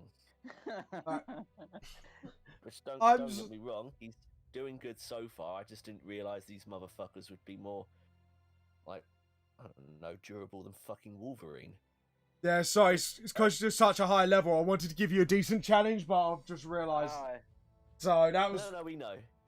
I didn't want you to just slaughter Helsing your way through. Go. Let's go. It's just you said you wanted to end at 5. That was the only thing. Yeah, what time is it now? 5. It's only about 5. We're gonna finish. Yeah, cool. No, it's 4:45. Okay, cool. Right, we are going to speed up combat then. So I'm literally gonna just roll and go with it. I'm just gonna give him the stats of the war chief. Then that will just make things easier for me until I can find that bloody ogre card. And I'll probably have dropped it somewhere, knowing me being a stupid boy. Anyways. And by the way, James, someone known as Bree says hello. Hello, Bree. How are you doing? We are literally playing D&D at the moment, the Victorian times. So first off, Ogre's gonna hit you, James. He's got. Oh shit. He hits you for 17. Does that hit you? My armor's 15, so I'm guessing so. Yep, that means he's going to try and use his Great Axe on you first. 1d12 plus 1d8. Fucking hell. Good luck with it. Can I not roll anything to try and not get hit? If you've got an ability, check your ability, see if it does. And yes, we are doing okay, Bree. We are doing fine. We are playing D&D. And we got an hour before the sneak preview of Vamp the Lost Soul, Volume 4, the first 2 chapters. Have you got an ability? I don't have an ability per se. I was just curious about because of the fact that I've got dexterity. Yeah, no, it's more if you like try to fall over and stuff like that. So yeah, sneak preview event for Volume 4. We did a Volume 1. We did a workshop on how to create your own manga, like be a creative person and like do world building storytelling. And then we did a free emote hour. Then we did the business side of make your own comic or music or whatever and how to protect yourself, blah, blah, blah. And then now we're playing D&D one shot based in the VTLS world in the Victorian times. Right, we roll for damage. And that is plus strength as well. So 8. Sorry. 17 damage, James. Okay. Not as bad. Does he have a multi-attack? Yes, he does. So he attacks again on a 19. Does that hit, James? Yep. And next one's 14 damage.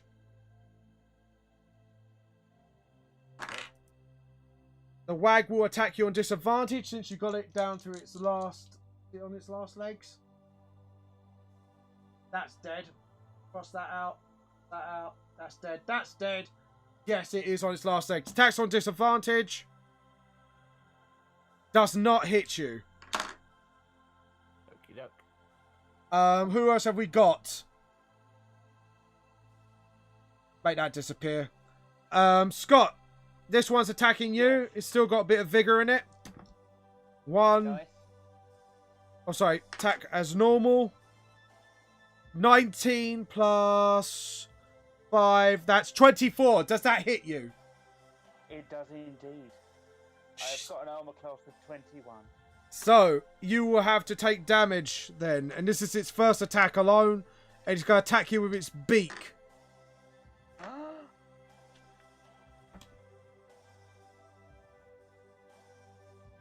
Take 6 damage from the first attack. It attacks again. For this time, 23. Does that hit you? It does, it does. We are rolling for damage. This time, it's using its claws.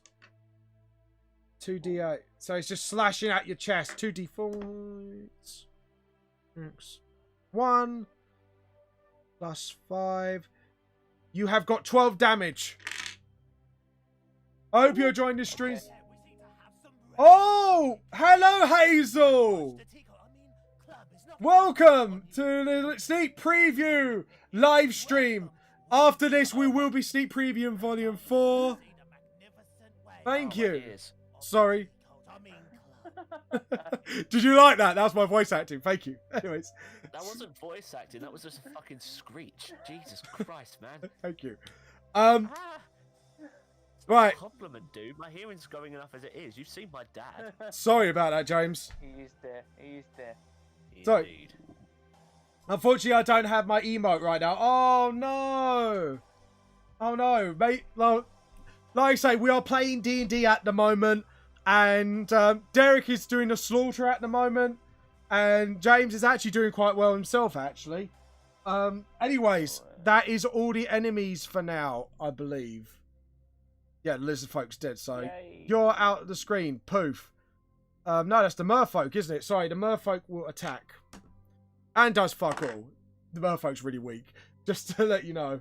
Should have chose a better creature. Oh. But anyway, and I found the Cyclops, so he's back in the game. So, James, it is your turn. Yes, I am doing really well, thank you, Hazel. Yourself, how are you doing? We, like I say, we are playing D&D at the moment, and we're doing the one-shot in Victorian times. Obviously, going to find out who the Dead Rabbits gang is, and at the moment, you are facing off against some creatures from that gang. So, James, what are you going to do? Oh, as far as I know, I'm still fighting the motherfuckers who's on fire. All right. So, knowing my self-preservation, I'm just going to try and shoot him in the face. Okay, are you going to cast any spells or something? Because I know you got a few on you. Or you're just going to give me a shoot him? minute. Let me check through that again. Once if it lets me get the fucking page up. Apologies for the swearing. And you but fuck used it. you used one level 3 slot, and you've used one level 4 slot at the moment, just to keep you awares. James is now Googling something. No, he's looking up his spells. No need No. to be rude. No need to be rude, Scott. I'm not googling anything. Oh no. Anyways, you enjoy your lurk, Hazel, and I hope you guys enjoyed this so far. As you can see, we are literally like I say, playing D&D. So I hope you do enjoy this, and I hope the guys. I hope you guys are enjoying it. Yep, go on. I don't think she was saying lurk. I think she was trying to spell lol, but Oh, pressed lol. K instead. All right, fair enough.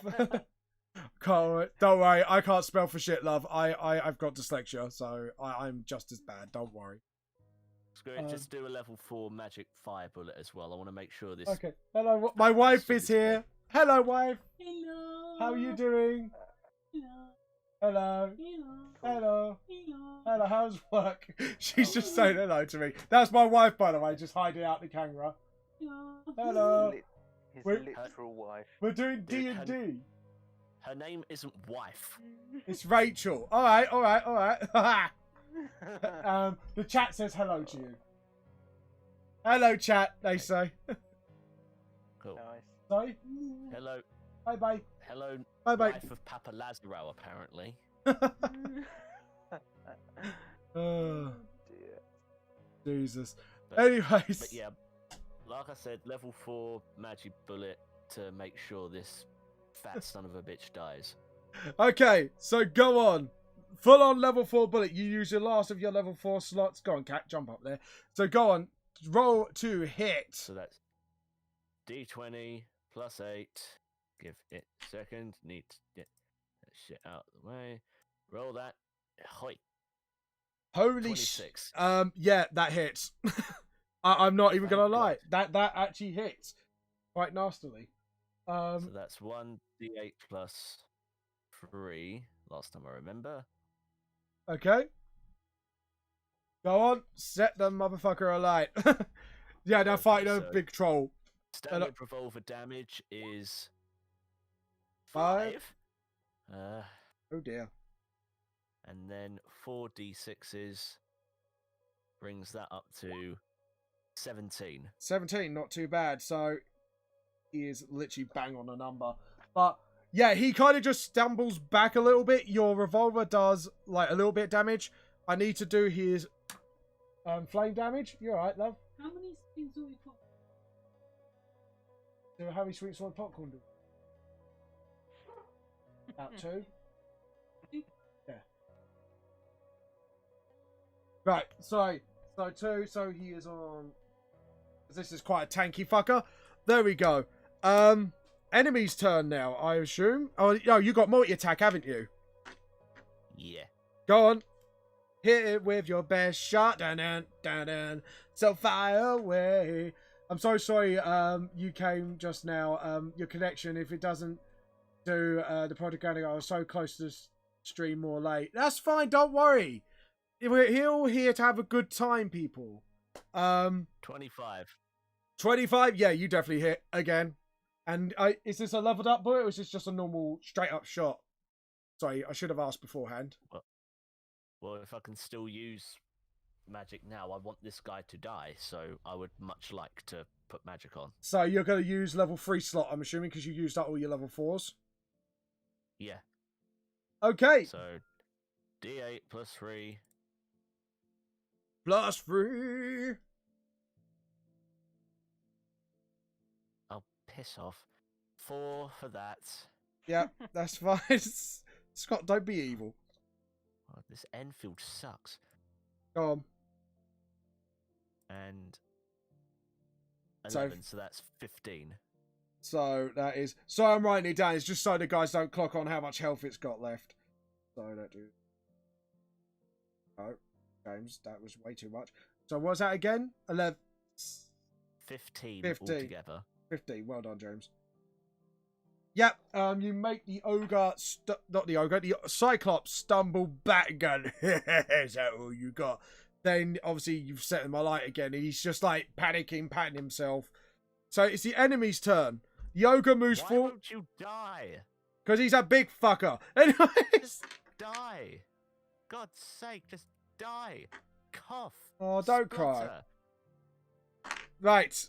All over. Attacks him with disadvantage. A natural 1. So as he tries to slam on you, he kind of bounces back because he hit the ground so hard as you dodge. And he's actually on his back, which makes him prone to damage. Right. The other wag attacks you with disadvantage. That was a 2. So, yep. That's not going to hit. The other wag behind you attacks. That is 19. Not going to hit you, is he? Derek, you are up next. Yay! I mean, No. So how you going to murder? well, the same thing as I always do. Swing a massive sword and That's right, kill the axe. animal. Your great axe blunderbuss hybrid. Go and Yes. and how you gonna where you gonna target it? I'm guessing in the face. Sort of in the middle. I want some of its guts to spill out. Gruesome. Roll your attack. So Real- D20 plus 10. Oh, I've got 27. 27. That hits, I assume. Yes, it does. Good. D12 plus 8. Roll. 11. 11. And I need to get the bear owl stats. No. Well, I'm using wag. I'm saying wags, but I'm using bear owl stats. No, you miss the first hit. Do you attack again? Oh, Aiming I for the do same indeed. place. Go ahead. Roll. 14. Just about. You just start to slash at its belly a little bit as it tries to stand up to attack you. So roll your damage. Roll damage. 20. 20. Straight up, yes? Yep, Yes, it's... 20. What are you attacking? Wag 3. Yeah, whatever one's closest to me. Yeah, that is Wag 3. So, yeah, it's you literally done a deep cut. Like one more would make him spill out, literally. So it's literally like stumbling again, left to right. Zombra's turn. She is literally gonna jump on that wag and try to shank it. Yes, she does, and 1d6, so 6 damage. So,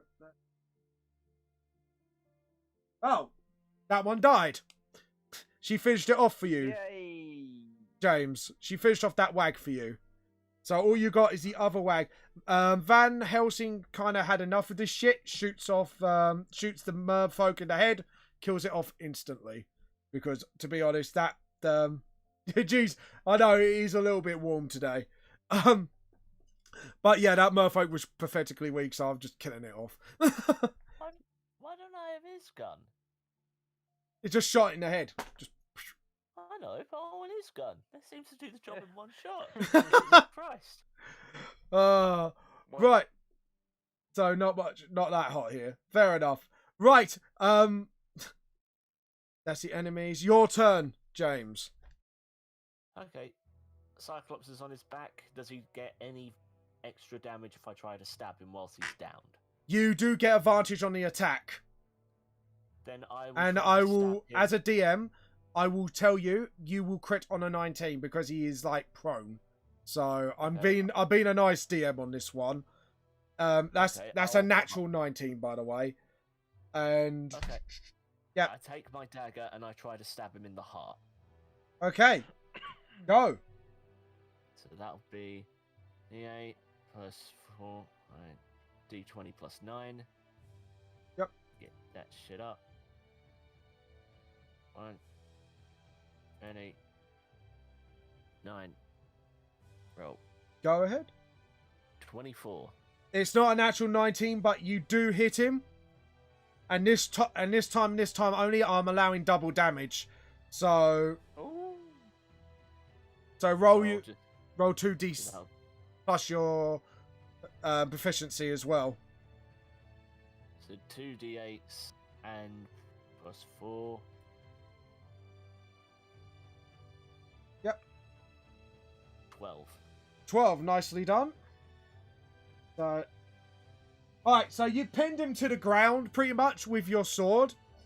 Now, I'm going to give you a choice. Either you use your remaining attack to keep him down as much as you can, and the others will help, so you can interrogate him, or you can keep attacking. Interrogate? What one? The ogre that James is Cyclops that James pinned down with his blade. Okay, I'll use my extra attack to stand up and then say, stick around. In his head, I'm guessing? No. I'm keeping him on the ground. Yeah. As you said, so we can interrogate him later. I'm just trying to look cool by saying, stick around. Okay. I stick him to the ground. James. You have to do it in an Austrian accent. James, could you do a strength check, because everyone's now gathering to help you out, except for Derek. Derek's dealing with the wag. Could you roll a strength check with advantage? Okay, so what? That D20 plus my strength multiplier. Yes. So you rolled it twice. Which will be 3. Yeah. Okay, D20 plus 3. But you rolled it twice, and you picked the highest. I'll go 20. Nice. Right, you do manage to keep him down for now, and I'm going to go back to you on your next turn. Derek, you are up next. Yes. Actually, sorry, Gang next. God. Sorry. So, Wag. So, I'm going to do the Cyclops first, just to see if he tries to bust out. Right, James, could you do a strength check with advantage again? 2 rolls. So, D20 plus 3, roll again. 1 and 2. I'll go 21. Okay, yeah, you keep him pinned down, luckily, for now. He's just waving his arms at you, trying to get to you. Derek, you are up next. Right. I'm continuing my battle with the the walk, or whatever you want to call it. Yep. I roll a 20 Go ahead. for the old initiative. I continue to cut the beast. Go on. Cut that wag open. 12 plus 8, roll 9. Ooh. Oh, natural rolled a 1. And that 1. You rolled a d12. Reroll that. Legal roll. Just no modifiers, just a d12. No. You roll your hold on. Oh no, you rolled with 20. Yep, you hit and you roll your damage. No, it's fine. Sorry, Scott. I just couldn't keep track of what you was doing because you did it so quickly. Yeah, no worries. So that's a straight up 9 damage, yeah? 9 damage, yeah. Yep, so that was Wag 3. It's on its last legs and its guts just started to spill out a little bit. Let's do it again. But this time, right? This time I use my bare hands to attempt to pull its ribs, like pull the wound apart. Right, I'm gonna do a strength check on you. Right. Oh, that's gonna go. My strength is... I've just rolled, so you have to beat my roll. So roll it. So Right. it's D20 plus strength. D20 plus strength. Yeah. Right. Just a straight up strength check. D20 plus...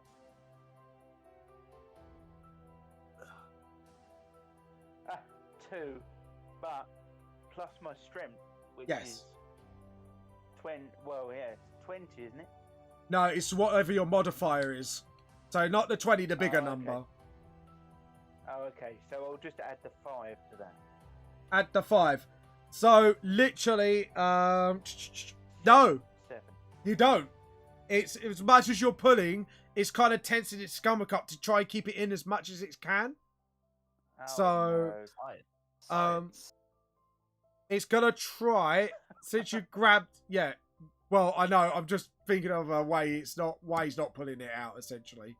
Or I can say he's dodged. Which one do you want? What was the first one? You try to put it out, but it tenses its stomach, sort of, to stop it, or it just dodges you while its guts are spilling. No, I want it to try and tense up. Yeah, it tries to tense up. It fails its strength check to keep it in. It dies. Yay! So it tried to keep it in, but no avail. Okay. I now smear myself in the blood of my enemy. You did good job. And bellow into the sky. No, what do you bellow to the sky? Potatoes. Potato. Fuck my life. Why? Anyways. Why? Just why? Okay. Because he's a farmer. So, you all gather up around. So, I'm guessing you go towards where the Cyclops is now laying down. Yeah. Okay, so this is your battle is over. Put on your character sheets. You right, Scott? Are you dying? Are you dying, James? I'm fine. Sorry. Okay.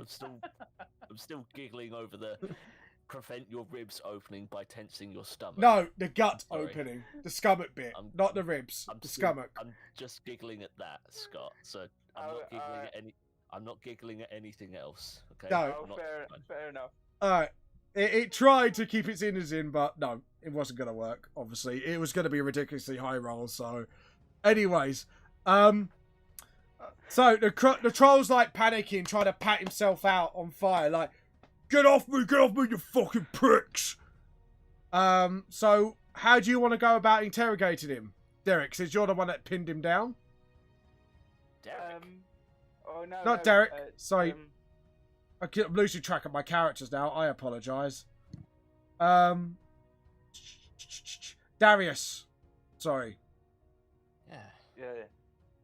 Okay. Is everyone else dead? Is it safe to interrogate him? Yeah, everyone else is dead. Everyone else is dead. Okay, who the hell sent you, and who the hell did you just try to kill? Sent me.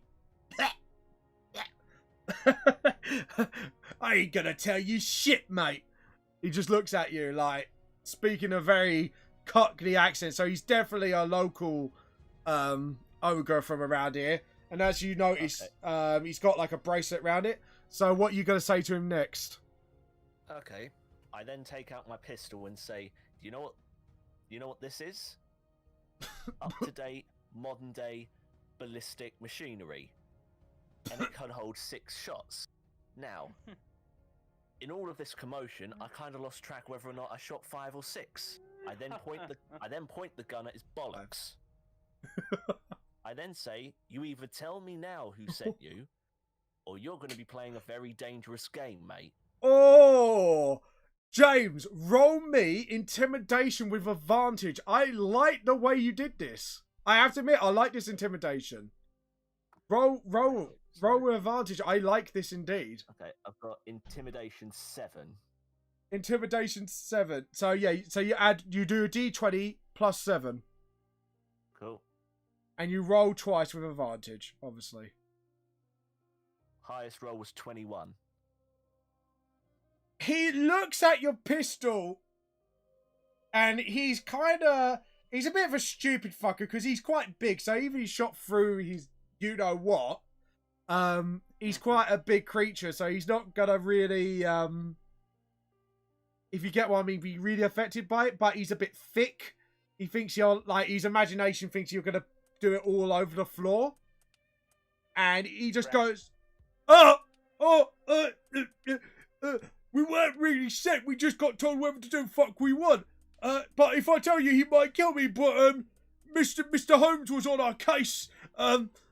He was trying to find out things about us, but I'm not allowed to do. He's actually like almost crying.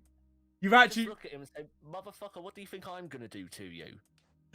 well, and then all of a sudden you hear a sort of gunshot from the distance, and the bullet goes literally right between his eyes.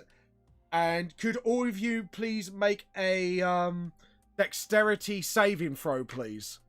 That is a saving throw. So if you got it as your proficiency, you can add that on. So D20 plus proficiency. Yes. I've got 9 dexterity because I've got that as a proficiency. So roll that with your dexterity check. So D20 plus 9. 16. D20 plus 9. Yeah. No. That's quite a lot, isn't it? Yeah. Oh, that's under saving throws. So saving throws. Yeah. Saving throw. So will that actually be 4? No, it'd be plus 9 because you're proficient in it. Okay, cool. Oh, Then I'm on 16. If you're proficient in that saving throw, you get your proficiency bonus on top of normal. So Okay, so 16 then. So yeah. What about you, Scott? I got 16 as well. Right, so No, you no, two 15. you dodge. 15. Zombra gets thrown back as the body literally explodes of fire. Like literally a huge ass explosion. Zombra takes 8 damage. So but she's the only one that hasn't took any damage at the moment. So that is 188 if I know correctly. But yeah, she's taken a bit of damage. And literally, like, you are literally like, what the fuck just happened, essentially? Like, this ogre just literally took a bullet in the head and exploded. So whoever wants you knowing, knows full well, like, this guy doesn't want to talk. He was about to tell you who was behind all this. But, he exploded. But you do obviously know he talked about Sherlock Holmes.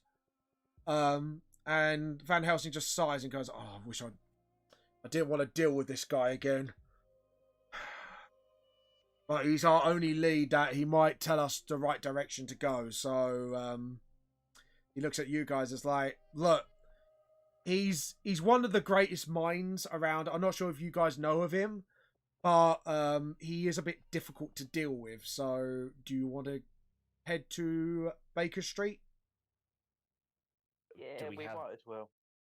I just look to him and say, do we have any choice? No, and I'm guessing you heard of his reputation as well, not just for being a great mind. He's a bit of a douchebag. Yeah, because I was going to inquire, seeing as I've not been in the country for a good 20 years, what's your beef with Sherlock Holmes then, Vanhelsing? Bit of a compensation discussion you've got coming up here, or Let's put it. you just think he's better than you? He's Derek thinks Vanhelsing jealous. Not really. It's more of I needed his help on a case, and he's not very pleasant to be around. Let's put it like that. He has a very uppity attitude about him. No, he loves him. Loves him. Yeah. He loves him. Yeah. Loves it. But he is a great mind, however. He is better at deducing things than I am. I'm just a hunter. He is the brains, but didn't want to come to this, but we're going to have to. So, like I said, are we going to head off? Yeah, let's go. Yeah. Okay, so you come back the way you came, and the cabbies just, like, wanted to run away, but the horse stayed around. Because, obviously, because Derek made friends with this horse. Yes. Your new BFF. Derek friends with horse. So do you all enter the carriage, or does Derek like to go for a run again? Derek go for a run with horse. Roll athletics check, please. Well, Athletics check. 10 d20 plus 10.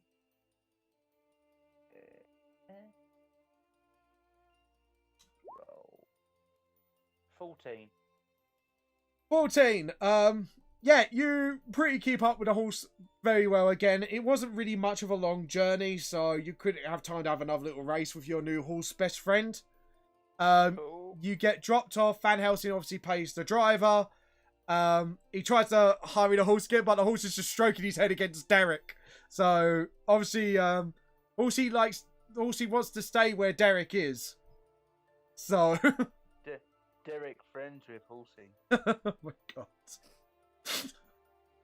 Can't believe that's going to be fucking canon. Right. So you arrive at you do arrive at the street. You do see like he's got a glamour on him, but could you do an Arcana check, please? Derek. Yeah, Derek. Derek, I've got no magic. Not Derek. Fucking James, just do a check. I've given up. I've given up on keeping track on characters' names. We'll do it live. Fuck it. Right.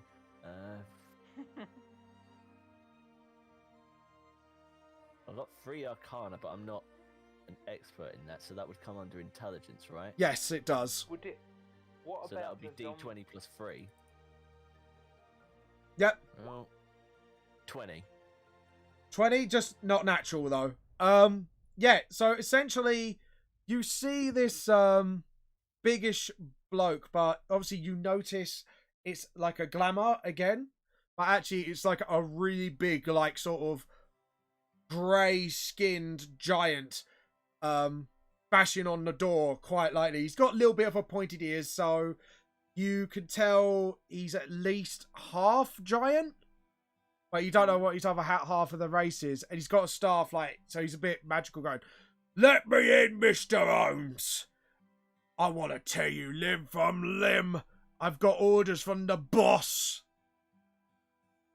Oh, God. He's taking no attention to you, so...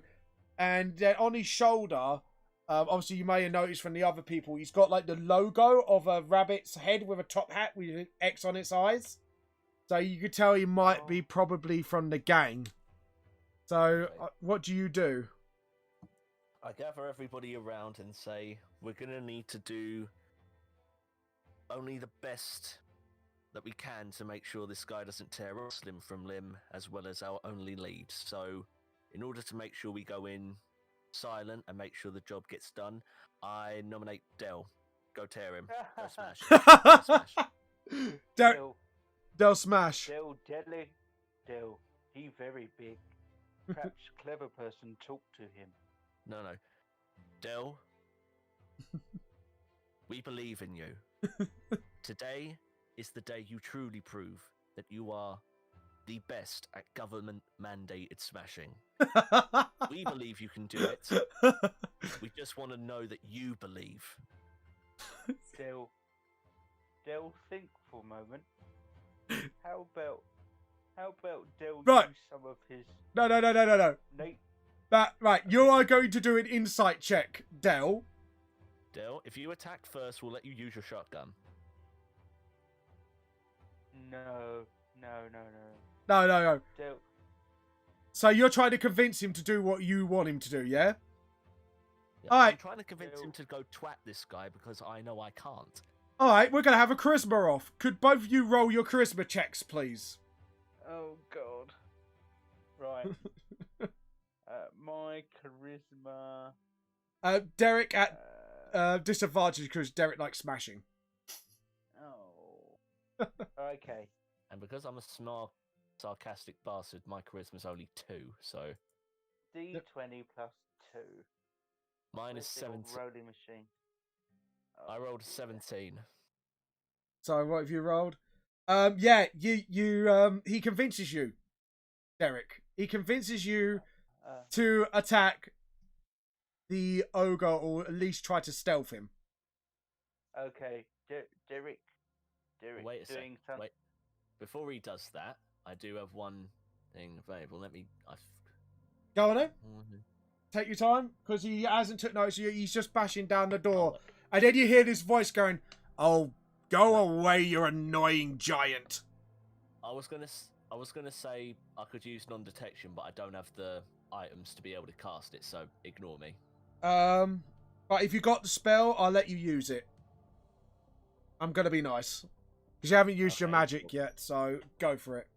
Well, seeing as I only need to touch the person that's doing it, I try to make Scott invisible. Okay. Scott, Derek, you are invisible. Thanks to James. Also, can I buff that, right, with my aspect of the beast? Okay, what do you do?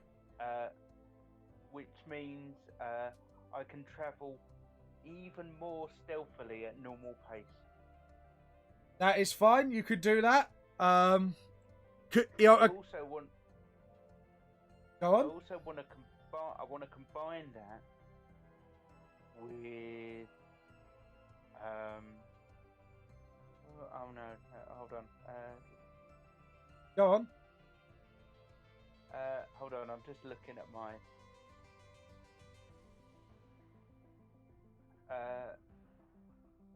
No, actually, I'll leave. Oh. Attack roll. Oh, yeah, okay. So I'm super invisible. Yeah. No one can see me. Yeah. Stealth check with advantage, please. Stealth check with advantage. Let me just find my stealth. Hold on. Which is 4. So D20 plus 4, right? Yes. Okay, that's not going to do it. Go on. D20 9. Roll that again. No, you got past. He didn't notice you. Oh, good. Okay. My roll was literal garbage. I'm not joking you. Anyways. Awesome. So you sneak up behind him, and he's kind of like But remember, when you attack, the spell ends because obviously you're going to be making a ruckus. So yes. So what do you do? Sneak up behind him and I use. All right, Hazel. You have a good one. I hope you enjoyed this stream. Will do. You too. So go on. What should I use? Hold on. I'm thinking. I use reckless attack. Right. So what do you do with this attack? Doing so gives you an advantage on melee. Oh, all my melee attacks, melee even, I've got advantage on. Go ahead. Roll to attack. Right. Roll to attack. Hold on. I'll roll to attack. Right. D12 plus 8. Hold on. Just moving on my boxes around. Yep. So you definitely hit, so roll your damage. Yeah. Roll damage 11. I'll roll that again. Yep. This is the surprise 15. round. 15. What, is that a roll to hit? And you did use the D12 again, Scott. Yeah, I did. I used the D12 plus 8. Use the D20 to hit. Oh, I know. I've done that before. I did that earlier on. Yeah, you I do. got 23. If you're doing 2 attacks, you roll twice for each. You roll once for each attack. Of course I do. So you need to Don't worry, re-roll I'm that. being an idiot. I'm just gonna Right, keep hold track of the damage. on. 20 plus 10. Yep, that's a definite hit. 27. That is a Right, let's roll the definite hit. Roll the damage again. 212 plus 8. 17. Roll again. Advantage. Yeah, you take that one. All right. Yeah, I've done it. Yeah, roll. 18. Yeah, that hits. Roll damage again. Roll damage again.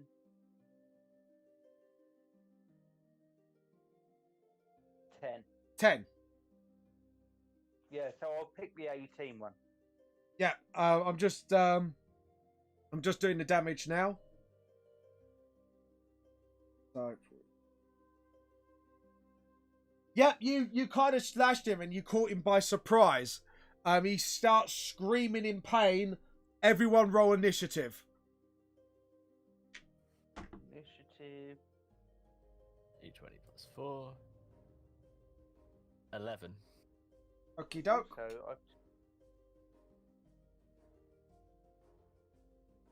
I've just noticed another one of my abilities as well. Hold on. Oh, you get advantage, don't you, for initiative? I forgot about that ability you have. I do. You have? I've just noticed it again. D20 plus 4. Yep, go on, roll it twice. Hold on. Advance. I'm just going to put me, because there's only one enemy this time.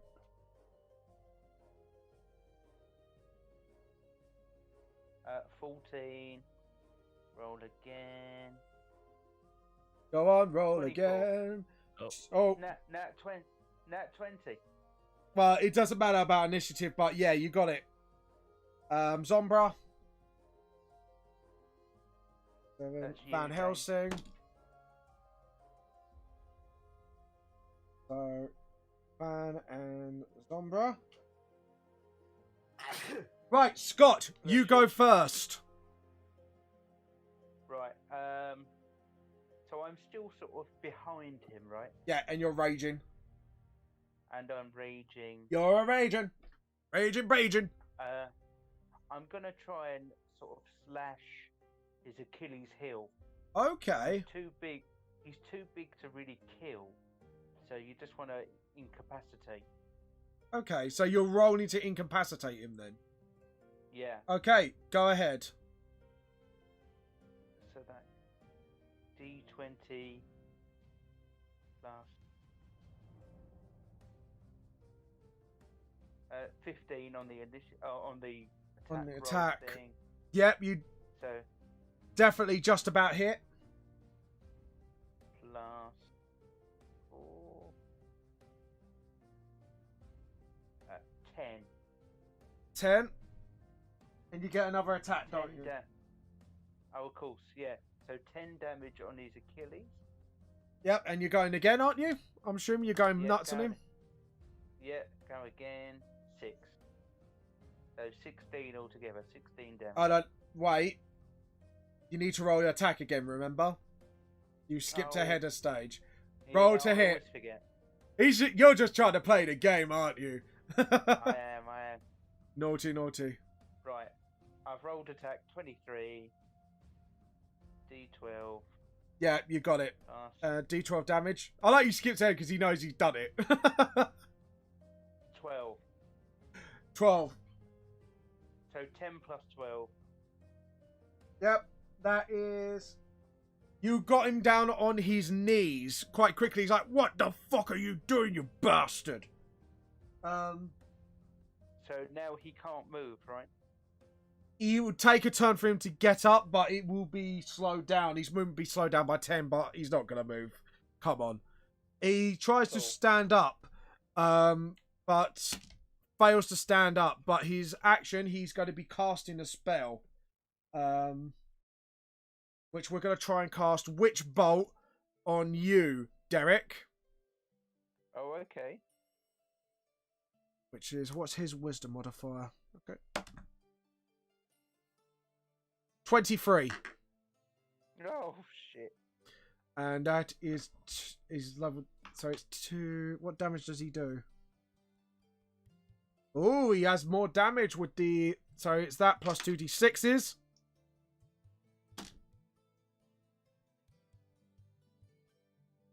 13 damage to you. 13 damage. But Yeah. my armor rating is 20. Yeah, he got, but I did say 26 for the hit. Oh, okay. This is your damage. So 20. So 13 damage to your health. Right. Hold on. Nice try, Scott. Nice try. Oh, I thought I could get away with that. But you didn't. Minus. Does he have a multi-attack? No, he doesn't. You look into his eyes, and his eyes are quite green because he kind of twisted as he tried to stand up. Okay. So you notice it's glowing almost. Right. So up next is James. You're up next. Okay, is there... Now that he's slow moving, is there any way I can try to communicate, or is he full on... Yeah, I'm gonna kill you fuckers? He is full on, I'm going to kill you, Butters, but you could tell when you watch the fight, Derek is, yeah, trying to incapacitate him, not kill him. Okay. I could try doing an intimidation check by saying you've got either two options. You can... Do you want to Tell move us- up? Because you're quite a distance. Okay, move up. I tell him you can 30 either feet. tell us who your boss is and what that rabbit symbol means on your shoulder, and we'll let you go on your way and get to a hospital, or we can give your head directly to Sherlock Holmes. Your choice. Intimidation check. James. Yep, so that'd be D20 plus 7. Yep. Fuck, 13. He laughs at you and just like, oh, you don't know who I am. I'm from the Dead Rabbits, mate. You don't have a spark in hell with us, gang. With our gang. You can tell he's afraid a little bit, but he's willing to fight a little more. Okay, So- I pull out my gun and point it to his head. Okay, so are you going to fire as normal? Because you've already used up all your level 4. I think you got one more level 3 slot, if I remember correctly. Okay, I'll use... Yeah, I'll just use a standard bullet just at the moment, just as a warning shot. Okay, so you're trying to incapacitate him then. So you don't really want to go for a head. I guess you're going for the knee? Or his balls? Well, not yeah. I'm not trying to interrogate him. I'll just shoot him in the leg. Alright, go on. Okay, so Shoot him in D20. the other leg. You Yeah, know, other leg. He's got no Achilles heel. Shoot him in the other leg. Yeah, that was what I was planning. So roll Yeah. D20 plus 8. Oh shit! Natural 20 plus 8. So you damn. get full damage of your roll. So that's 6. So roll D6, please. The mine's a D8. Oh, sorry, D8. So that's full damage 8 plus another D8 blend, please. D8 3d8 plus. When you crit 3. success, I will give you full damage plus your normal roll. Oh, 8. So that is 8 plus 8. That's 14. No, 16. You shoot him in the leg and he starts bleeding out a little bit. So he's almost about to fall unconscious when he screams in pain. What do you do? I tell him the offer still stands, but the next bullet won't miss. He's almost drowsy, so you need to treat his injury, I would say, first. Before you can make threats. He's kind of bleeding all over. He's unresponsive. He's Well, I don't have any medical magic, I think. I don't think Slap him a bit. but you do have a medical thing, do you? Let me double check. Me stuff. And you should have like a... And check your advantages as well. Medicine should be under.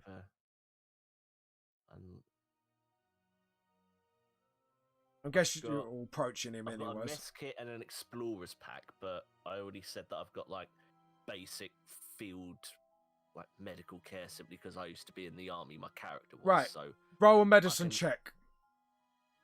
Okay, so that would be a D20 plus like intelligence. Yeah, and if you've got a proficiency in it, you can use it.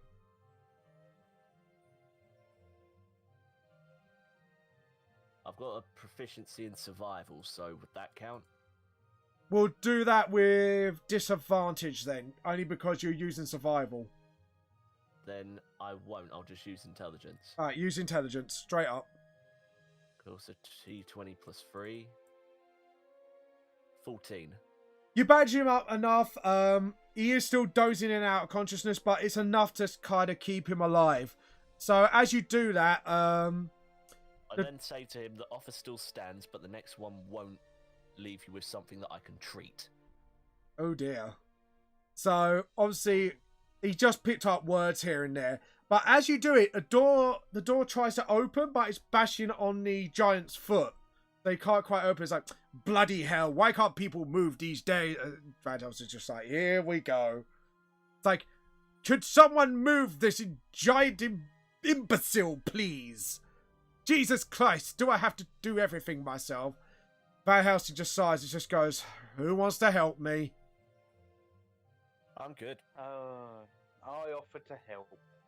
Okay, Derek, strength check with advantage, please.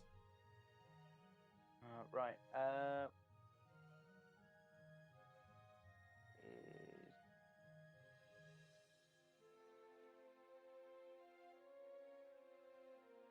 Is 17. Troll again, because you got advantage. I'll go for the 17. 17. You kind of, with a little bit of struggle, because he's quite a heavy boy, you move the body just about after day, the door opens, and out comes Sherlock Holmes. You do notice something a bit odd about him, because on the stories, people say he's human, but actually he's got a bit of a, like a devil's tail, sticking out, almost. So obviously you can see, because obviously see through the charms, and he just puffs his pipe like, this guy was extremely annoying. I was trying to play my violin, trying to figure out the case of the dead rabbits. And then he looks at the arm, and he looks at the logo on his arm. Oh, so you are from the dead rabbits. I was wondering when you was going to come along. And he looks at everyone else and goes, and who the devil are you? So, And then, yeah. then Vanhelsing says, Yes. And he looks at Vanhelsing. Well, he's actually looking at you lot first before taking notice of Vanhelsing. So, this is your way to respond to Sherlock Holmes. We're problem solvers. If you want to know any more, maybe tell us who the hell you are. I smash things. He looks out around. First, he looks at Derek. He goes, simple-minded folk, quarter troll by the looks of your teeth just sticking out of your lip, and you're from the countryside. I want to say, maybe Cornwall, somewhere that area. That man very smart, big brain. He then looks at Zombie and Zombie, looking like 700 years. Look like you got some intelligence, otherwise you would have been lashing from my brain by now. And looking at your hair color, you're looking at some sort of hair company. And as for you, looks at Why is my brain going off on one? Sorry, James. James's character. Yes, James's character. Darius. He goes, and as for you, ex-army, looking at what you're wearing, you're probably looking after animals, don't really care about humanoids at all, if I presume correctly. Probably somewhere from a wealthy family, probably cut off recently. Looking at your attire needs an update, if I remember by looks of you. Am I correct? Hello? You wouldn't be too far off. Fortunately, I can't really say what your clothes say about you without being referred to a kennel or a prison, so I will watch what you say next very lightly. Oh, don't worry about me. I am the famous Sherlock Holmes, the greatest detective in the UK. Obviously, not many will come up to my intelligence, obviously. But I'm guessing you require my help, and looking at what you just dealt with, I'm guessing you're dealing with the dead rabbits matter? Vanhelsing just sighs and goes, yes, we are. Could you stop being so difficult and just tell us what you know? Oh, and looks at him and looks at, Vanhelsing. I'm guessing you're working for the government now after dealing with the incident with Dracula. I'm guessing they scored you up because you're the only one who will deal with these messes. And he just looked at him and just like, yes, no shit, Sherlock. Now tell us, what is this about? You can't even tell what this is about. I guess that you're just a brawn of the outfit, I'm assuming. Well, if you really... Can I shoot him? What, Sherlock? No, I jokingly asked, can I just shoot him? Because he obviously seems like a bit of an issue with the dead rabbits. If we kill him, we can get in with their gang. How about that, mate? Shoot him. No, I'm trying to encourage him to stop pissing about and just get to the point. I'll look at you and went, you're testy today as well. Okay, well, the dead rat... Testy. He just basically goes on some spiel about history about the dead rabbits and said it was formerly run by some Cockney people just to stay alive, obviously, to do a bit of crime here and there. But recently being taken over by someone I understand the name of Marcus Kane. From what I gathered, from the information, he was a rich fellow up to a certain point. Afterwards, he just burned down his house, killed his parents, and did things for the shits and giggles, which causes a big problem, obviously, because he could expose the supernatural elements to the human world. Not that I don't think he gives a shit much about that. And funnily enough, he is human. Not many humans could gather up a force like this of the supernatural elements and go at it, as they say. Is there anything else you would like to know about the dead rabbits and Marcus Kane himself? What's with the fruity name? Dead Rabbits. Where does that come from?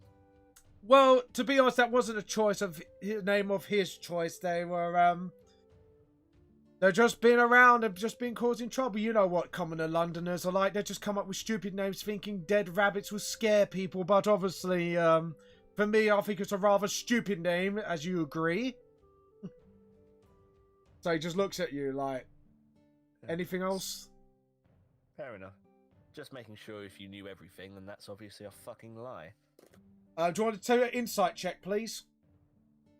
Yeah, roll it, James. Okay. Whatever. Fuck. I had the stream up. Give me 1 second. So, insight. That's D20 plus 4, right? Yes. Okay. 15. He's telling the truth as far as he knows, because he doesn't really deal with trivial matters of where the name came from. He just wants to find out more about this Marcus Kane, because he seems to be an odd individual, which perked his interest. Alright, seems like the fruit bat knows what he's talking about. Let's get on our way.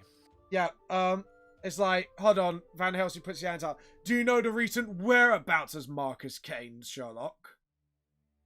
Recent whereabouts Marcus Kane? Let me think. He just closes his eyes and he goes into almost a trance. Bumbling behind him, it was Watson with the shotgun. He's actually an average human, from what you can tell. And he looks around like, has the problem been dealt with? And looks at the, he looks around. Just obviously he's a bit late. It's like, Oh, I'm so terribly sorry we were late. I was trying to find the gun, but Sherlock's flat is a bit of a mess. So thank you for dealing with this for me, and thank you for putting up with Mr. Sherlock here. He's not exactly great with people, as you know it. And I'm Watson, by the way. Who are you? Someone you best not get acquainted to. Fair enough, fair enough. And yourself, Derek? No, sorry, yourself, sorry. Points you know my name already. No. Your No. friend, Massive D-bag. Oh, Smash. No. Please do not smash. We do need him. Trust me. I'm just here to keep him in line. Sherlock, have you been an arsehole again? I don't know what you mean, dear elementary Watson. What? Watson, I can see from your eyes you just want him to smash him a tiny bit, just a little bit of smashing. We've had our fair brawls from time to time, but trust me, he is a good friend of mine. He has saved my life many occasion and has helped me in his douchey ways, but he's just not good with people. Trust me, it's just the way he is. Sadly, Yes. all the Little smash. If Sherlock was Cal, smash him. I just hand out. He puts his hand on his chest. It's like, right, just calm it. All right. He has horns. He has horns like Cal. Smash. He's not a cow. He's a demon. And not. He's more of a goat, Derek. More of a goat. And Sherlock. You do not want to know what Derek do to goat. Why is the West Country accent slightly Ugandan? Oh my fucking god! You do not want to know goat. Do you know the way of the goat? Do you know the way? Derek accent wonder when looking at phone.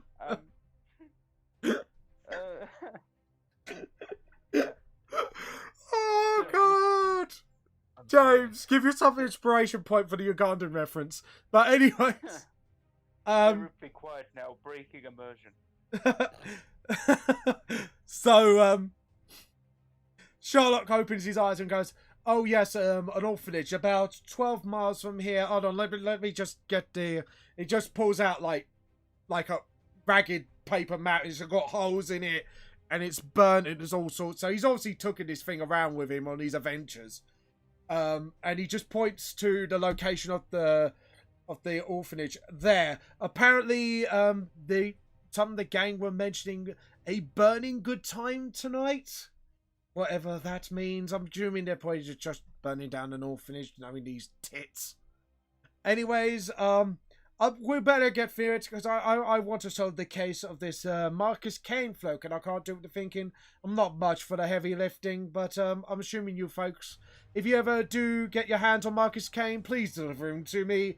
I would like to much have a deep discussion with him and his no shits given philosophy, if you don't mind. And he says, Watson just said, just deal with him. Sorry about this. And they both walk into the door, and obviously Watson closes the door. Yeah, so Vanhelsing looks at you all and goes, I told you I'm really sorry about Sherlock. I apologize for his attitude.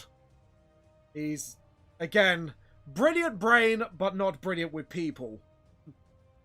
No worries. It was hard pressed to find a prick bigger than you. Turns out that's very possible in London. Derek's prick bigger. Oh no. Trust me, you have to be somewhat of a prick around here to get by, sadly, with all what's been going on lately. Anyways, shall we head to the orphanage? Yes. Yes, we'll have a comedic trip there before 5 o'clock, because we've got about 15 minutes left. Yeah, alright, cool. We'll probably finish up at about 5-2 if you guys want to stay around for reading volume 4. I can stay around for a tiny bit, but I've got some stuff to do. Yeah. And I think I've got dinner as well, 5 o'clock. Okay. Yeah, I know I've got dinner at about 6, plus I've had to do a bit of care for me cat because she's got to go to the vet tomorrow. That's fair enough. Okay, so I'll stay for a little bit. Okay. Oh, finally, the other characters appeared. Okay, so brilliant. So you guys arrived at literally the wall's been walled up with like literally like quite heavy concrete stones and stuff like that. Obviously, they've been guarding the like as you can see loads of gang members everywhere guarding the orphanage, and you're hiding behind the wall. So this is your chance. So do you go and attack, or do you want to find a stealthy route in? I just stand here looking at the wall and say, they must have been proud of this wall. It's a huge wall. And the best wall.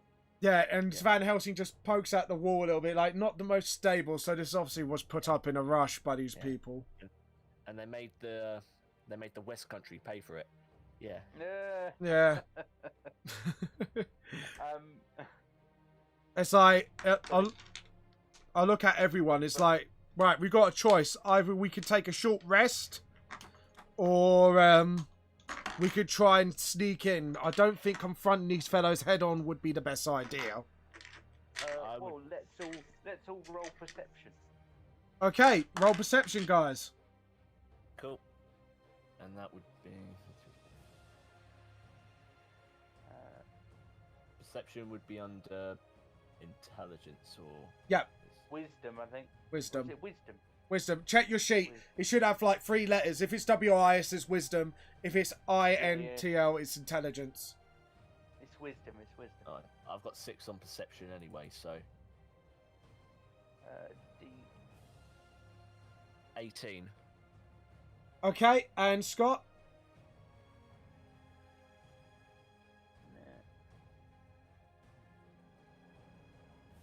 25. Fuck me.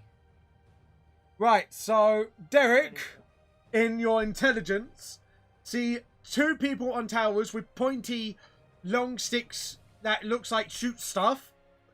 You see like about 4 or 5 guards walking the planks, not the planks, the path in patrol. And you see the entrance. You can try and get in to the side of the house where obviously where the smoke is coming out from. Obviously they're trying to start a fire, so you can try and go through the window there. Jane, and that would be a sort of more stealthy option, the window, right? yes, it probably would be. But like I say, you just see smoke out the window, so in your Derek way, I'm not sure how you would put that forward.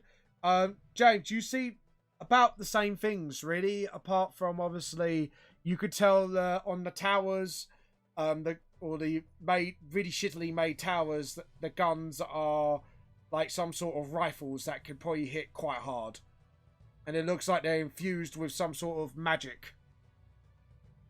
Yeah. Well, either way, if we try going at a distance, we're fucked. If we try going through the main door, we're fucked. I would say one person goes in through the high window up there to make sure that we're out of the sight of those snipers. I could try doing that, seeing as I've got a bit of a boost in athletics and strength. I'll get in, I'll clear out a couple of people, and I'll get the front door open for us without raising the alarm. Derek. Albeit, it might be best to take a rest first, seeing as I'm still a bit bruised out from the initial fight. Okay. Yeah, let's take a rest. Okay, so obviously it's 10-2, so we are... Sadly, we couldn't do the whole campaign. That's fine. You were near it enough, so... If you want, we can carry on this on another stream. If you guys want, we could try and arrange a day where we can do it, like, sort of finish this off. If you want, and if the viewers want. Yeah, we can try that. Be cool. Yeah. Okay, so what we're going to do now is, obviously after rest, you recover your full HP and your slots, because you don't really use that much, so I'm going to be generous. We're not going to say level up, because this is a one-shot, so... Yeah. Oh, yeah, there's no point. Alright, but thank you for watching this part of the stream, guys, for you made it to the end. Now we are going to do the reading of Volume 5. Volume 3, I meant. Sorry, 4. Jesus, my brain is going on skew with today. Aye. Can you just give me 1 instance to go take a slash? Yep, go on. We'll do that while we set up. one. Well, James, it's been a pleasure. I've got to go now. But, Oh, fair enough. Good luck. Good luck with the reading. Yes, we will do. Everything. And yeah, have a nice evening. Speak to you again soon. Yes, we'll do. You too, Scott. I hope you have a wonderful time. Cheers. Pleasure. Pleasure. Bye, And James. bye. So that was Scott. Thank you for obviously coming, guys. That was absolutely fun. Obviously, we had a few people watching as well. I'm glad you watched. Now we're going to... How do you do full screen on this? I know we could do it.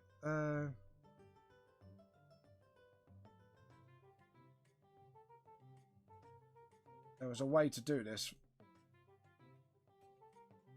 Hold on. Let me try do the Firefox. There we go. So we'll full screen it like this. So as you can see, we are literally just getting everything ready to go now. Right, so we're ready to go on that front. We just need oh, hold on. Stream Manager needs to come up here. There we go. And that. And then we'll put that back here.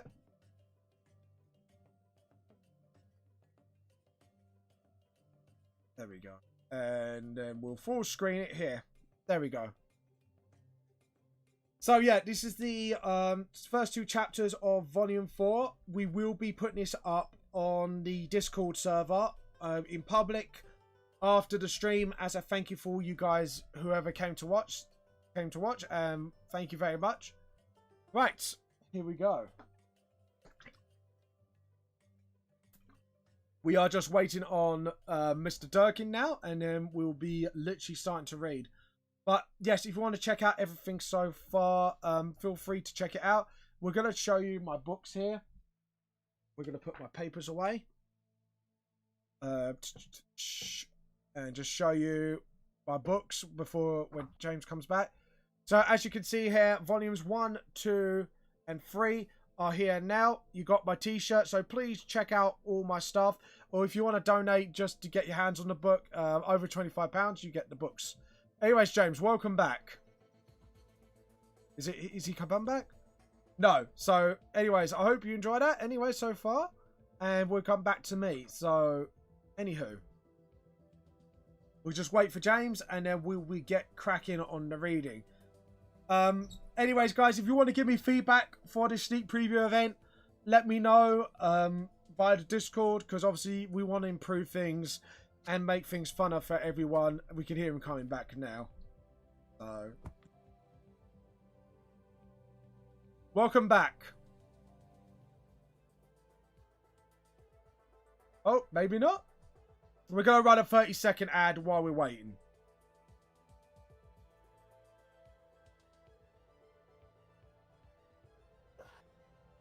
Welcome back, James. Evening. You're just running a 30-second advert, and then we'll be doing the reading. So just the first two chapters. We got 5 viewers now. Welcome people. Hold on. Obviously, I've got welcome. 10, 9, 8, 7, 6, 5, 4. And welcome back, people. Sorry about that. We're just doing a quick advertisement while we were waiting for James. So, James, how did you enjoy that D&D session? It was definitely unique. I had a bit of fun just messing around with you and Scott and what was the guy's name earlier? Sorry, the guy's Connor. Yeah. Connor. Yeah, it was fun. Hello, Mackie Chu. I finally got a Twitch account back. Welcome back, Mackie Chu. You are actually in time. We are doing the reading of Volume 4, Vamp the Lost Soul. But did you actually enjoy the campaign, or do you think it needed some tweaks, honestly?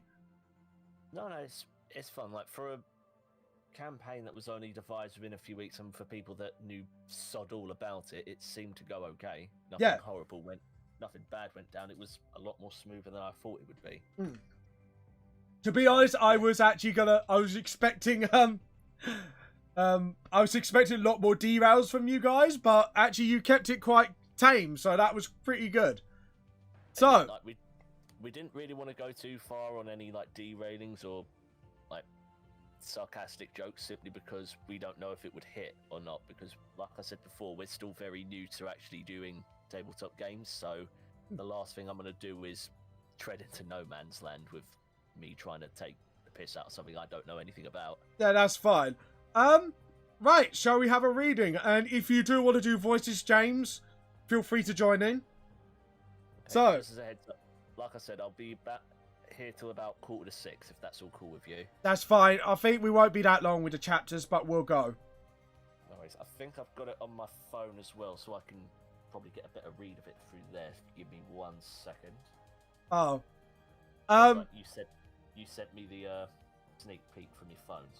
Yes. It's just so I don't get it on delay through the stream. Alright, fair enough. So yes, yeah, if you want to leave, that's fine. But if you don't, and you just want to sneak preview anyways, feel free to. Nightmare 24 warning shot. Obviously, when I do chapter pages, the secret theme is collaboration. So if any artists do want to put in for this, this will be fine. But last time, as we left off, Vamp the Lost Soul Volume 3, spoiler warning, mute me now if you don't want to hear the spoilers. So last time, obviously, we had some fights going on within the MK2 Bounty Hunters base. Obviously, everyone's fights were practically wrapped up at this point, except for Inkra's and, sorry, my brain, MK2s, because that actually just kicked off. And Donnie was trying to actually help the group, but the shots were fired. But does Donnie survive? Does he not? Let's find out. Also, before we start, are we doing it page each, taking it in turns, or are we doing specific roles? Because we could do a page each. Do you want to do MK2? I'll just do it page each because Okay. I was going to say I've been trying to catch up at work, and the health scare for me cat has kind of put me out there. So if I'm a bit ditzy, I apologise in advance. That's fine. We'll start off with this page then. You bastard! What the hell? Sorry, go on. I was just going to say, take it away. You bastard! What have you done to Donnie? MK2 then replies, "What? Kill a child? Now's not like 3 dots." Donnie saved everyone. Donnie, no! Oh god. He slams down on his knees. Donnie's eyes go blank. Donnie, the last of the giants have died. And he thuds on the floor. The last of the giants have died. Donnie is dead. Yes. Oh, sorry, go on. No, it's my page. This is what I live for. Chaos disposal. Between sanity and madness. You're a monster. Haha. Do you want me to narrate for you, if that's alright? Huh? Like, narrate the actions, basically. Oh yeah, go ahead. Anyways. So, all of a sudden, a broken drill spear was thrown into the ground, knocking the gun out of MK2's hand. So all of you have came before the climax of my fun. Pity. Everyone shows up. Front side, right side, left side. James, you take it away. Stop that right now, please. Thank you very much. Sorry, I had to do that. Anyways, next page.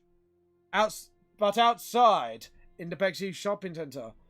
So, young man, tell me what happened. As you can see, Rangfang and Jess are kind of being seen to by the paramedics after their battles. Obviously, Rangfang's gone through a very deep shock. Not exactly in the happy place right now. What happened? He was right. I'm a killer.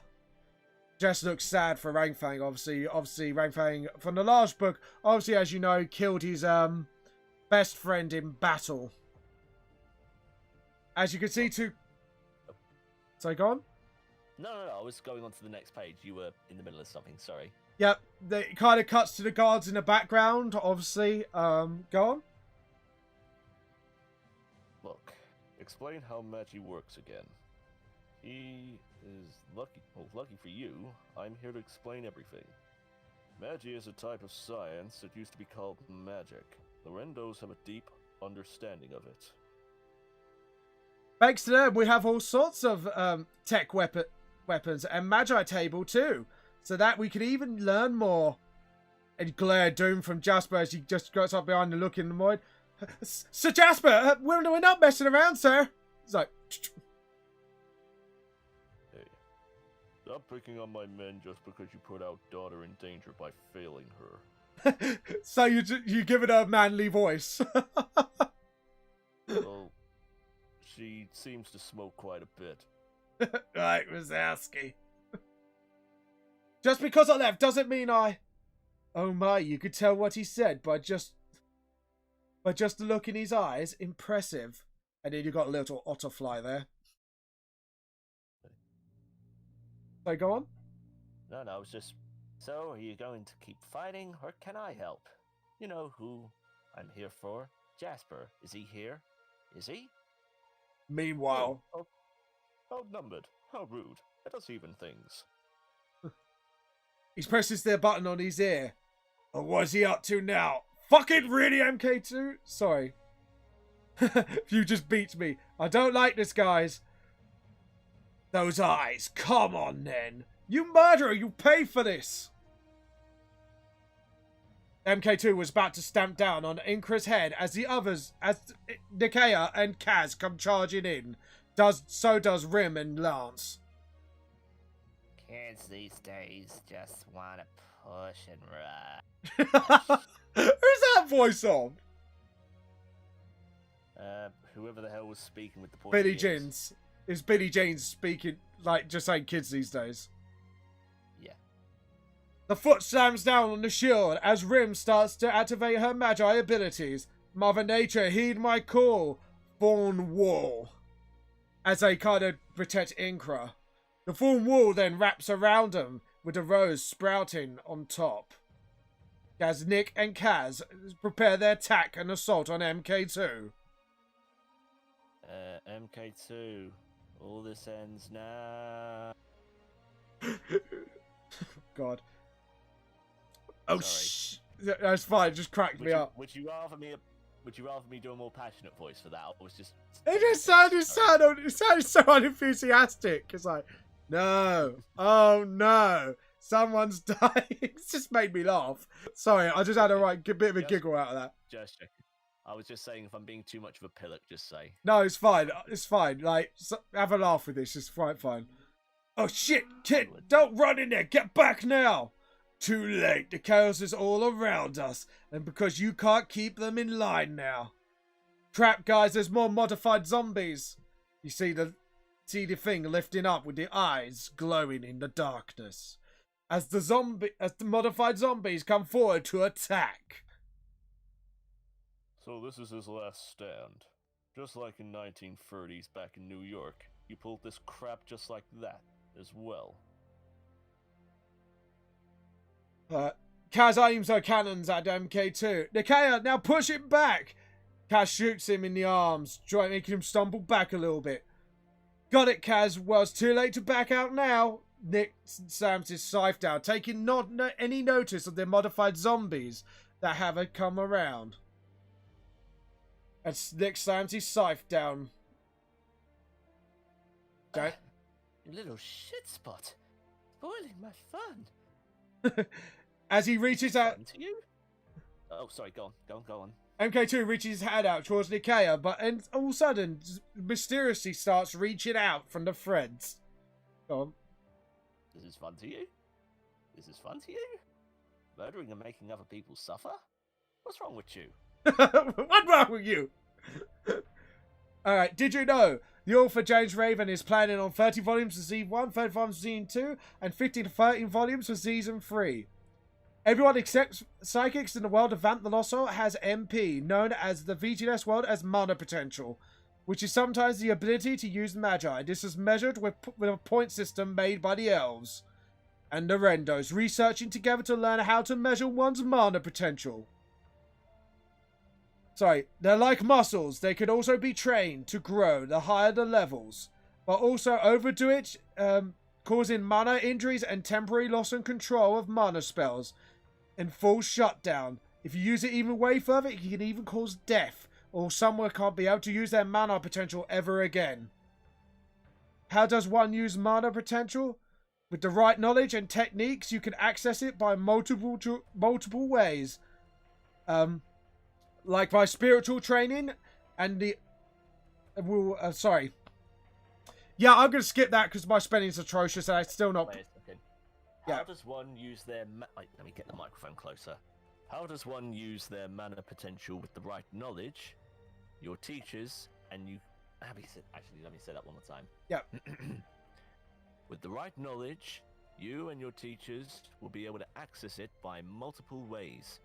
From... Basically, depending what... You could use spiritual enlightenment, you can use... Basically, practice your magic spells and stuff like that. So... I'm just... Yeah, I'm really sorry, dude. My spelling is bad. What does meditating mean? Meditating. No, meditating. Yes. I couldn't tell if it was meditating or like metamorphosizing or something like that.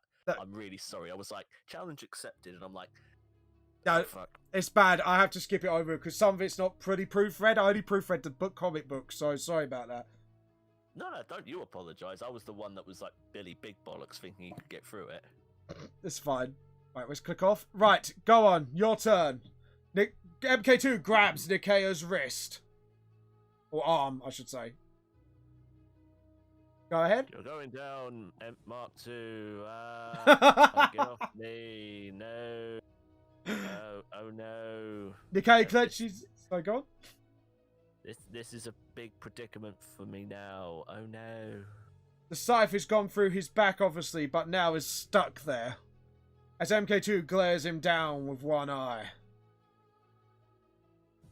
Now I'm gonna make you suffer for this mess. MK2 grips his arms tighter. As Nikea uses his magi to turn his hand into a shadow blade. Oh, now, rune magi, no magi! His hands start glowing with dwarven runes in his hands. Nutty? The fuck? Viking runes? One of the only few ways to counter or nullify magic. Runes? Nullify? The fuck you talking about? The zombie's mouth opens as they approach. The modified zombies jump for the attack. Since I'm already dead, my little zombie pets will have you, and not me. Zombies lunge towards Nikea. Let go of him. Now you're outnumbered. Billy Jeans then grabs the two zombies before they make their attack on the pair. When I say follow my lead, that does not mean go charging in. Slam. As Einstein propels a shield up to protect James Vampire and thing. Shit, why are we hiding? Because all of the razors are at risk for the bites. And now wounds are involved. Yeah. Between us jumping and being able to help, we'd be more of a liability to our allies and put the ones that are in danger even more so. I have trust for the others for now. And now wounds are involved. Sorry, God, bang, bang. And there's a double page where MK2 like literally kind of leans backwards and lock his knees into place. Okay. Basically turning himself into like a shooting tripod. Oh yeah, I see that. So, right, basically, Igmigfama starts his guns ready, about to fire upon the zombies, and shoots them right through the head to one-shot pew splatter. MK2 then drags Nikea to his face, grabbing both arms, squeezing tightly. Please, Constable, be gentle. Go on, your turn. Well, boy, you know what? Fuck the... Oh, Contract. Sorry. I couldn't tell if you were saying fuck the concrete. Sorry. No, fuck the contract. Fuck the concrete, right? Let us tear you limb from limb. That should be fun. He starts putting Nikea almost to the point of brink of pain.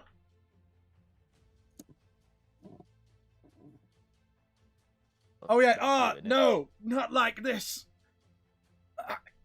He's basically choking on his own breath, struggling to get words out because of the sheer amount of pain MK2 is doing by putting his arms.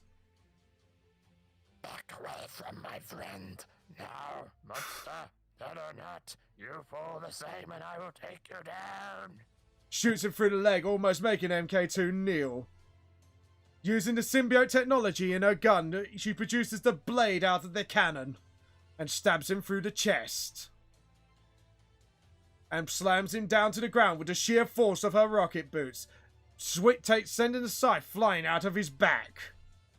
And hitting the other symbiote blade to the neck, while Nikkei was still up in the air with their levitating hands. Magic hands. Shut the hell up, you know nothing about me. Oh, sorry. Yeah, there was a speech bubble beforehand saying, you fool, basically. Something isn't... You're definitely the smart one. Well, not now, not you, because... Yeah, shut the hell up, you don't know me, basically. Something's not right. Nikkei gets put down by the hands. Why is he smiling like that, with his head chopped off? MK2, something's about to leak out of his eye, and only Nick can see it. Kaz, move the fuck out of the way now! Oh, sorry, that's you, isn't it? Sorry, go on. No, I'll just do the next one. Nikkei runs. Move.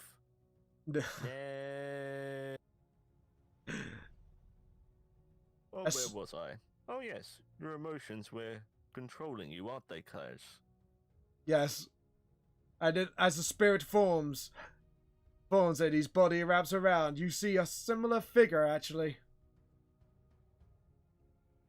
He slices Kaz's arms off, giving Kaz a screeching pain.